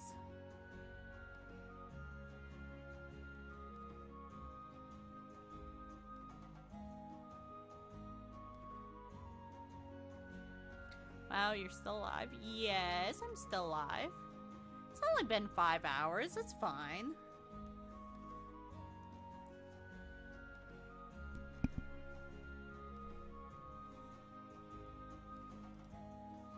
The detail that the castle was built with, the graceful clean lines and integration with nature sounds around it. It's clear the Fae value beauty and elegance considerably. Also, hey, nice to see you back, Aaron. I turn around to Shinji to see what he thinks of this wondrous place, but... Shinji, are you alright? Shinji stumbles and leans against the railing. Ashley, 5 hours with Mario 64, a dating game. 10 hours live time.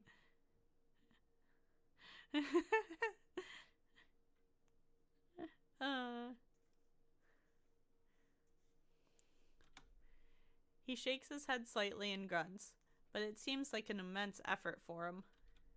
I start to walk toward him when I feel a hand on my shoulder. I look back to see Cillian shaking his head. The magic is just wearing off. It's best not to get in the way of it. But... Argh! Shinji's pained yell echoes throughout the corridor. I spin around and see him fall to his knees. He hunches over, hands on both sides of his head. His breathing is drawn in shuddering gasps, and I can tell he's trying not to yell out. 10.5+ hours of streaming in 2 days. Ashley's on that. I mean, that's just kind of how everything panned out, man. I didn't even know how long my collab with Cobra was gonna go yesterday. I didn't expect it to go that long. It just kind of happened. I want so badly to go to him, but Cillian's grip on my shoulder is firm. I'm forced to watch as the air around Shinji shimmers and distorts. Then, the air seems to draw into itself and then pushes out like a small explosion. As it dissipates, I shrug Cillian's hand off and run to Shinji's huddled figure. Are you okay? Shinji starts to stand up, but he stumbles a little toward me and I manage to catch him. What the fuck was that? God, I love this game. I'm a little distracted by the feeling of his heavy hands on my shoulders, so when I look up at him, I can't stop myself from gasping. Elf-like ears peek out from under his hair, and a giggle escapes my lips. What?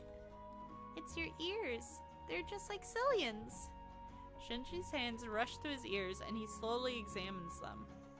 He feels the shape, different from usual, moving up his ear till he stops at the very tip. Ugh, what the hell? No fucking way. Aw, don't be upset. I think it suits you. I'm totally caught off guard when Shinji turns pink. Being so close to Shinji, staring at him blushing with those cute little ears. Surely I must have done something seriously right to get this kind of good luck. For a few intense seconds, we stare at each other. Enchanted by his absolute beauty, I lean in toward his lips without thinking. A gentle musical laugh floats towards us, breaking me from my trance. Letting Shinji go, I whirl around, completely embarrassed about what I was about to do, especially in front of someone. Shinji comes to stand next to me, and we're met with the stunning visage of a green-haired woman. My mouth drops open. Is literally everything and everyone gorgeous here? Cillian steps forward. Before you stands the Lady of the Flowers, Her Majesty, the Queen of Spring. But the woman holds up a hand and moves towards us. I am Sorsha. Just Sorsha is fine. In this case, my titles do not matter in the slightest. Cillian, please have the servants bring us some seats and refreshments. Cillian moves quickly to obey, and I shift my weight from foot to foot as Sorsha stares at us. Or rather, at Shinji. I glance at Shinji, but he has no expression. Already, he seemed to recover from the revelation that he's not human. Well, it's not like I am either. In fact, it was because of our mothers that we both found out, isn't it? The servants appear with seats and tea, and we all sit down. I am overjoyed to see you, my sweet Yogon. My heart cannot express my happiness, truly. Shinji only stares at this woman who is supposed to be his mother, and I start to wonder if he isn't just in shock. I know if I saw Shizuka again, I'd probably just freeze up. I can hope if that moment ever comes, I won't have to face that woman alone. I clear my throat to talk on his behalf as Sorsha gently wipes her tears. This is all so sudden. Shinji, Prince Yogon had no idea about any of this, so he's a little... I'll be going out exercising? Nice! Exercise away, Emerald Hat! Remember, we will be live playing Mario Party Superstars in a couple of hours here, so don't forget to come back for Mario Party shenanigans! That is understandable, though it is comforting to see that my son has someone so reliable and kind with him. But he was only a babe when he was stolen away from me. He no doubt believed he was human all this time. Yo, Paige, welcome back. What exactly happened to Shinji? One day, Yogan's father, Lachlan, simply disappeared with my precious baby after claiming he was going to visit his parents' graves. At the time, I had no idea what a despicable man Lachlan would turn out to be. I can only guess what his goals were. Perhaps he was jealous of the prince, or wanted to hurt me. I simply cannot imagine what would bring someone to commit an act like that. Once again, Sorsha primly wipes her tears. But now that Yogan's true self has been discovered, Lachlan may very well come to finish whatever it is he started. There could be great danger waiting for Yogan outside of Avalon. Sorsha glances at me. Since you two are close, you may be at risk as well. If you do see Lachlan, do not trust anything he says, for he is a liar like no other. He is a silver-tongued charmer who could trick gods into believing they were but men. Sorsha looks to her quiet son. But the most important thing is that you have been found, safe and whole. That single fact means the world to me. Not a day has passed that I haven't thought of you and wondered where you...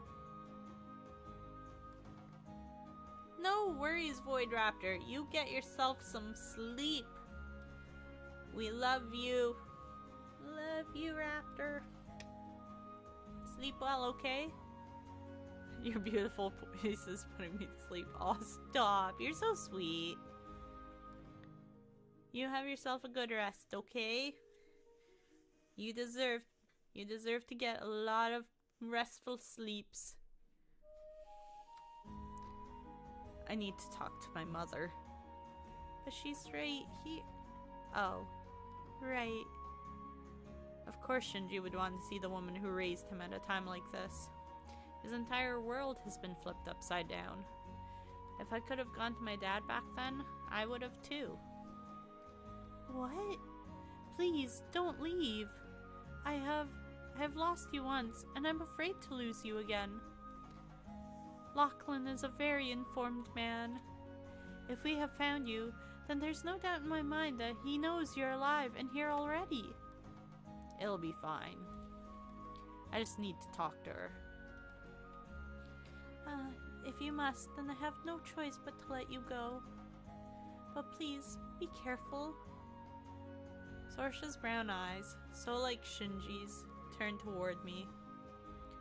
Would you, perhaps, stay in Avalon? We can keep you safe from Lachlan if you do. I turned the unexpected question over in my mind. Do we want to stay here in Avalon? Or do we want to go back with Shinji? What do we do? Remember, our end goal here is to try and romance Shinji. We want to romance him. So what would we like to do? Do we want to stay and hang out with this queen? Do we want to go back with him and get some answers? And be his loving, supporting friend?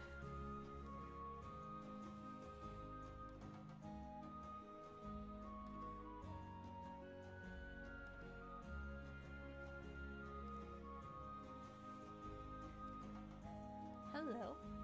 Yamano. Hi. Hi. My sweet cuddle bug. My sweet cuddle bug. Go with him. Let us go with Shinji. Thank you, but I'm feeling pretty tired. I'd like to go home with Shinji. Please, be safe then. Cillian will direct you out. But come again as soon as you can. I have been without my only son for 22 years. I will not be satisfied with just a few minutes. Please come again and stay as long as you'd like. I nod at Sorsha, feeling guilty that we're not saying, but Shinji walks past her. Alright, I have to go flip my dinner around for the last time. I will be back soon! In like a couple of minutes. Okay? Okay. Free! Oh, Domino, you're so cute.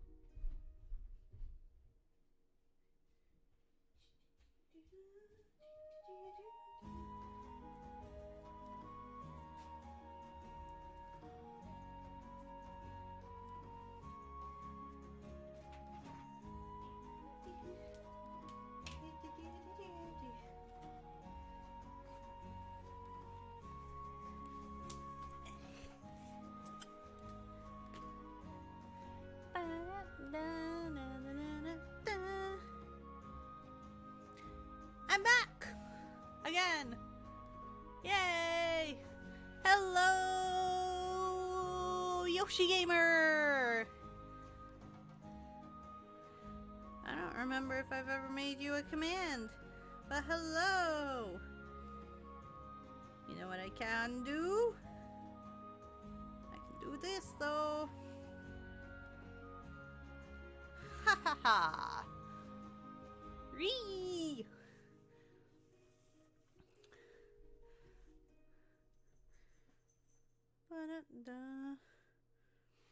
Oh! Grande! Grande! Grande! Grande! Grande! Grande! Grande! I see you, bot managing. Grande! Grande! Grande! Grande! Grande! Guess what? Guess what I found? Guess what I found, Grande? Guess what I found?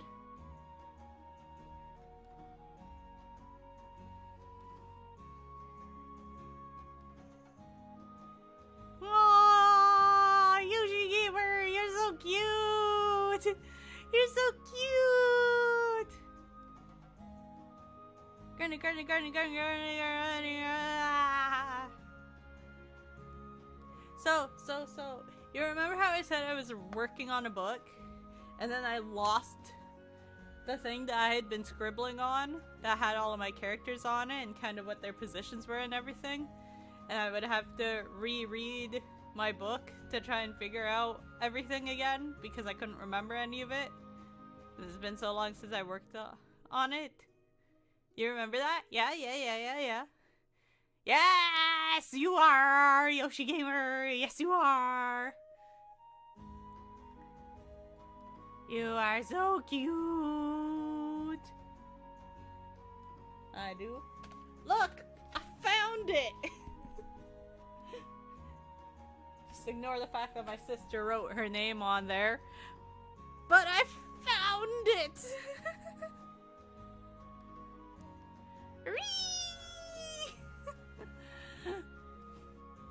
Anyway, back to this. I nod at Sorsha, feeling guilty that we're not staying, but Shinji just walks past her. Cillian signals for us to follow him out of the corridor and stops at the entrance. Queen Sorsha is such a gentle, fragile woman. She may put on a strong front, but I know that inside, her heart is broken by your decision to leave. Yoshi Gamer! I don't know for sure if I have a command for you, so feel free to put in your link. Actually, better yet, Grande! Be useful. Go grab Yoshi Gamer's link. Plug him! Please come back soon. I nod, but Shinji once again doesn't respond and walks towards the steps. I scramble to catch up with him, and together we leave Avalon. When we walk outside, I'm shocked to see the sunlight greeting us. But it was definitely evening when we went in, right? You're getting out of school right now? Yay! Free time with Yoshi Gamer! Woo! Yeah, some realms have significant time differences from ours. It must be the next day here. Thank you, Grande! Shinji continues striding down the steps, and I follow. I try to wrap my mind around the fact that it's now day, and I haven't even slept. Where are we going? To Hagiwara. I look at Shinji's back with some confusion before remembering that I've seen a Professor Miki Hirayama on the schedule. So I'm going to meet his mother finally. Shinji seems strung out. I wonder what he'll say. Grande, you coming over for dinner?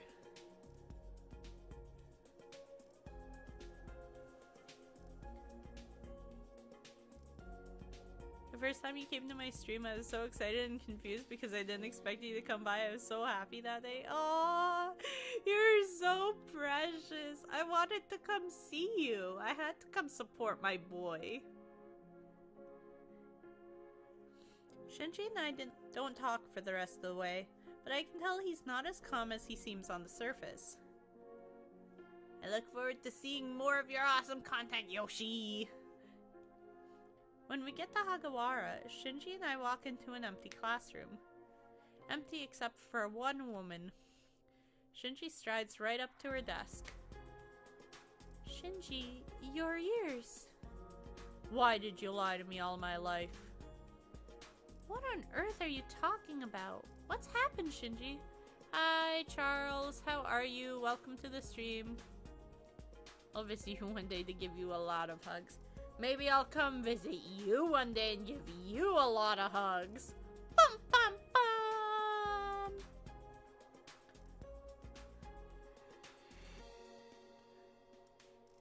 We're supposed to do something here for dinner, but I don't even know if that's happening now. Well, I mean, it's a bit too late for me to make you guys a roast dinner too. But you can come here and enjoy dinner with me. I met my biological mother in Avalon. I have no choice but to believe her story, considering how I look right now. So why am I finding this all out from her? Why did you hide this all my life? Where did you even find me? I want the truth. Professor Hirayama looks genuinely confused, and I feel like she's being way too hard on her. I can't remember. It's physically painful even to try. Shinji looks incredulous though. I'm not lying, although I can understand why it'd seem that way. I'll try a little harder. I'll be doing some things shortly anyway. I see how it is. Too good to stay and hang out with me. Bet you're gonna run off with Snowfie and Zero to play golf. I get it. A few minutes pass and I frown at seeing Professor Hirayama's pained face. There was a man. He had hair the color of yours. I remember that because it was a beautiful, unusual shade. I think he was... I don't remember the details. I'm sorry. So maybe she had some kind of lock put on her memories. Ashley, go get Hikaru. Professor Kazuma? Seeing Shinji's intense face, I just go with it and turn to leave the classroom.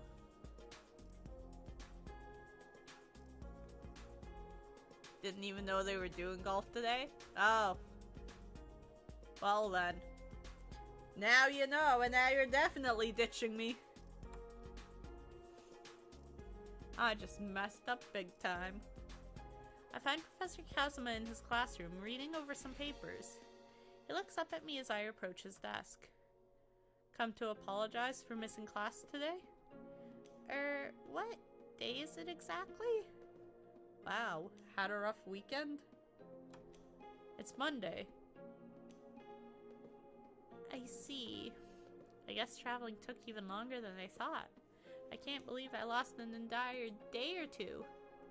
I've never heard of this game. This is a game on Steam that I found randomly one day called Mystic Destinies Serendipities of Aeon. Because I was really big into visual novels. So I think I played through Seduce Me.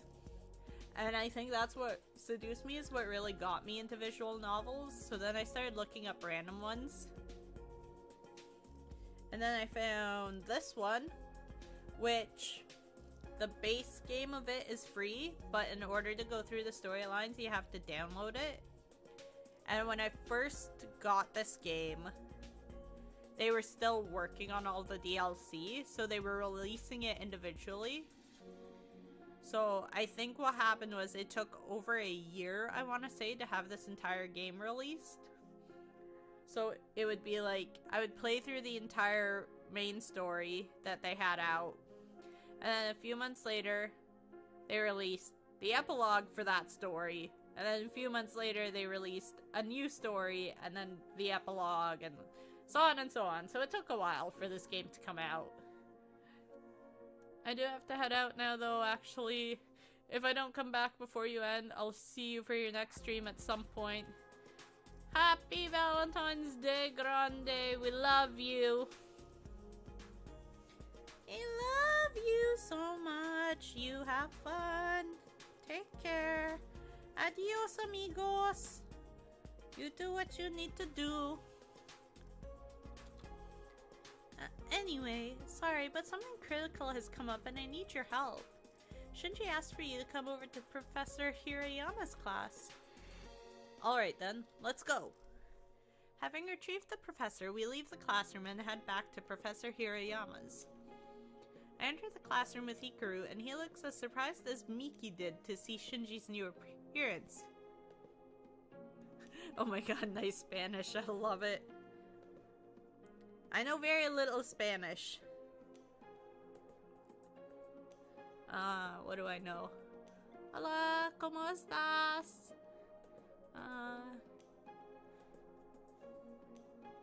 De nada, mi amor.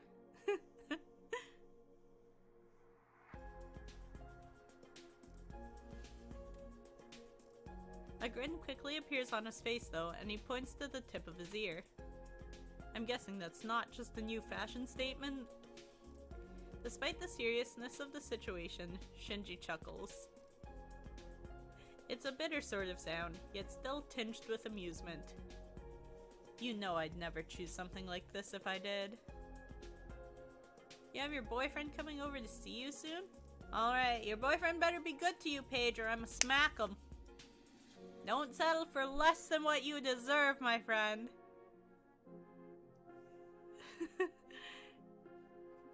Hello, how are you? You are welcome, my love. I'm so proud of you. I know very few words in Spanish, and that's because, Filipino is very similar to Spanish in some words. That makes it easier. But I also know very little Filipino, so... What else do I know? What is it? Hasta luego? I know hasta luego. True, but is that what this is about? Some magic gone wrong? Not exactly. Can you do an examination on my mom? It's complicated, but my ears are related to it. She can't remember something important about my birth. The smile falls from Hikaru's face, and his usual serious demeanor replaces it. He walks up to Professor Hirayama, who looks miserable. Is it alright if I examine you? Of course. I want to remember what this is all about, too. Hikaru places his hand on Miki's head, and she closes her eyes. A faint white light appears around his hands, and Hikaru's eyes look distant for a few minutes.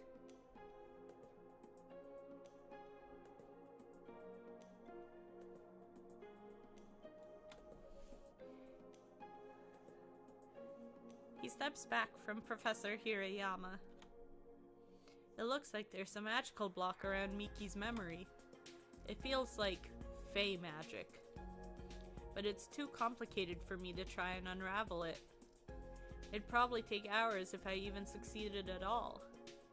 If I messed up, that magic might completely rip her mind apart. What kind of parent would do something so insane? My mind instantly goes to Shizuka, who didn't hesitate to force her curse onto me.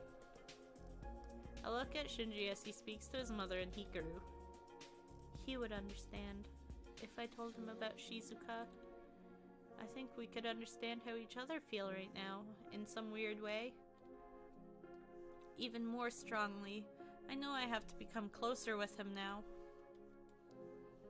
I need to go. Huh? Without explaining himself to anyone, Shinji immediately walks out of the room. Yay! You're almost done with what you're doing? That's awesome, Jazzy. Without any reason to stay behind, I excuse myself too, but before I leave, Hikaru calls out to me. Fujimoto, be careful about what you get involved in. Whatever this is about, this is likely just the beginning. Hello, Bowser. How are you? Welcome. I give the professor a little nod before I leave the room, wondering just what it is he knows that I don't. When I walk outside, I'm surprised to see Shinji leaning on the wall by the gates. My heart skips a little when I approach him, and he stands up properly to face me. Is it alright for you to walk around like that? It's fine. Don't worry about it.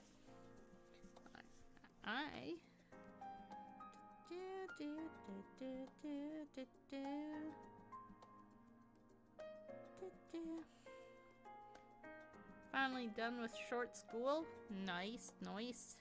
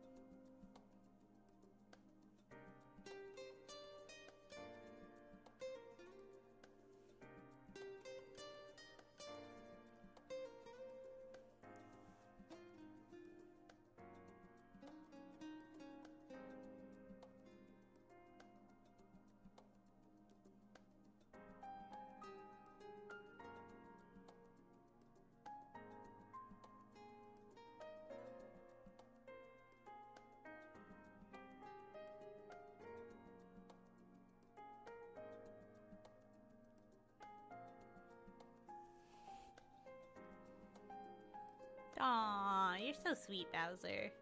Sorry, I'm just writing something up real quick.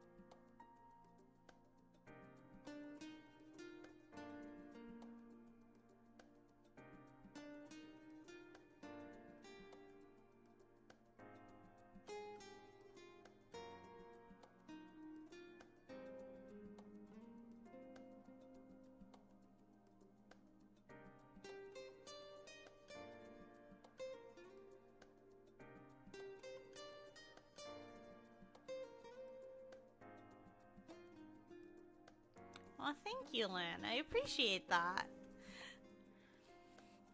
Yeah, I figured I would wear something that pops a little more. And, you know, I decided to do something weird and different with my hair. It'll definitely need to be changed up for the next stream, though. It's starting to fall apart. But that's because I don't have any bobby pins to keep it in place. So it just kind of dangles. People barely ever notice anything, and I know a bunch of shortcuts, so I can avoid being spotted. I'm sorry for just leaving like that. I'll walk you home. Well, to be honest, I don't feel like going home yet. All of this mess has brought up my bad feelings about Shizuka. I don't want to be alone right now. Do you want to come hang out at my place then? At least until I have to go to work? Did he just invite me over? He's never done that before. I can't believe he's thinking about going to work after a day like this, though. But I just realized I haven't had any notification about shifts at all, despite being hired. That old man keeps doing random stuff like this, and I'm the one who has to keep sorting it out. Just what type of boss is he? Alright, you can come to work with me, and everything can be figured out then.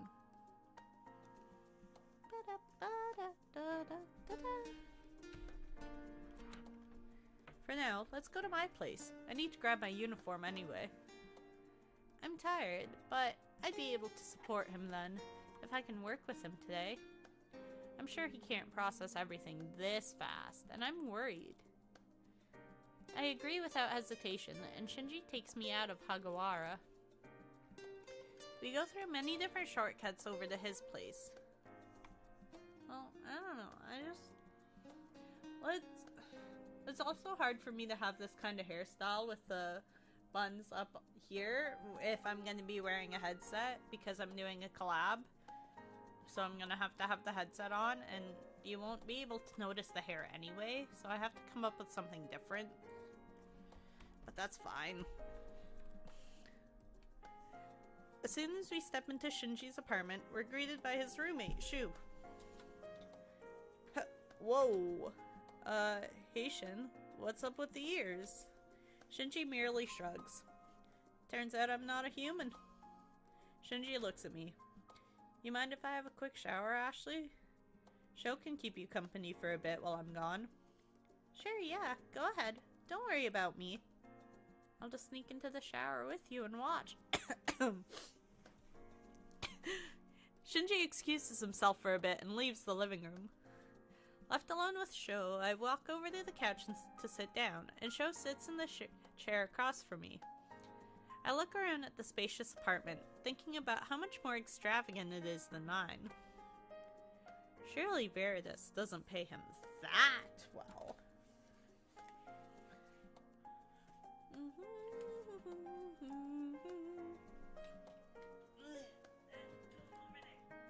Stay. Ha. There's an awkward silence for about half a second before Sho smiles and speaks. So, how are you?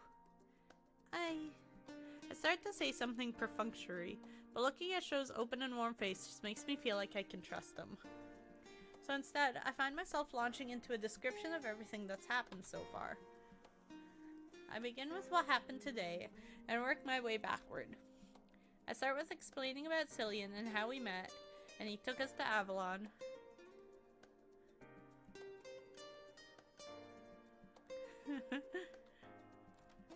How Shinji's mother and true nature was revealed to him, and how Miki has a lock on her memories.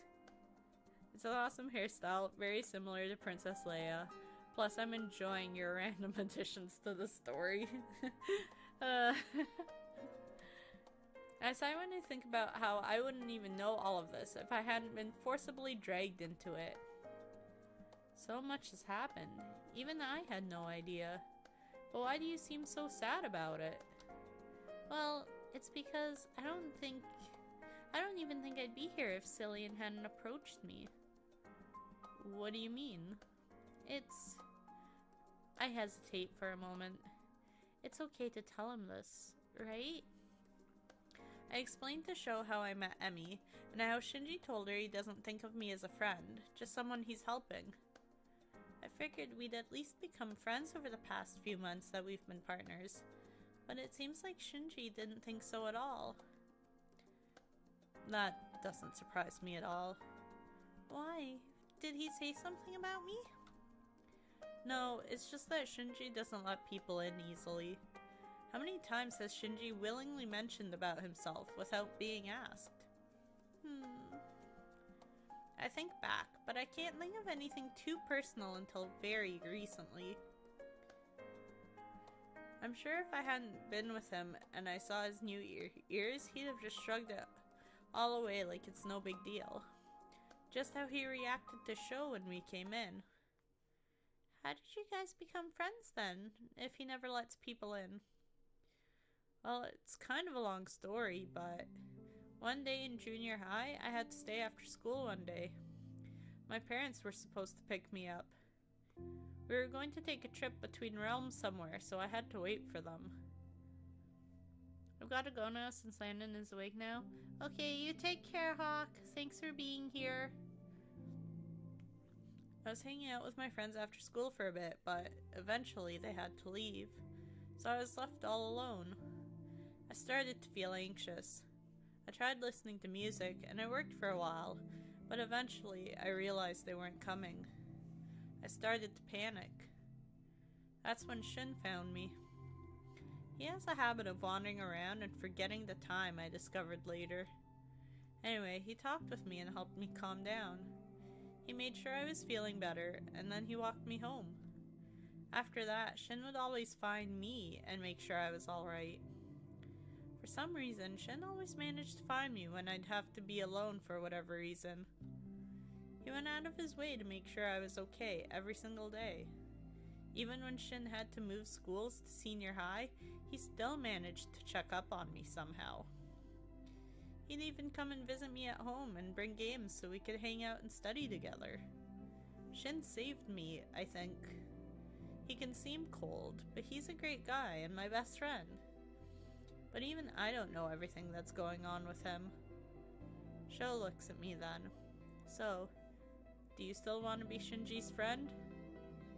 I'd like to be more than that, ideally. But if being friends is all I can manage, then I'll be happy with that. Though not as happy as being more than friends would make me. We hear the shower turn off, and soon enough Shinji comes out of the bathroom. When he enters into view, he's wearing clothes I've never seen before, but they suit him well. Them, along with his damp hair curling over his adorable fake ears, is slowly doing me in. Sorry that took so long. Are you ready to go to work? Sure. I left my uniform in my locker anyway. Can I come with you guys? I don't know. Are you sure you won't fall asleep there? Nope. I feel like I could stay awake forever. So I'm coming with you. Fine, fine. Let's get going then. I get up, willing myself not to stare at Shinji, at least while he's looking at me. All three of us then head out of their apartment to Veritas. The calm. I honestly did not think the game was this long. I did not think it would take this long, but maybe it's because I'm reading everything. When we get to Veritas, I head straight into the break room to get changed into my uniform after Shinji does. Afterward, I join the two. Why don't you try making Sho's usual order? Okay, sure. What is it? A peach and caramel milkshake. That sounds good. I'll get it started then. I walk behind the bar and Shinji helps me prepare the frozen drink. Together we pour the caramel on. Shinji leans against the counter and looks at me. So, do you have any preferences on when your shifts are? Well, if it'd be alright, I'd like to just keep the same ones as you. There's a lot I don't know yet, so I'd feel more comfortable if I could learn from you. I don't know if it's possible, but I'll try. I take the drink to Showa then, and after a little sip, he gives a thumbs up. You did a great job, Ashley. Thanks. That's nice of you, but it's not like I did much. Well, I wouldn't know how to do it, and I'm still grateful. I give Sho a smile and head back to the counter, but I don't see Shinji anywhere. I start to look around the coffee house and even check the break room, but I don't see him. Maybe he went to go take the trash out. I go to the back door and start to open the door, but then I hear voices. Shinji's voice, and someone else's. I freeze with the door cracked open. Back again? You know what I want from Big G. I got the money, man. Yeah, well, good for you. But it's up to him if he's gonna even give it to you. You coming to bug him every other day isn't gonna make him make up his mind any faster. The stranger laughs. It's a strangely nice laugh, given the potentially sinister circumstances. You know I like to bug him. I don't give a shit if he can blow my head off or turn me into a frog or whatever. What I hear has me gradually moving backward from the door unconsciously before I'm caught. I didn't know Shinji was like that. But what is this exactly? What was all that about? My mind begins to jump to all sorts of conclusions. None of them favorable. Eventually, I walk back to the bar and glance at Sho's table, only to see him slumped over. Sho? I run over to his table and touch his shoulder, and his head falls back, mouth half open with a bit of drool. I realize that he's only asleep and sigh in relief. Haha, I knew that would happen. I jump at Shinji's voice next to me and look at him. What? Does this happen often? Not quite, it's just that Sho tends to fall asleep pretty early. Shinji bends down and hoists Sho up over his shoulder. I'm going to lie him down on the couch in the break room so he can sleep there. Could you deal with any customers that show up? Sure, alright. Shinji leaves with Sho and I move back to behind the bar. But after the little fright Sho gave me, nothing else really interesting happens this shift. And since I never managed to pluck up the courage to ask Shinji about what happened in the alley, I end up wondering about it all night. When I go home that night, I'm still feeling unsettled. It's after 3 a.m. and I'm still awake, lying in my bed. I can't stop thinking about what I heard at Veritas. I turn over, trying to convince myself that it was really nothing, and I'm just worrying for no reason. I mean, I could just ask him, right? But what if he really is up to something? He definitely wouldn't tell the truth then.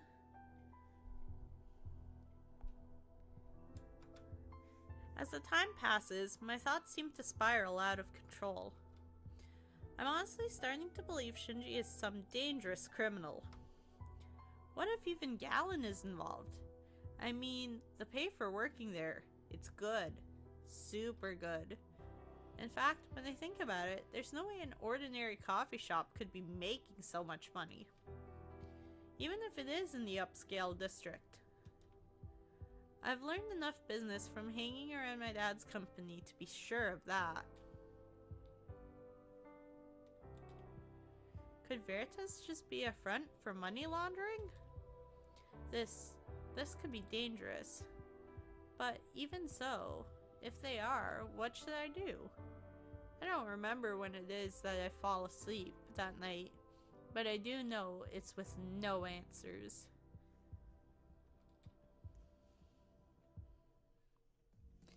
It's New Year's Eve today. A few days have passed since my visit to Avalon, and since I saw Shinji doing shady business in the alley. We haven't even seen each other since then. Not that that's unusual, we don't usually see each other every day. But we haven't even called each other or texted or anything, so I'm kind of uneasy. If only because I don't know exactly what it was that I saw. I sigh. I still haven't decided what to do with that yet. I went out earlier today and got myself some snacks so that I'd be ready to greet the new year on my own. My father is still out of the country, and Kaio said Yuki invited her over to the Yukimura's house. I didn't want to intrude, so I made up something about having some party to go to. My sister was suspicious, but she let me off the hook pretty easily. So I figured that her and Yuki were hoping to sneak in some time alone. I'm trying to find some old DVDs to rewatch when I get a phone call. I look at the screen and see that it's Emmy. I answer right away. Hey, Happy New Year's! Happy New Year's. What's up? I was calling to see if you wanted to come to a New Year's celebration. Oh, I'm a little reluctant about it, but eventually Emmy nettles me enough that I have to admit my plans weren't much at all.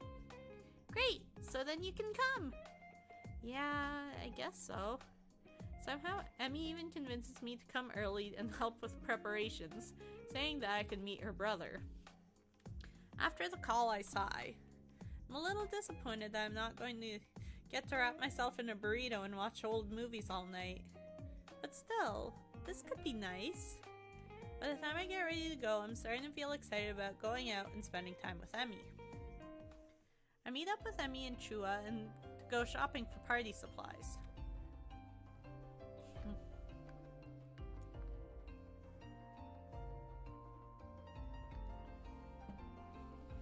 We're casually chatting as we stroll along when Emmy says something that shocks me. Yeah, you should have seen my brother and Shinji. Too bad you couldn't have come to Shinji's birthday party yourself. Wait, what? Birthday? He had a party? When was it? Oh, you didn't know? It was like a week or two ago. He never mentioned anything about it. Once again, I feel left out and it immediately dampers my mood. Alright, maybe I just didn't think to ask. Shinji isn't the type to randomly mention it either. Well, he's going to be at this party at least. He is? What are you thinking? I'm thinking I'm going to get him something. I'd like to catch him off guard at least once in my life, and it would be nice to get him something since he has been helping me a lot. Would you help me pick out a late birthday present for him? Yay! Bestie! My bestie's on break. How's work going?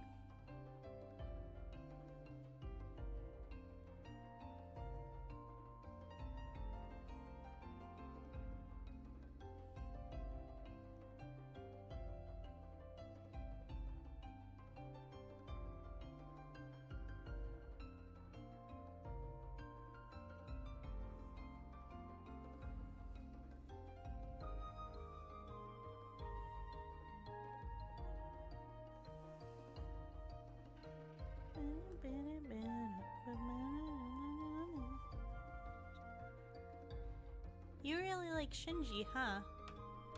Well, alright, sure. We end up spending most of the afternoon looking around shops and picking up party supplies. Even though I usually hate shopping, I actually enjoyed it this time because it's way more fun with Emmy. We get to know each other a little more just chatting about daily life, and I realize I feel good about this whole thing already. I think this party will be a lot of fun. Eventually we wander into the upscale part of Choa, having not found anything for Shinji in the lower shops. Emmy suggested going into Lupe Exotics because Shinji apparently loves books. It was then that I realized I never actually asked Shinji about himself. Well, I'll just have to fix that then. We'd ended up getting a book about unsolved magical mysteries that actually sounded interesting to me too. As we walk along the sidewalk, I pull the book out of its bag and examine it. I didn't know you were into that sort of stuff too, Ashley. Well, I never used to be, but it really sounds interesting. Shinji must be rubbing off on you more than you realized. We're still talking when I see someone familiar up ahead, carrying books filled with something. As we approach him, I hold a finger up. Don't you even open your mouth! Huh? Oh, you idiot! Emmy smacks Isao hard, and I stare at the two in surprise. What are you doing, Emmy? There's no way she couldn't know about what Isao did, right? Unless she can read minds. This is my brother, unfortunately. Seems like you've already met, though. At least now that you're aware of his power, you can't fall for it again. Unless you want to. Your brother? Oh, I ain't gonna use it on her again. Don't make me sound like some creep. You are a creep! Emmy and Isao began bickering back and forth with such vigor that I ended up laughing at them. You guys are pretty funny. Oh, sorry. I don't have time for this. We've got to get to the party. That's right. The party's going to be at Isao's bar, Ashley. Oh, alright, cool. Do you mind if we stop to get some wrapping paper and stuff for the book? Sure, we've got enough time for that. With that, Emmy, Isao, and I head off in the direction of Yoru. When we arrive inside the bar, I'm surprised to see Shinji and Sho already there, helping set up things for the party. I excuse myself for a bit and wrap the book for Shinji, hoping to find the right time to give it to him later. Afterward, I help with the party preparations, doing things like setting out snacks and making sure there's enough napkins. But I don't get to speak much with Shinji since everyone is here and busily moving about. Later, Takumi comes in, dragging Tatsuya along with him, of all people. Hey, what's up, Ashley? Hey, Taku. Oh, what's that you're carrying, Tatsuya? Mother made me bring some food. Trust me, it's really good stuff. Where should we put it? I direct the boys to a counter and go back to setting up. The party gets underway a few minutes after that when Isao turns on some music and we finish the preparations. Isao and Shinji start handing out drinks, and within a half hour, mostly everyone seems to have loosened up and is a little tipsy. At some point, Takumi and Shinji disappear, saying only that they're going out for a smoke. We'll be up on the roof if you need us, okay? Foxtail. Yes, the name of the bar is Foxtail. Well, alright. I try not to frown and judge, but I can't help it.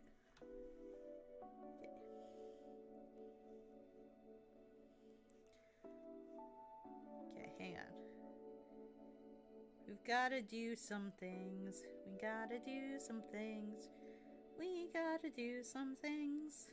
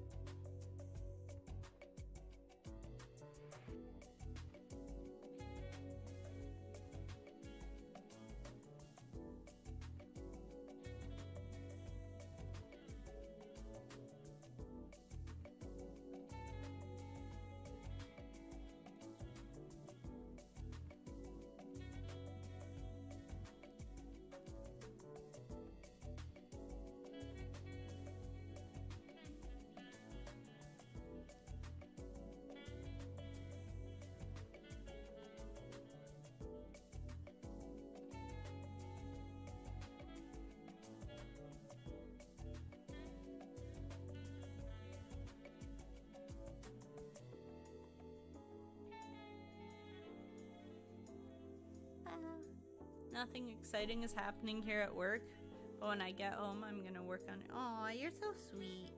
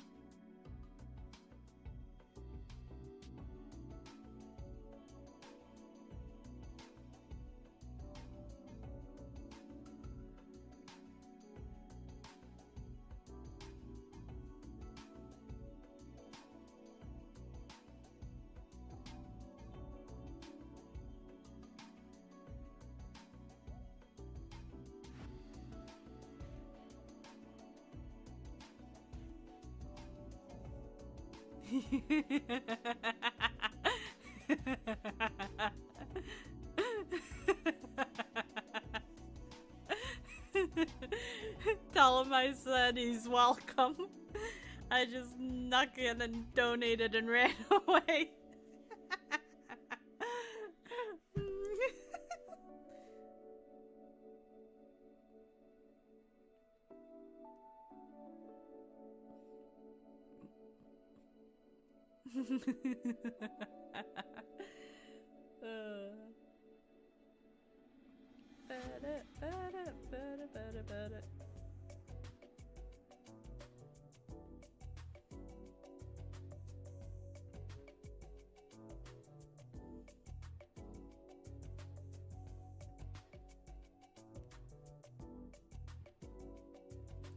Tell him to make sure he reads the message that came with it.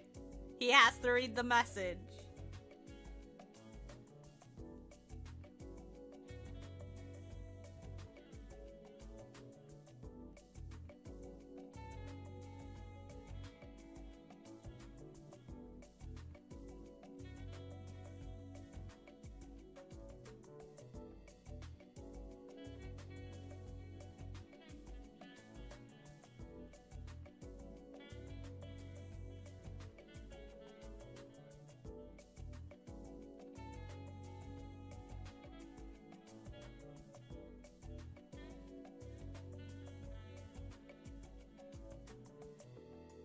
Actually. Yeah, okay. Sorry, I was quickly trying to scroll through and see who else needed to be broken and scared. Ha ha ha.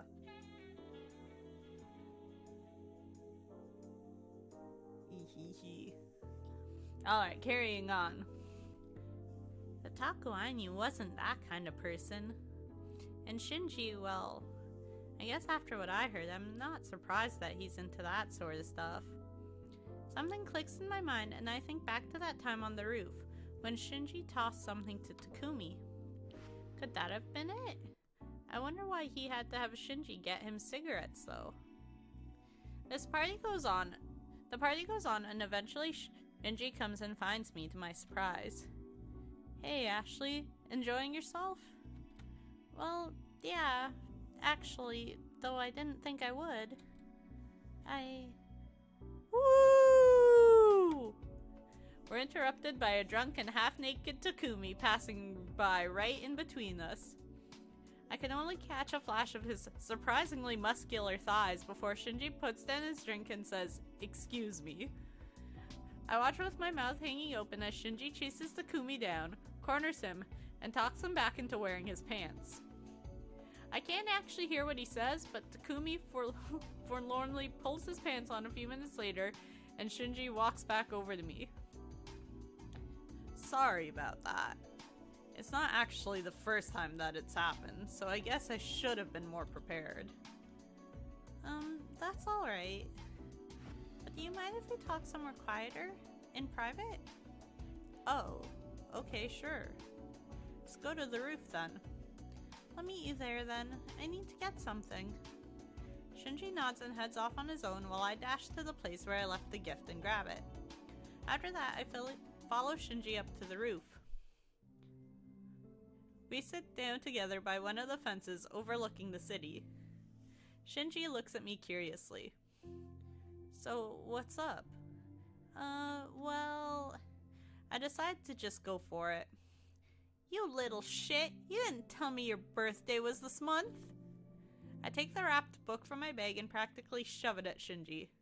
I note Shinji's surprise as he takes the book and carefully unwraps the paper. Your necklace was shipped? Yeah! He looks even more surprised when he sees the book's cover.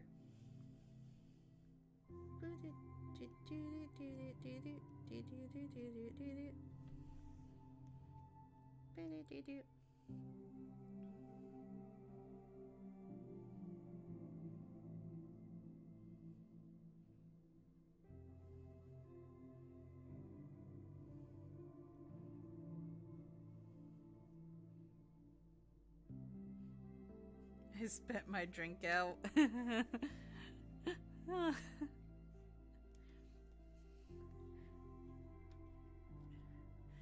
He gently touches the cover and glances at me. Where did you find this? I've been planning on researching this topic, actually. I heard this book was one of the best on the subject. Shinji opens the book and looks down at a page. Did you know the author of this book personally sought out the information herself. She's probably the only real authority on the subject. I giggle at his passionate words. Wow, he's so cute. I never knew he could get like this. Oh. Shinji awkwardly coughs. Thanks for the book. You didn't need to get me anything, but I really appreciate your gift. It's wonderful. Aw, I had no idea how adorable he could be. Shinji looks through the book a bit longer while I gaze at the sky. Finally, he turns to me. Do you want to stay on the roof for a bit longer? It's more peaceful here than down below. Sure. Hang on, I'll go bring us some food from below. Shinji gets up and quickly goes downstairs to the party while I wait for him, content. Before I know it, he's back with some hot drinks and a small tray of snacks that we can share. Shinji sits beside me, and we admire the lights of the city quietly together. Aww, look at how cute they are. I want to look at the lights with someone.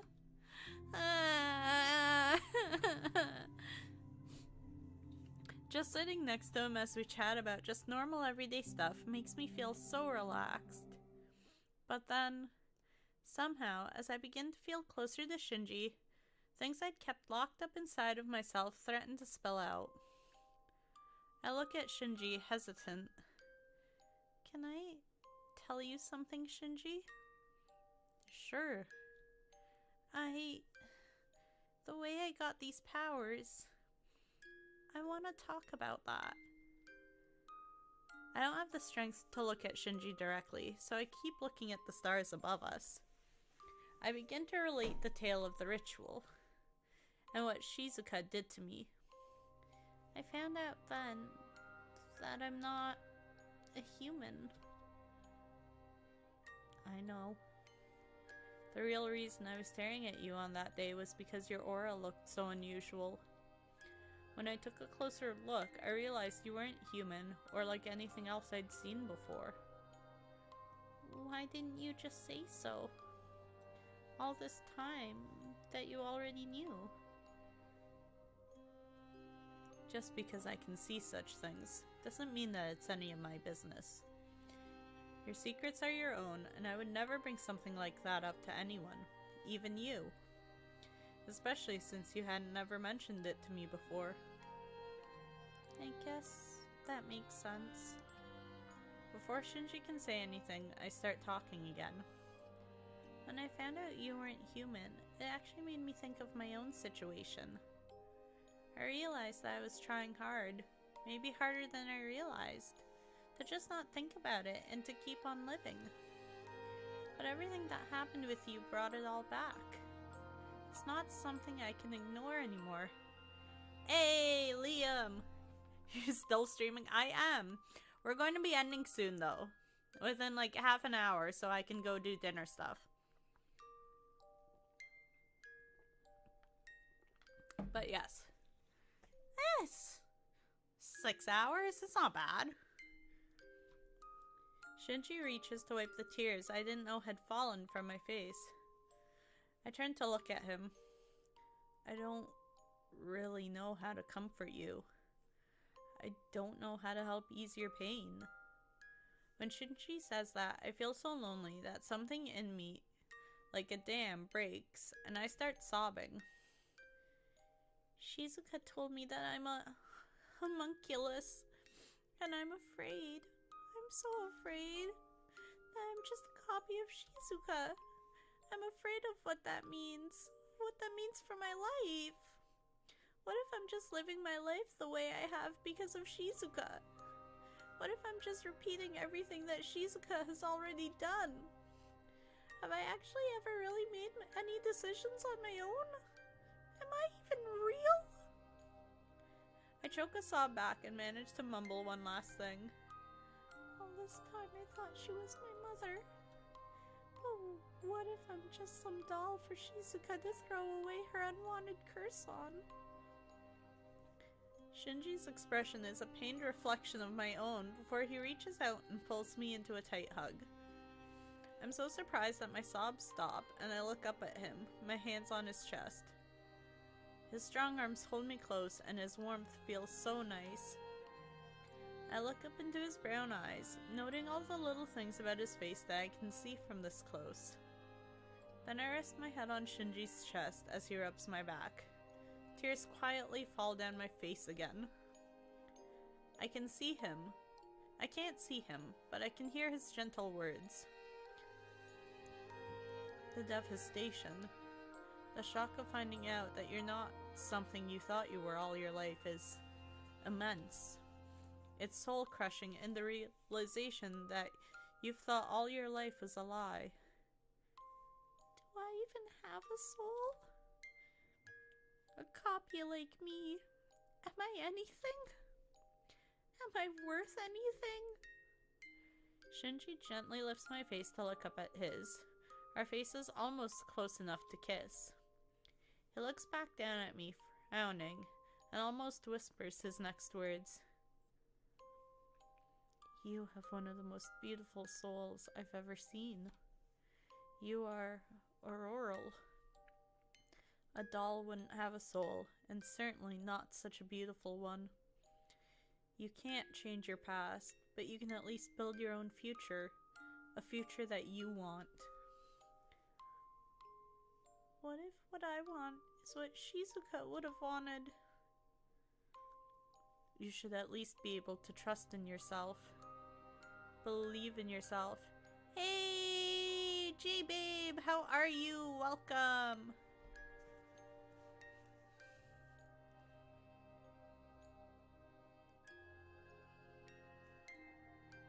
You know what we didn't do earlier? Haha. This time I might invite my bestie, maybe more K-Babe, to the stream. Nice! I mean, this stream's gonna be ending pretty soon. So I don't know if you want to be inviting people to this one, but we'll be live again in like an hour and a half that you could invite people to. I'm doing good. I'm doing good. This has been a solid stream. Almost 6.5 hours now. And if you happen to want something, or like something that Shizuka would have, then so be it.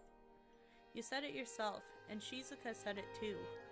A homunculus is a physical copy, so you may be similar in body, but that's where the similarity ends. Your mind and soul are your own. What Shinji says starts to settle over my mind like a warm blanket, soothing some of the pain I've held on to for so long. The idea that all my fears are for nothing, that I am my own self.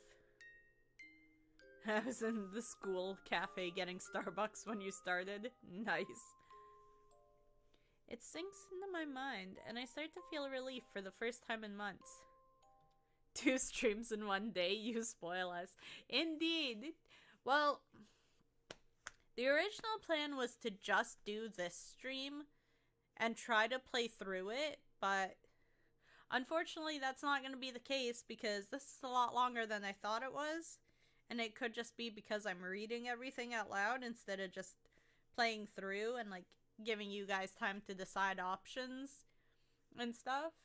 But it is taking a lot longer than I expected it to, so even though we're like 6 hours in, we're not even close to finishing just this one storyline. And we have 4 other storylines to go through after this. But, no, my friend really wanted to collab with me today. So, what I'm going to do is I'm going to end this either at 4 o'clock or whenever this chapter ends. Whatever comes first, we'll save it. And then I'm going to go do dinner. I'll have my dinner early, so around 4:30 or so, I should have dinner. And then at 5 o'clock, we'll be back here with our collab. And then that'll go for at least 3 hours. Maybe a little bit longer, we'll see. I can't stay up too late tonight, but we shall see what happens.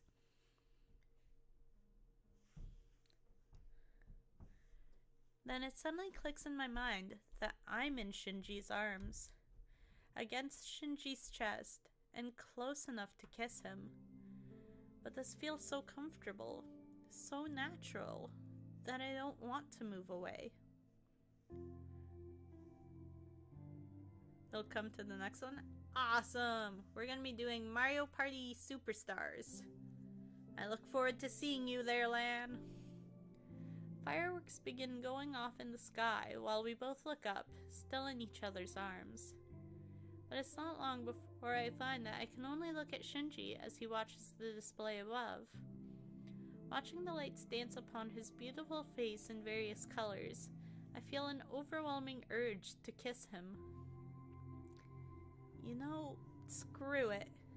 I move up and kiss Shinji on the cheek. He looks down at me in shock. That's to say thank you for making me feel better. I force myself to move away from Shinji and get up. I'm too embarrassed to look directly at him, so I suggest that we go back down to the party. Good news! I'm going to be Belle in my school's fruity rendition of Beauty and the Beast. That's awesome, Jay!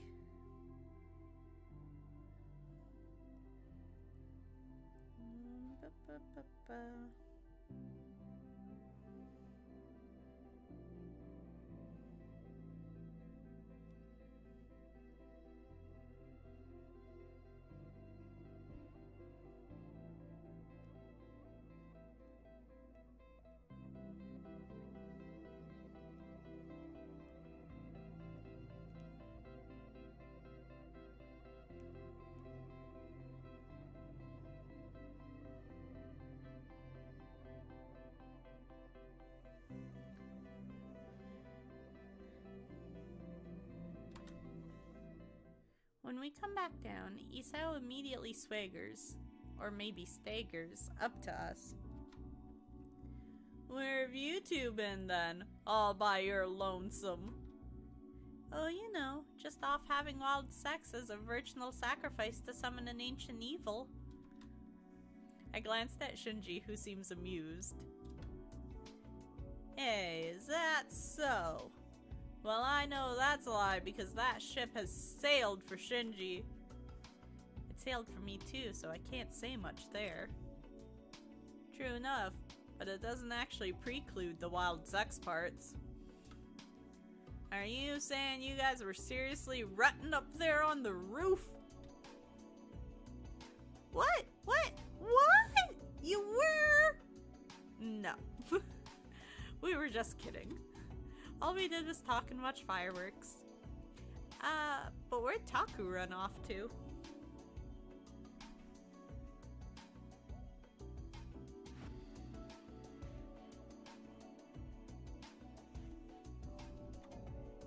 He actually just left in a hurry. You didn't see him? Budget Raid! Budget Gaming, hello, how are you? Yo! We just got a raid!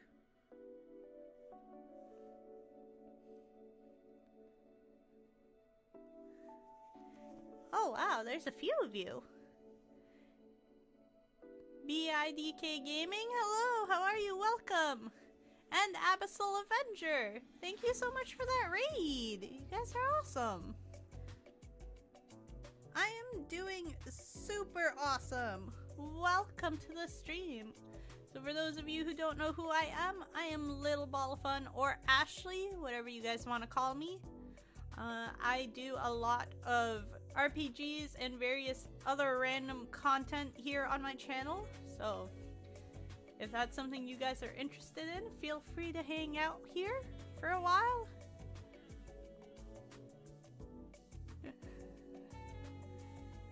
But yeah, thank you so much for that raid.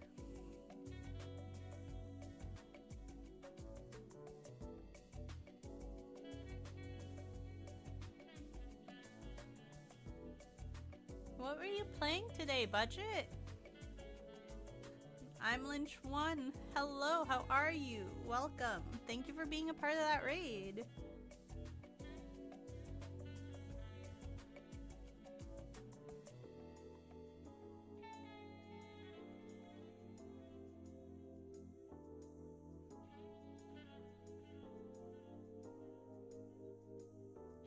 start playing Shadow of the Tomb Raider?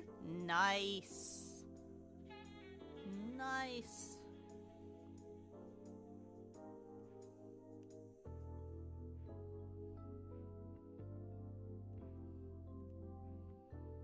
I hope you had a good stream.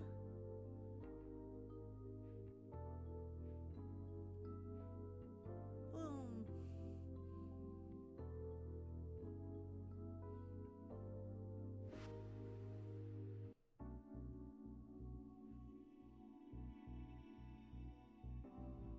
Oh, and we got a 40 like hype. You guys are so awesome. Thank you so much for 40 likes, you guys. That is awesome.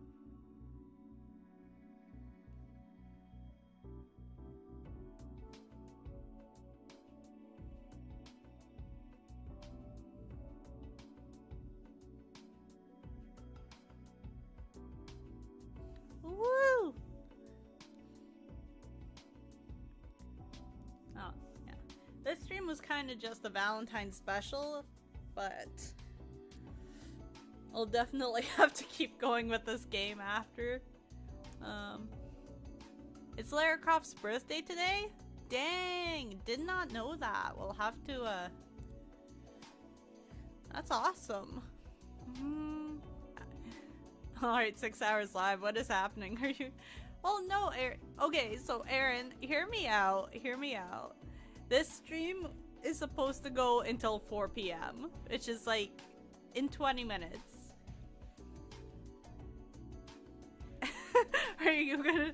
No, okay, so the stream is gonna end in about 20 minutes. I'm gonna go upstairs, I'm gonna do dinner, I'm gonna have dinner, and we're gonna come back down with some alcohol. And we're gonna be doing some,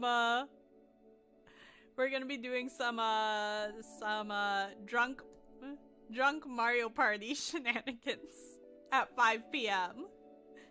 So, budget gaming, if you and your raiders want to see some drunk Mario Party shenanigans, come back here in like an hour and 15 minutes. And we will be live again with more things. I'm Lynch1, thank you so much for subscribing. Dinner, yes, dinner. Because my collab is supposed to go until like 8-ish. And I have to be at work at 5:30 in the morning, so I'm probably gonna go straight to bed after my collab. Alcohol. Drunk Shinx live. Wow, Ashley just wow. You're going to be drunk again. What can I say? A girl's gotta live her life, man. He came from the roof, so I thought he was up there with you guys. No, I didn't see him. I'm a little worried about Taku, but Shinji brings me another drink and the party soon takes my mind off of everything. Even without Taku, we end up having so much fun, I don't realize how tired I am until around 4 a.m. Be sure to subscribe so you can get the notifications for those shenanigans. Yes, occasional drunk Ashley shenanigans are always fun. If you want to see more drunk shenanigans, check out my other drunken videos. We have Drunken Super Mario 64 and Drunk Mario Golf. Drunk Mario Party. I'm so subscribed and coming back to watch that. No Valentine. Ashley at home with no Valentine. Just nailed the alcohol on a live stream. Hey. My viewers are my Valentines, okay? That's good enough for me. When I try to go home though, I get several offers to be walked home. But I turn everyone down on account of how late it is. Are you sure you're okay with walking home alone this late? Yeah, I'm sure. Shinji nods at me. I trust in your ability to defend yourself, but if you need help, you can call me and I'll come running. Aww. I smile as always at Shinji's kindness and say my goodbyes for the night, for real this time. With new fun-filled memories, I leave the Fox's Tail bar. Oh god, it's Peter Pan. Sounds like fun. Oh, it will be. Alright. So this is the start of chapter 6. My Valentine is at work, so I have my 2 little girls with me today. Oh, that's so precious. Kids are great. Save game. Eh. Cool. Alright. So we're actually going to end it here. Just because I'm not going to have enough time to go through a new chapter. And I don't really want to go through the new chapter if I'm going to have to stop halfway through. So we will actually end here. I know it sucks. You guys just raided me, but I actually do have to get dinner going and stuff. So let's see who we can raid. Yes, I saved it. It's fine. Exit. Yes, quit. Go away. Now you guys can stare at the nice computer background. Let's see. Who can we raid? Who can we raid? Number 15, Drunk Ashley. She drinks 100 bottles of alcohol. Hey. The most I drank on stream was 2 bottles of wine. Okay? It's fine. We'll be fine.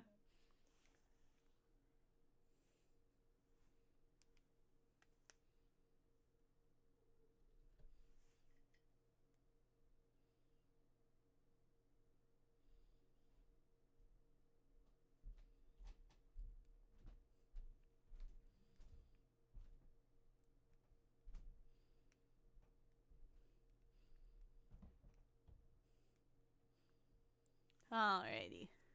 Who are our raid of? Oh, why does there have to be so many people live? That makes it harder to raid. 1, 2, 3, 4, 5, 6, 7, 8. Okay, we've got 8 people live right now. Just in time for a raid. Indeed. You are just in time for the raid. So we are going to use...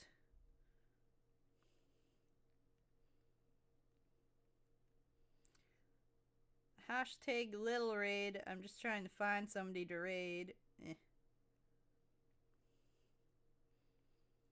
Who do I want to raid? Oh, hey, Shadow! How's it going? I just noticed Ashley looks like Mickey. Thanks, Aaron. Thanks for pointing that out. Nobody was supposed to notice.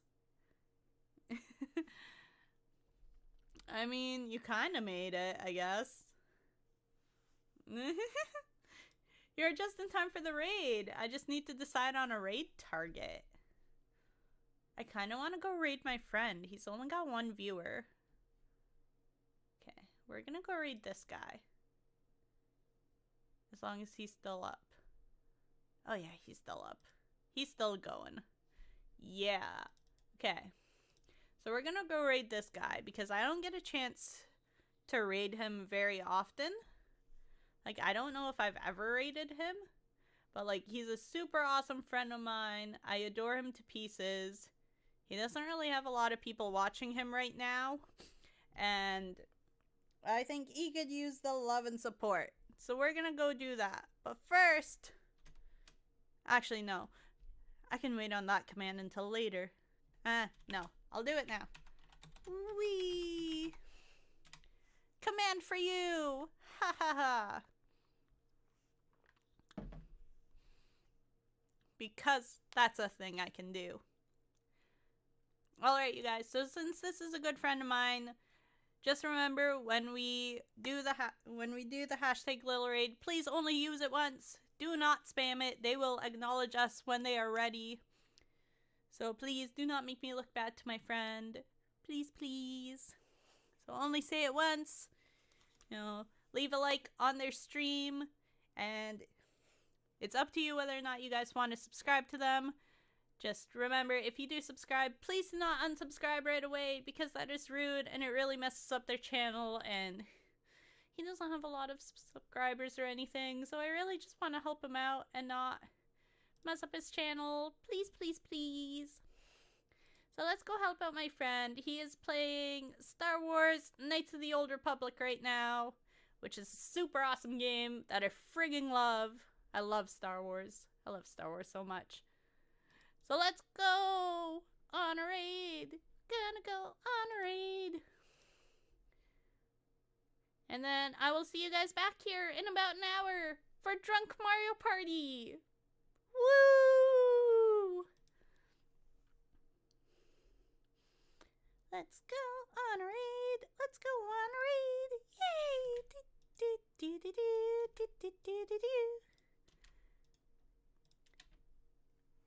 Alright.